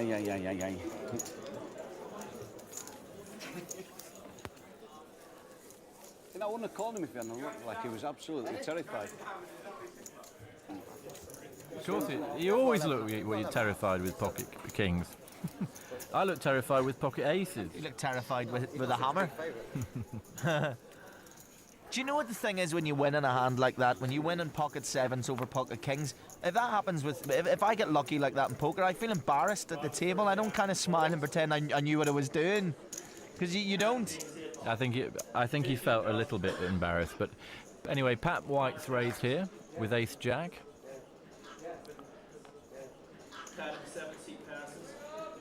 Luca Pagano, the glasses have given more sense. I remember days when Luca Pagano would play anything when he was a young buck at EPT 1.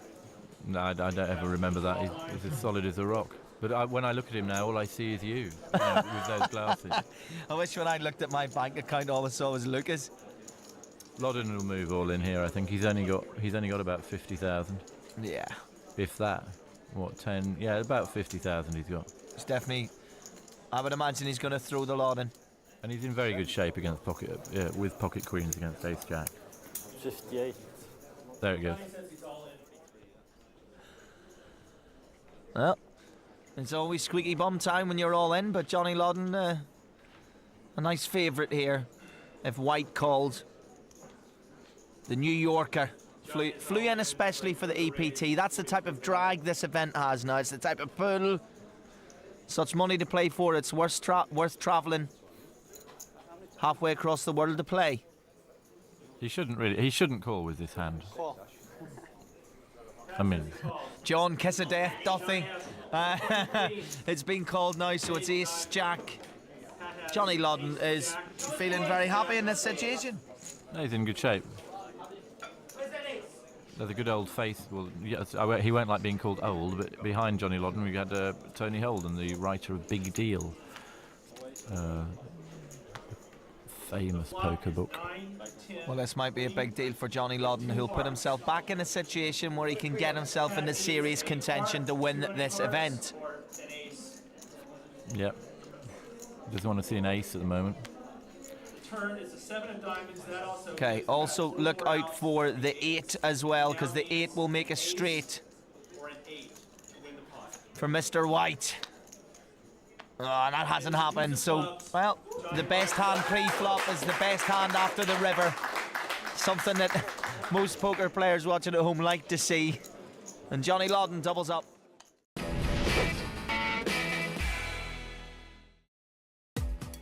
Welcome back to Dublin in the year 2024, where it is the Irish Open, presented by PokerStars and Paddy Power Poker. Day 4 of the main event, final table day, and we are at the final table. 8 players remain from a starting field of 3,233. One of them today will be crowned Irish Open champion and will receive the trophy and more than €415,000. James Hartigan joined by Fintan Hand from Team PokerStars Pro. Hello, delighted to be here, delighted to watch the final table play out. I'm hoping for a few spicy plays like I got last night. That was one of the best busts I've ever seen from Adrian Torrey. Fintan, it's been 7 years since your final table appearance in this tournament. Does it feel that long? Do you know what? It does. I'm not sure if I've ever told you the story, but after I bust the main event, I got out of there rapid. I was super upset with how I busted the event. My dad picked me up and I was in the car and he turns around to me and he wasn't trying to make me feel worse. He's like, do you know, if you had won that, you might have got that PokerStars sponsorship. Because I always wanted it. And I was like, Dad, not now. But, wow. So it was pre-PokerStars days and I feel like I've been with PokerStars for such a long time now. So it almost feels like a different lifetime ago. I would point out that even though he works for us, Benja, who won that year, still not sponsored. Yeah, I don't know what to say about that. I wouldn't sponsor Griffin either. He wants to sell it as a technical issue. So, coming back from break, and slight discrepancy with the chip counts there, I can tell you that the chip leader, Heapnin, has significantly more than 22 million. It's closer to 28 million. And I think it's fair to say that he is very much in command of this final table right now.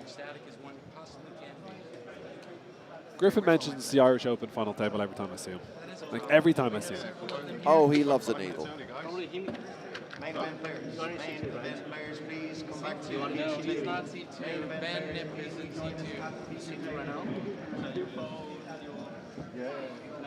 So the only elimination so far, David Toos, who went out in 9th place, cashing for €38,420. Next player out gets the better part of 50 grand. Once we hit the top 5, we're looking at 6-figure scores, including that 415 grand for the winner.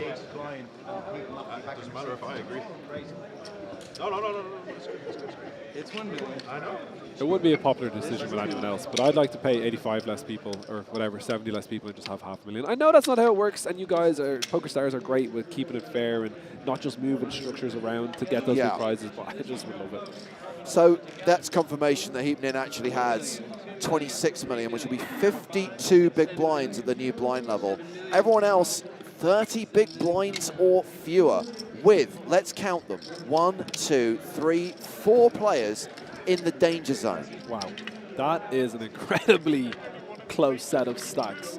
Of course, chip leader might think with 52 big blinds, going to start running away with this, but if he loses the pot to anyone as far down as 4th, they become the chip leader.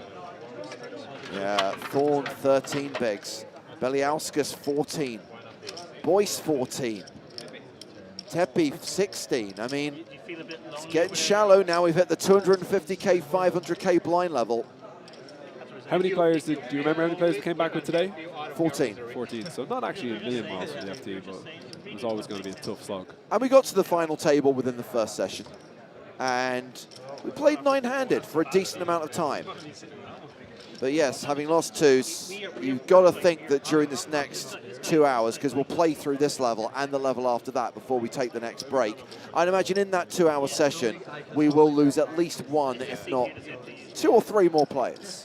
Yeah, it could be a little bit of carnage. At this point with these stacks, especially with players who are potentially a little bit less experienced, they might get it in a little bit wider than possible, which for me, I love to watch. Yeah. Ladies and gentlemen, we have the players back in the main event. Seat 1, Mark Johnson, has a little over 15 million in chips. Seat number 3, and that is Heapning, has 26 million plus. Stephen Groom, 14 million plus. We have in seat 5, Ollie Boyce has 7 million plus. Tero Lorella has 8 million, 7 million for seat 7, and that is Vidamantos.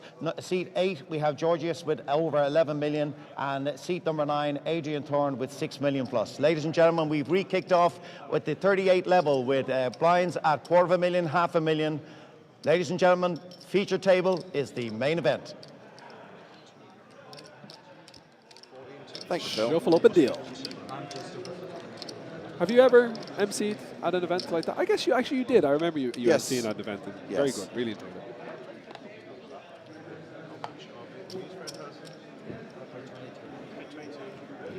Would Phil have been doing the presentation anyway, even if Mr. Stapleton Oh, was... absolutely. I mean, this is Phil's event. He is the MC of the Irish Open, and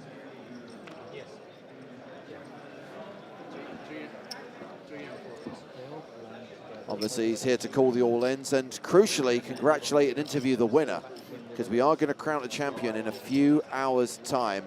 Had David Doherty with us yesterday and said, it's your last 24 hours, David, as the reigning champion. I took that title away from him on day 1 when he re-entered. It's not how it works, Vincent. He was eliminated from the event. 6 times, 7 times. Sorry, that is... I won't laugh at you. Now, one thing I would say, and I think probably the reason why David's taking it quite well, is those 7 bullets were all satellite entries. He won 7 tickets to the Irish Open main event on Stars. That is crazy. He's good at the old satellites, our boy David Doherty. Just good at the poker, full stop. Torn with a pretty easy shove, depending on what his opponent has been up to. When people raise off these 12 big blind stacks, it can be a little bit scary, but... Sorry, it's big blind 5 blind, sorry. So a little bit more. 14 big blinds, 15 big blinds. Yeah, Adrian and Torn pulling the trigger here, as he should. How much would you roughly plan at this? C3. He's cheering C3. That guy in the Manchester United. I think he's a fan of C3. Final? Fan? Okay, man. I don't know how to... Yeah. I shut up. No. Keep talking.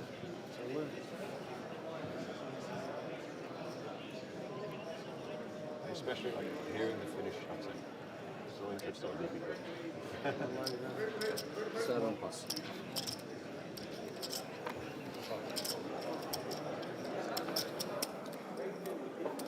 James, I'm just going to ask. I waited to see if I might hear you say that lovely Lithuanian second name, and I just didn't have the bottle to go for it in the first 10 minutes of the stream. Vidmantas Beliauskas. Niin.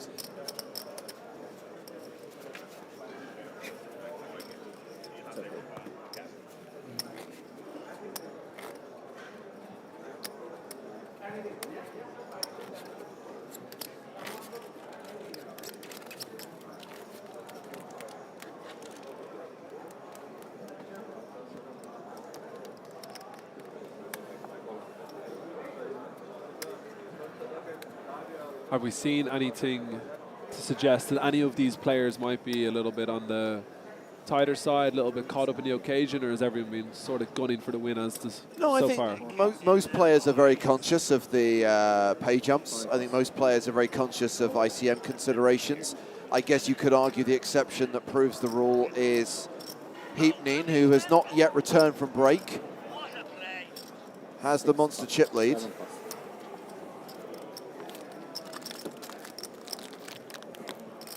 Sorry. 1 million. 8 raise 1 million. And we have got the 1 million chip plaques at the table as we see the raise from Georgios Saloftas. Ace-5 of diamonds for Adrian Thorne. And then it's all in. The hand that you so very often see people putting on max pressure. Given what we've seen, my feeling is that Adrian may pull the trigger here. And I gotta be honest, if I was playing the hand, I would too. Niin, jos haluaa nähdä striimistä käden. Sä haluat varmaan nähdä ton käden, just kun se katsoo tuolla. Kukaan ei ole kertomassa Some arguments for potentially raising but not going all in. What if he was to shove? I would not be one to criticize.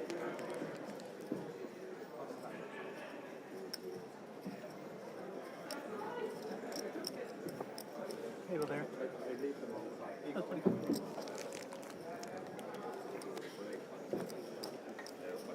He's back with a drink and a meal. Oh, there is the shove. Thorne all in with ace-5, and I imagine he'll get called. Yeah, he's unfortunately going to be getting the bad news very momentarily. Ace-King not going to be going anywhere. Here we go, domination situation.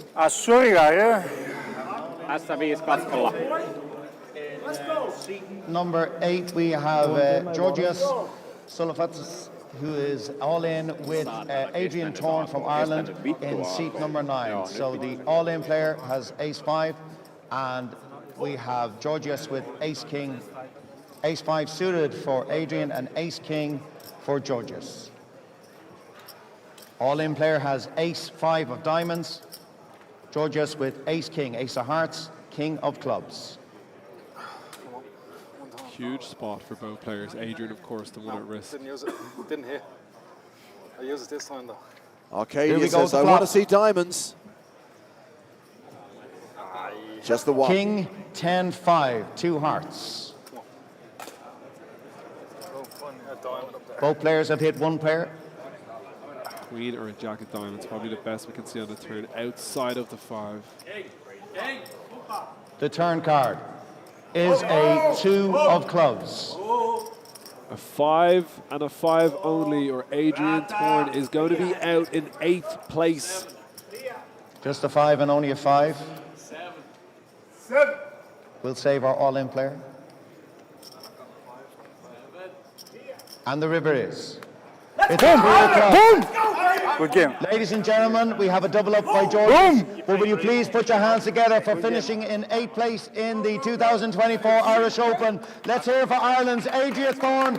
Adrian wins €49,960. Ladies and gentlemen, Adrian Thorne is our 8th place finisher at the Irish Open main event. Domination situation seals the fate of Adrian Thorne, taking us down to 7 players. Heartbreaking to get so close, but to be still so far. But at the end of the day, winning €50,000 from a €1,000 buy-in is an exceptional run. His biggest ever live score before was about €2,000. Not a man who's been out there too often playing live tournaments, so he'll be happy in a few days. He was cut off as well. So We've lost David Toos, we've lost Adrian Thorne, 7 remain, and now we've got Oliver Boyce and Vidmantas Beliauskas as the 2 short stacks. They have laddered. With 7 players remaining, everyone has locked up at least 65 grand. Yeah, but if you're not here, he doesn't go broke. Missing big blind? No, he's talking about previous hand. For sure? He's talking Yeah, about I know. Now he No, was missing the big one. Let's play, guys. Let's play. No, I don't mind missing two hand, and then I just try to find out what you have that hand. 6+. For me, that's more important than a million. Oh no, that no. Being escalated. It wouldn't have happened. Do you mind me asking what you had? Huh? Do you mind me asking? Sorry? Do you mind me asking what you had? 8-10. 8-10 off. If you ship, I snap. Yes, He's definitely 8-10. We have 8-10. I ace queen the club. Oh, that hand. That hand, yeah. That's limb hand, yeah.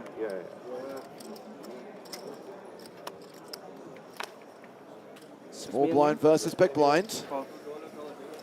Okay. Let's see. Spot typically where, when you've got this monstrous chip lead, for the most part, you might want to be raising or even shoving a lot. But, wow, that's quite the flop, especially in a limp pot. I was going to say, blind versus blind, unraised prey, top pair versus flush draw. I really like the check from Groom. It's not a board where he's likely to be able to get 3 streets of value. It's a good spot to keep in a lot of bluffs. Just quickly call the turn, which obviously not. Neen has a habit of getting there. Not on this occasion, though. He's got a bluff. You've got 5 high. Check. 3 check. Okay, fair enough. You don't have to bluff. You never have to do anything, James.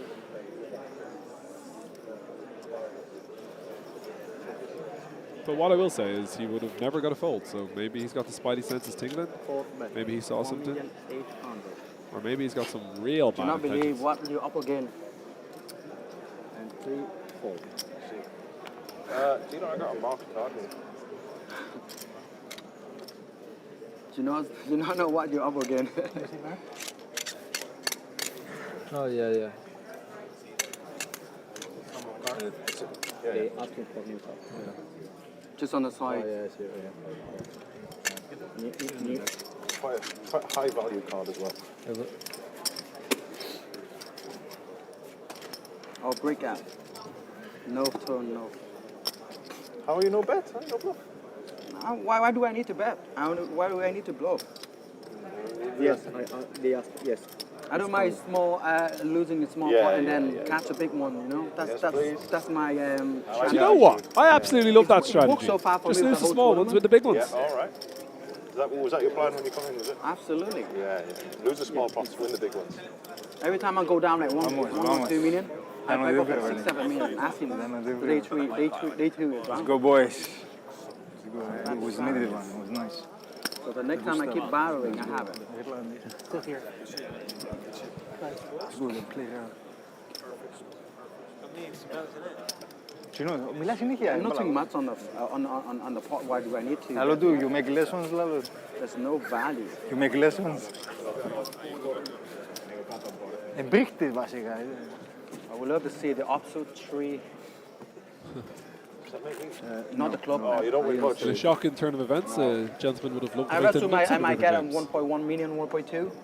Yeah. That's what I'm going to bet on the real hit. Because you don't have much as well. Yeah. So I can do that with it from try high. No.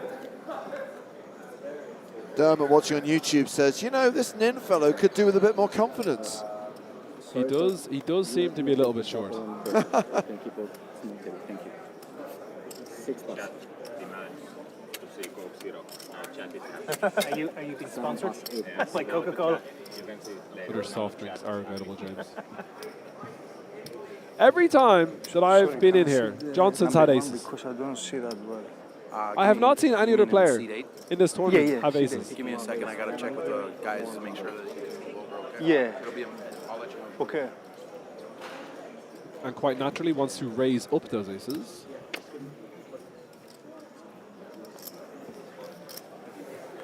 As the chip leader, Ian might be tempted to put a little bit of pressure on with this hand. A little bit better than his previous 5 high. 15, yeah. Interesting to see if it's worth a little re-raise. The way he's eyeing up stacks, he might be considered shoving, which 17.5, maybe. would be a lot of chips to put in. With a not so good hand.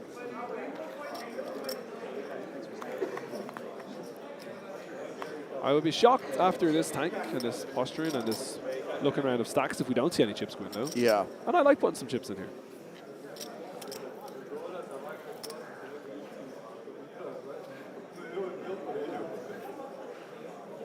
I like this guy. He's looking. I like the people that look in the wide of the eyes of their opponent and they get their reads.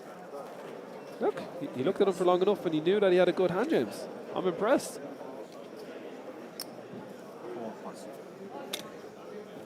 Unfortunately for Johnston, those aces are not going to be getting any further action. Well, it happened to Tepe not once but twice at this final table. Opening with aces and everyone else folding.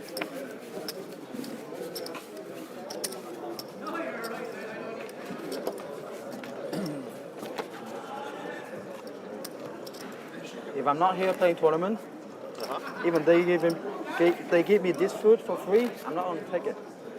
Yeah. You got food for free? It's like cardboard. Yeah. Garbage. Garbage.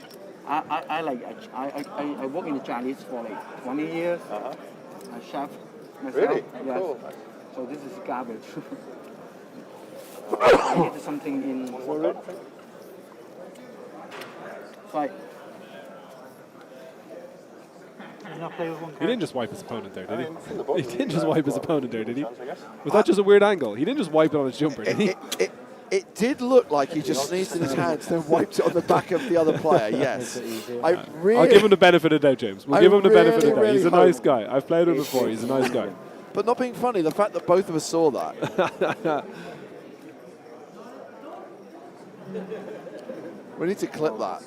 We need to go back on the over the footage. All right, Nin's not the kind of guy who's going to fold Jack 9 of hearts. Queen Jack off, you might get a fold. Jack 9 of hearts, that is way too pretty. It matches his jersey. You can make sneaky straights. Good read.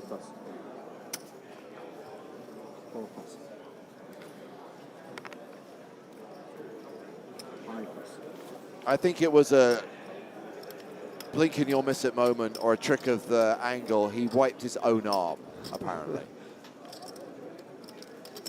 It would be hilarious, though.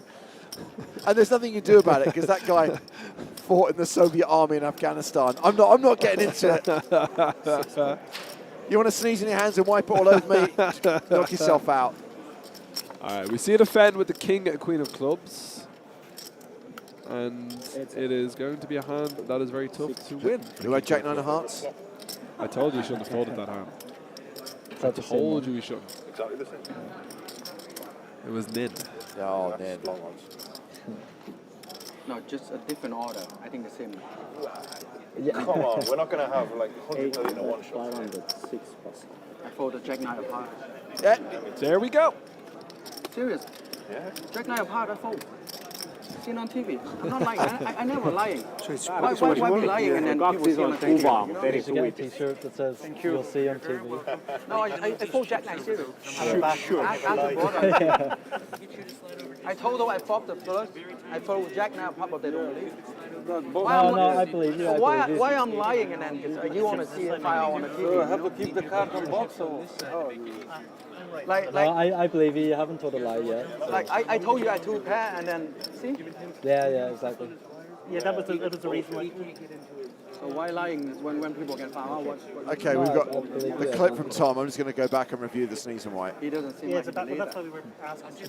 But that's good. Well, I was going to say that this was the seat that was, I don't like it. This was the seat that we always kept empty.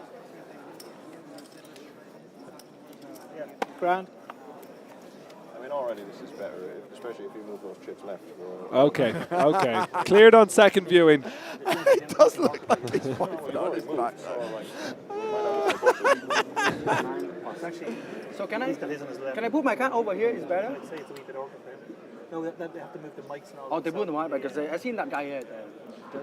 Johnston with a hand that he will be getting in the mix here. My favorite hand. I'm right-handed. Snowman. This is better. The snowman, my favorite hand.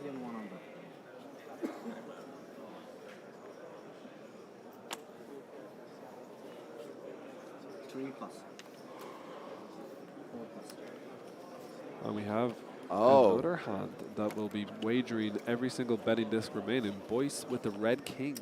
Is this going to be the first hand Oliver Boyce has played at the final table? I believe so. Been sitting there patiently and quietly, but obviously has to play kings and is all in for 12 big blinds. Quick fold by the 10s, very disciplined. It is a fold, but sometimes You're sitting there with 10, 11, 12 big blinds. You get a hand as strong as 10s, and you might him and Haw and eventually fold, but that was a quick fold. Same for the ace-10. It should go in the bin, but sometimes people start seeing themselves with a short stack. They find a pretty hand that they would have loved to put chips in, and despite what goes down in front of them, they put the chips anyway.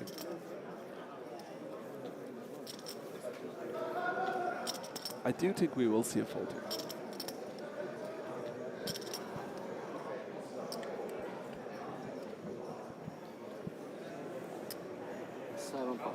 Count, please. Johnston not loving life. No. Pocket eights, having raised an early position and seen a shove for 12 big blinds at this stage. It is a huge, huge amount of chips.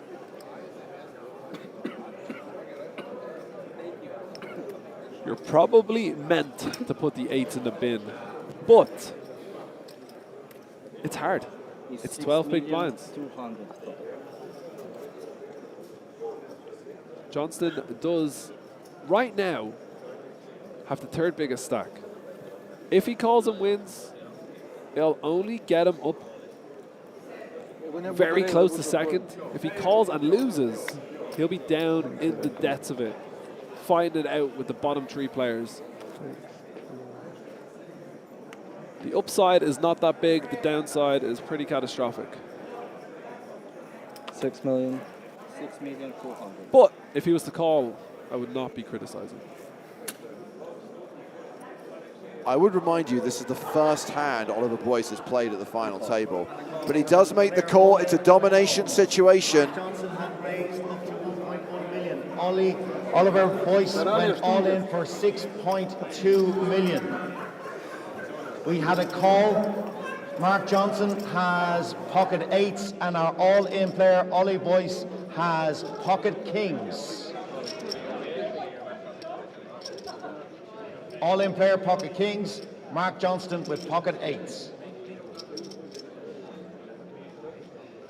14 million chip pot. Huge moment on this final table. And the flop, it's Queen, 5-3, Rainbow. Johnston needs an 8. 2 cards for Boyce to fade. The turn. It's a king of clubs. It's all over on the turn. Ladies and gentlemen, a king of clubs on the turn. Jack of spades on the river, and our all-in player, Oliver Boyce, gets a double up here. 6.2 million, massive double up for Oliver Boyce. So Boyce doubles up. He now has 14 million. Johnston drops down to 15 million. Still big call. He never shot like, even though like probably flipping. I know. You want me to move? Yes, sir. We're going to slide him over to this spot, and we're going to slide him over to the next. I don't think. What? I don't. This way. Yep. If you're not raised, I call him, and I will win. Where's the match? One is in the same position. C3 goes in a C2 right now. Where's Batchon? So I can play my hand? I am now Yes. on For me. small blind. Yes. You Yeah. Batchon? Okay, C2. Yeah, I defend C4 your is the same. raise, C5 A6 moves deuce. to C6. Yeah, it's all good now. Perfect. After that was this hand. And C6 moving in C7. C6 Yeah. moving in C8. And If you're C9 is not the raised, same. you go in, I call. And they win. Oh, he does. He folded ace-10 suited after a long tank and If ran you out don't king, raise, I queen, call. and jack. Everyone. I have tens. I fold. I have tens. You tens. What'd you have? Ace 10. It's a great fold. River Jack. You know what? Blackjack shred. Black Jack, yeah, river straight. Perfect. Oh, shit. Bimban is 9. Exactly. Not up, That's a not up good if, deal, right? those marks are Yeah, not but bingo. he's not call, yeah. Rivero is Johnston Just immediately him. after Have that to pot go. picking up a hand he is going to have to play here. Oh. I keep saying have to. You don't have to. You don't have to do anything. Take a hand off. Take a breather. Sure, the eagle-eyed among you have spotted already that Mark Johnston's twin brother Owen That's for a lot of money. is on the rail, standing right behind him. Yeah. 1.2. Money doesn't bother me. Identical twins? Yes. 4 plus. 5 plus. Yeah. I know of twins who both drive a little recklessly, and they have taken turns at putting points on licenses to extend their ability to not get a ban. Not friends of mine, James, now, just before you think that I'm hanging around with any sort of crowd like that. I've seen the people you hang around with, they're probably worse. I mean, fair, Spraggy, Tonga. Yeah, it's hot under them lights, isn't it? Cheers, bud. Heads up. Is that an insulated tux? Is that an insulated tux? 9 chip. Aye. Still feels like they're on top of each other. Yeah, but it's because you have stack on that Last side. time Nin had a 5 high hand, he had no interest in bluffing. Will that change with the 6 high? Yeah, but it's this here, you see. Having raised, it is a board that you would generally just bet small. But when it's massive stack versus massive stack, occasionally you might not want to bet. Hopefully, we will stay here until the end. Me and you. I don't mind once I'm here at the end. Nin holding on to that chip lead. Be selfish. Holding on to that 26 million chip stack. Long way to go, yeah. Very long, very long.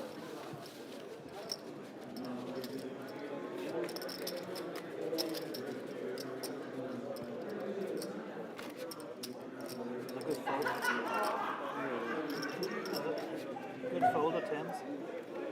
What to do?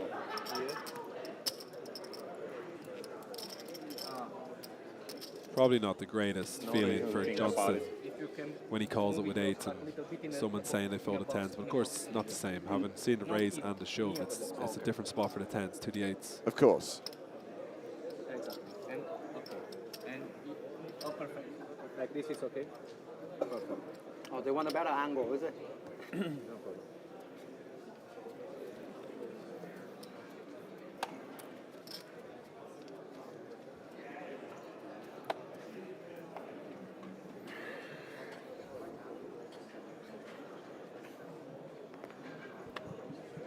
And first to act, Queen 7 offsuit. Folds. Round to Oliver Boyce. Pocket 4s.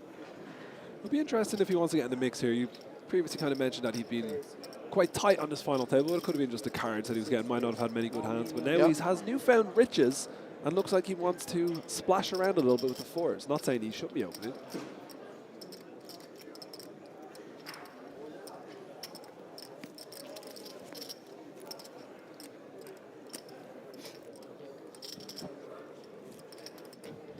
What I'm going to do with Queen Jack here. Should I hold? Should I raise?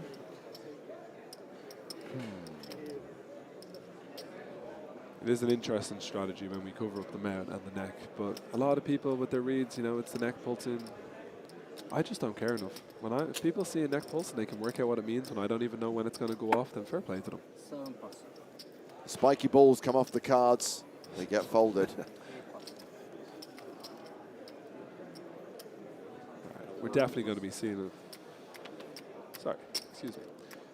I thought that 9-6 suited was the big blind. Johnson, another kind of tricky spot against the player he lost with the 8s to. This is a cursed hand. Good fold. Get the Spraggy in the bin.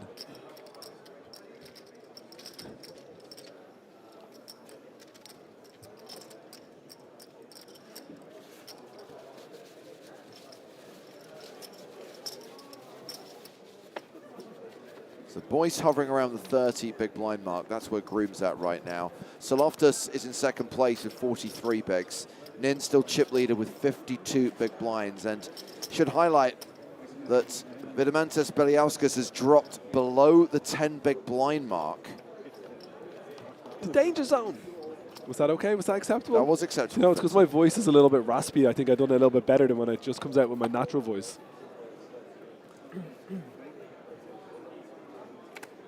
That was a program that Joe recommended to me many, many years ago, and I really, really enjoyed it for about Archer? 3 or 4 seasons. Yeah.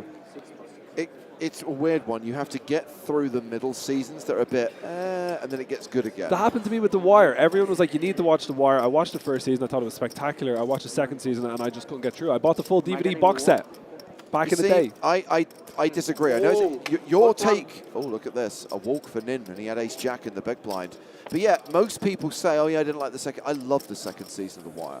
I actually thought it just got better and better with each season, up to season 4, where it peaked, and season 5 was a major step down. Is there 6 total or 5? 5. 5 total. The last season I felt was a bit weak. It was a satisfying conclusion, like the final episode, but the whole homeless plot and also the whole kind of journalism storyline, it wasn't as good as anything they'd done previously. Maybe I'll go back to it. It was a long time ago, but I found it so slow. And yeah, 4 is undoubtedly the best season. It's the strongest. Is The Wire up there with some of your favorite? Yes. I mean, I've only ever watched it all the way through once. It's not a show which I would necessarily want to keep watching again and again because it's quite tough going in some places. Yeah. There's some long episodes. Yeah. So it's definitely, I think, one of the greatest TV shows of all time. Is it one of my personal favorites? I would probably choose The West Wing and The Sopranos over The Wire, even though objectively The Wire is probably better TV. A lot of my friends are big West Wing fans. And in shocking developments, I've never got around to it. I've watched the whole, there's 150 odd episodes, and I've watched the whole thing like 4 times. Do you like The Office? Which one? American. Never seen an episode. Is that because you just enjoy the UK? No, it's just I've never got round to it. At the time when they did it, I'm like, why would they do a remake of this? So I never bothered. By the way, I actually think the original, the UK one, has dated pretty horribly. And I tried to rewatch it recently and was just kind of like, What I will say, I watched The Office whilst my wife was pregnant. We watched it together every night. Two pairs for Groom. Got interesting as well. But open-ended straight draw. We got a bit going on here. The Office can wait.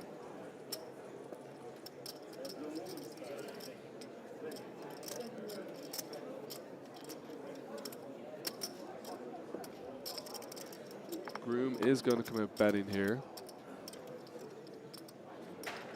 You've no idea how hard it is for me to say Stephen Groom because every fibre in my body wants to say Simon Groom, who was one of the hosts of Blue Peter when I was growing up. I used to watch Blue Peter. Art Attack and Blue Peter on a Saturday morning. Great times. Simon Groom had a dog called Goldie. I don't want to hear if the dog died. I hope the dog's still alive 40 years later.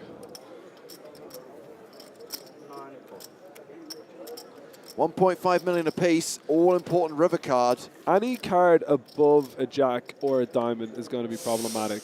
That is the straight for Soloftus. And it is a very straighty board. You don't love this if you got 2 pair. No. There's some situations where you'll still want to value bet your 2 pair on these boards, but given that we're on a final table, given that the flop was checked, I don't reckon you get the value bet 2 pair. Maybe if you had Queen 10 or Queen 9 that decided to bet the turn, which is a little unlikely, especially in the Queen 9, you might, but 9-5 way too wide. So now, how greedy do we get with our straight?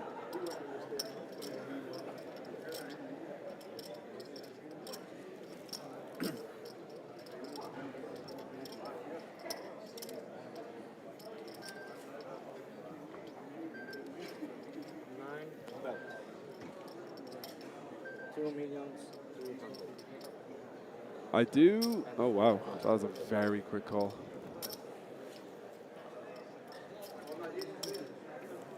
It is very, very tough to think of any natural bluffs here when the flop gets checked through. Maybe something like pocket 7s, maybe turned diamonds, but you're not going to really have that many of them that aren't a straight or a pair that doesn't need to bluff. The ace deuce, ace 3 of the world are probably just going to bet the flop, so it's not easy to fold 2 pair, especially against a chip leader who's, you know, putting the pressure on, but maybe you take a little bit longer. And that will see Georgios Soloftus take the chip lead. Pretty much tied at the top with Heap Nin.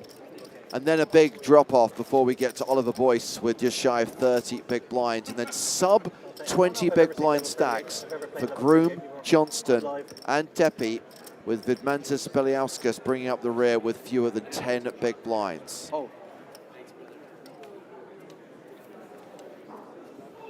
There's definitely a lot of jokes in the office that would not be allowed to put on TV today, is what I was going to say. Yeah. I mean, I loved it at the time, and I've got the DVD box set of both seasons and the Christmas specials. It was just rewatching it recently. I'm like, I'm not enjoying this the way I used to.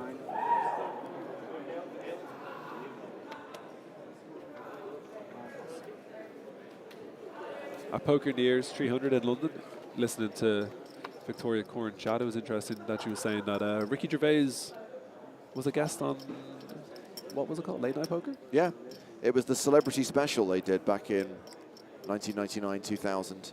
And no one really knew who he was back then. He was just kind of starting his career really on TV.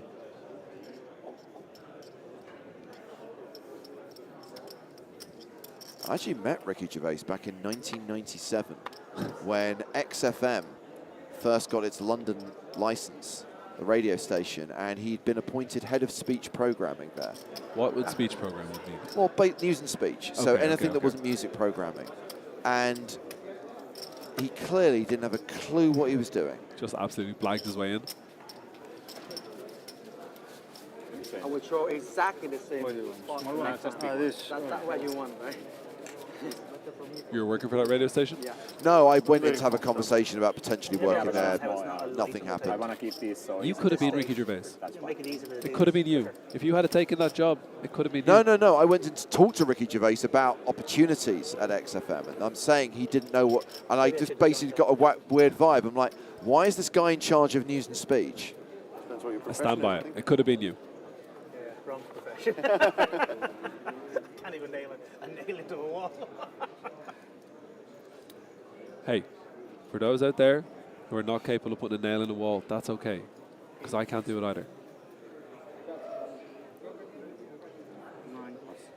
I'm tempted to buy a Vision Pro just for that reason. Apparently, absolutely fantastic, helping you around the house. I could become the handyman hand, James. That could be me. That could be my future. It could. I don't know why you're laughing. You think my movie knowledge is bad? You should see me trying to do anything around the house.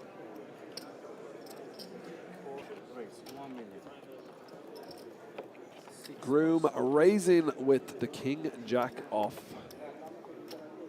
Wow. I reckon that we're going to see a fold. Do you know what? I haven't got a clue about any of these hands. I'm going to stop trying to guess, and I'm just going to commentate on the action with you as it happens. I'm not going to try and speculate. Don't think you should predict anything because it's impossible to predict. And understandably, people playing a little bit gun-shy. Look at the payouts, the money jumps, 20K difference between 7th and 6th. Then we hit the 6-figure scores. Big jumps with every single elimination. It does become a survival game. Yeah, zero criticism for me. Looking at the stacks, like you mentioned, smallest stack, less than 10 big blinds. 6th, 12.5. 5th, 15.4. 4th, 18. It is anybody's game. Every pot at this point worth tens of thousands of euro. As we see Johnston with 2 9s. It's a somewhat interesting one. It's a hand that he will want to put chips in with, most likely, but it is a lot of chips to shove. And if he raises, he could find himself in a tricky spot like he did with the 8s. But I do think it is the better of the two options. Shoving here would be quite a lot of chips, given the stacks.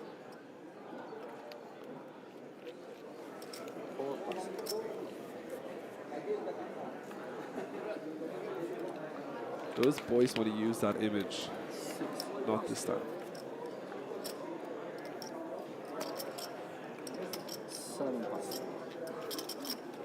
Oh my god, this is so sick for the 9s. It's less than 10 big blinds. Oh. This is so sick. After having the 8s up against the 12 big blinds, I'm running into the kings.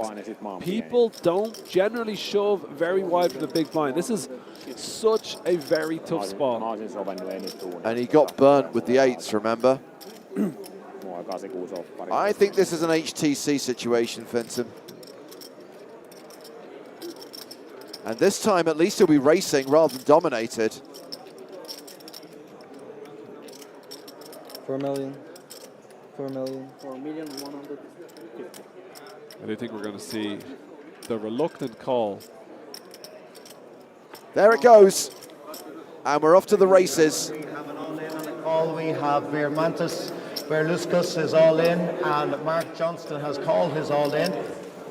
Who's got who, lads? Who's on in? He's on in. Nines. It's a big flip. Flip again. Vermantis Second hand. Berluscus has ace 10 of hearts, and Mark Johnson has called with pocket nines. This flip Ace 10 is of worth a hearts lot of money. against pocket nines. All in player with ace 10 of hearts.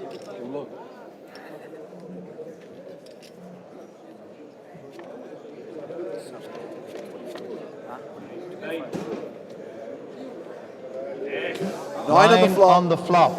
9 on the flop. It's Jack 9-3 Rainbow. Some pretty scary Mark turn Johnson cards. has taken a but huge lead here with the pocket nines.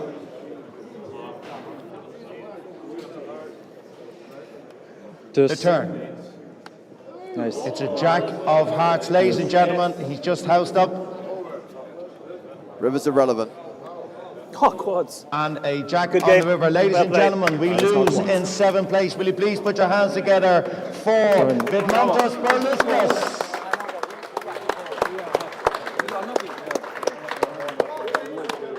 Well done. Vidmantos takes home a very nice 64,960. Vidmantos, well done. Congratulations on a great performance. Let me shake your hand, my friend. Top job. Well done to you. Ladies and gentlemen, we are down to 6 players now in the main event. 6 players remaining in the main event, and we'll be back in a couple of moments with the next hand.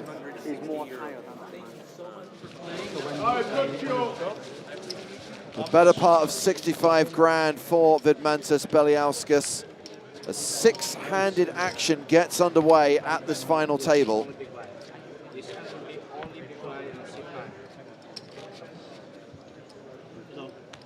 Said you're going to hit the 9 this time because you hit it eventually. The rail is far too quiet. We need people drinking here big time. Come on. Who are you here to support? Well, where was it? Don't stay.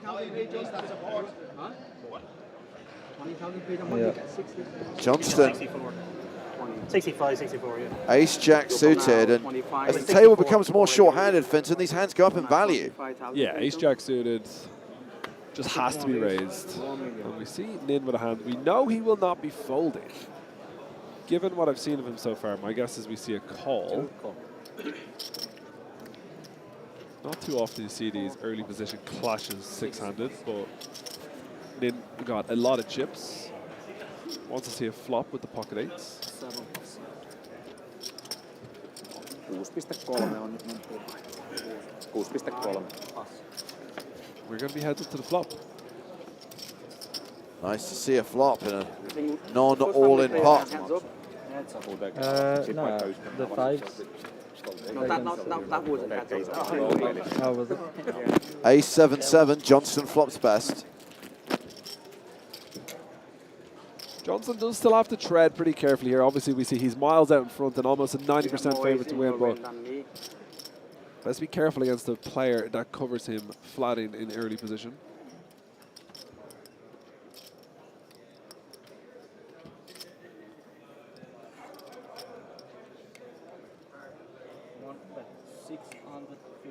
Oh, that is a very quick call. I'm not saying you should fold 8s. It's not about the money for Nin. It's about sending the message. Huh.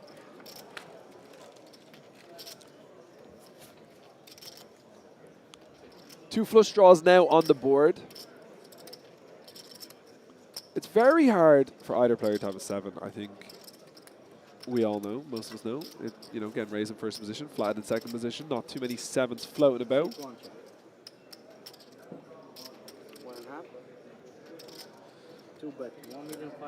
So Nin somewhat trying to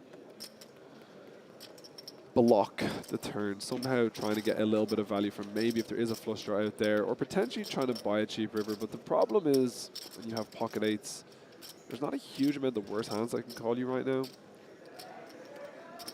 Johnson definitely not going to be folding. I mean, if we see a diamond on the river and Nin goes for it, it would be pretty nasty.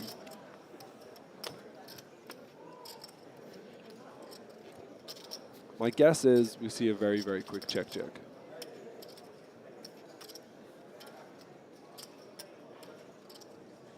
One check. Two check. Yes. Good. Huge turnaround from Johnston. Absolutely. Two hands in a row, Finton, which have seen him chip up to 17 mil. So he's now third in chips behind Heap Nin. Georgios Saloftis still sits at the top of the leaderboard with more than 50 bigs. And it is Tepi who is the shorty right now, the Finn with 10 bigs.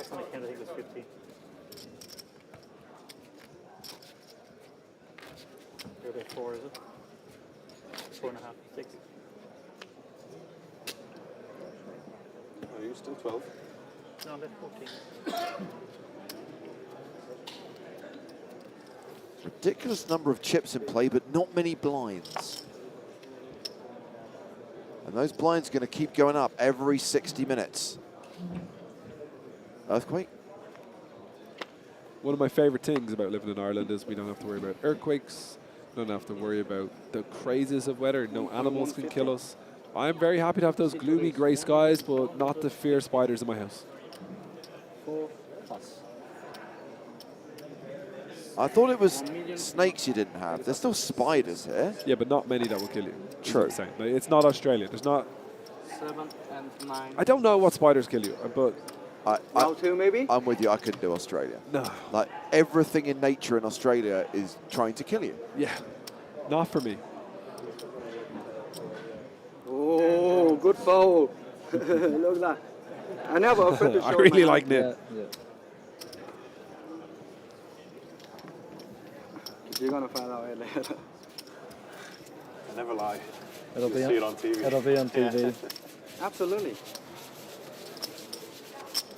Vigard says, go to New Zealand. It's everything awesome about Australia minus the death.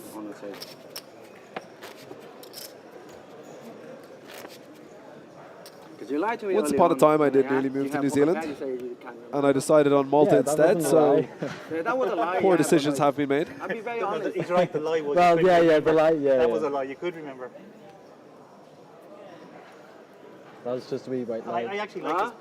That was just a wee white lie. I like his proposal, no lying. Yeah. We're playing poker, gentlemen. The whole game is about lying. No lying, no bluffing. I don't think the rest of the table would agree with that. Of course I lied, Phil. I'm just an honest people. No one lying. No, but on TV table, I mean, like. Yeah. No, definitely. Are we about to see the all-in? We are indeed. 9+. Oh, Johnston. Ace 10 suited in the small blind. Might be tempted.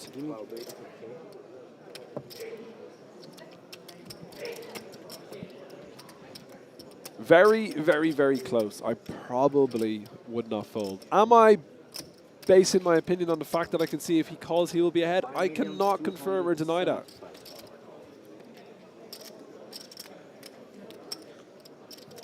What I would do, though, is call and not go all in if we were going to play the hand. 5, 6 something? 5, 2 or 5, 2? Queen 4 is not a call. I can't call queen high. And 2+.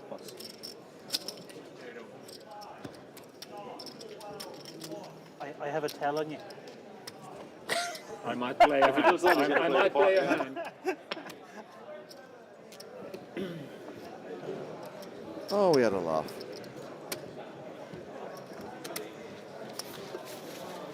Yeah, I'm predictable. How do you say predict? Predictable? I'm vulnerable. I can't speak any. I can't speak any other language anyway. I know the word.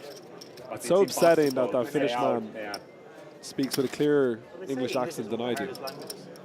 It's very sad. I still struggle with it. Well, this is how it's finished.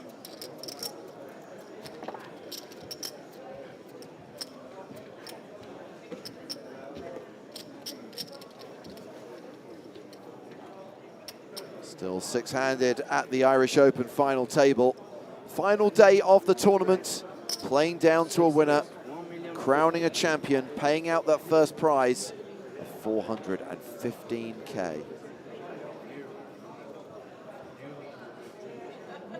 feel like we're about to see the jumper go on that mount. Oh, interesting. So pocket fives for Boyce. The spiky balls have gone on top of Tepe's cards. It seems to be catching on like a yawn in the background here. 1,050,000. The raise is to 1,050,000. Do we reckon they are? Oh, he's got aces again. 7 goes all. It's the third time he's had aces at the final table. 9 plus. 1 plus.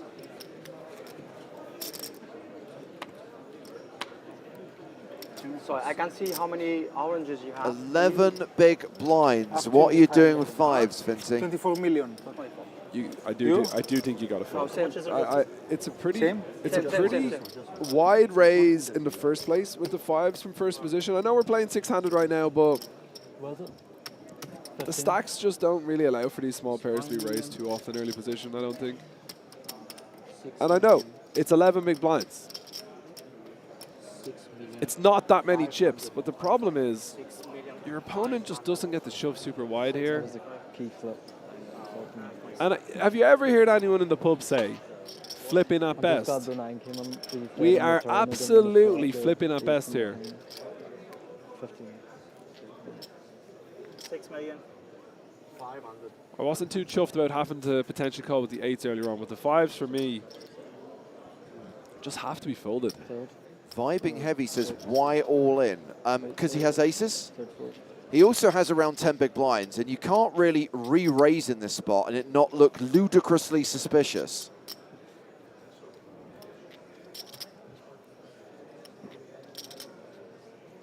Do you think the boys behind with the tops over their mouth are fellow Finns, or? Yes, that is Tepe's crew. Okay. I guess the point that Vibing Heavy is making is you could just call with aces in this spot. But I can understand why you want to maximize value, and with Boyce opening under the gun, you probably think his range is stronger than fives. Yeah, I'd have to agree with that.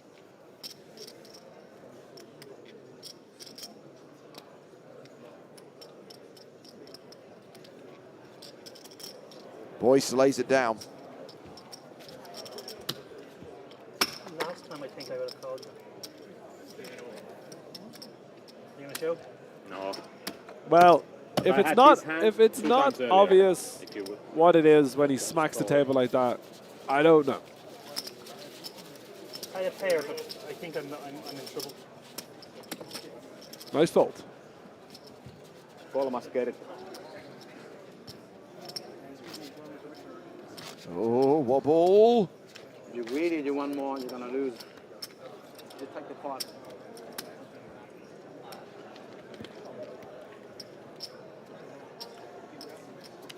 Good fold. I couldn't call. You had air ball. No, I didn't. I think actually I had the same hand as you had earlier. Oh my God! Back-to-back aces. What is going on here? Did he smile? Did he give it away a little bit there? Was there a cheeky grin? This is before the he covered his mouth? fourth time he has had aces at the final table. Fourth time. And this is back-to-back hands. 6 and 3 is 1,100,000.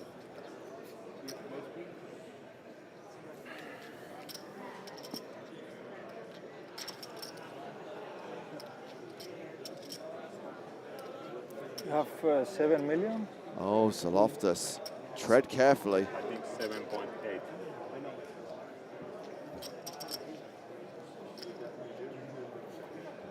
More. Oh. That was a hangover from the previous hand. The graphics had not refreshed. He actually has pocket eights.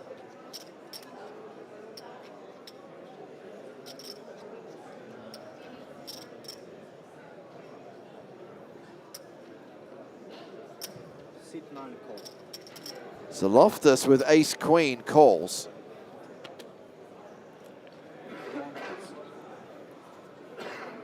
Said it earlier this week, I'm going to say it again. Hugh, I miss you.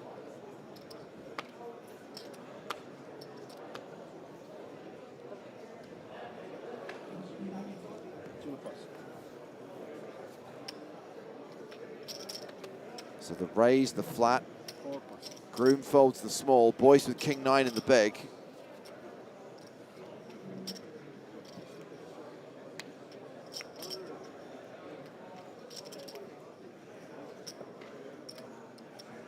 Looks like we're going to be seeing a three-way pot here. 6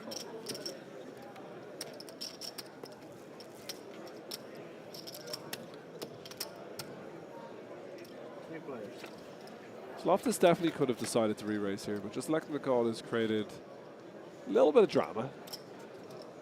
Nobody flopping a pair. 6 check. Pretty sad flop for pocket eights when you get called in 2 different spots.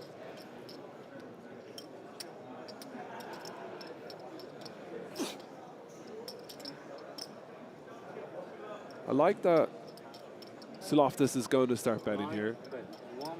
He's not flatting a huge amount of hands in the first place, and once you see a jack and a 10 on the board, it doesn't get much worse than ace queen for him. The babies. And does pick up a nice little 5 million chip pot to extend his chip lead. Yeah, Loftus You can see the orange. in the catbird seat right now. Yeah, close. Okay, that's grand. That's not big. I'm afraid he's gonna steal it, on his right hand. I think he's just planning to take it. 7 blindien maksun jälkeen. That is the trophy that will be presented to one of these 6 players. That is the trophy that will be lifted by this year's Irish Open champion. To take everyone chips. Am I right? Yeah, that's the plan. Not just mine. It's not going very well, but that is the plan. I think we all have a plan. Yes, Vincent. Who was doing commentary that we have a card here that shows the hand values? Who did you have in here? Was that for Adam McCullough? I don't know whether you know, but Joe has to have that whenever he's commentating.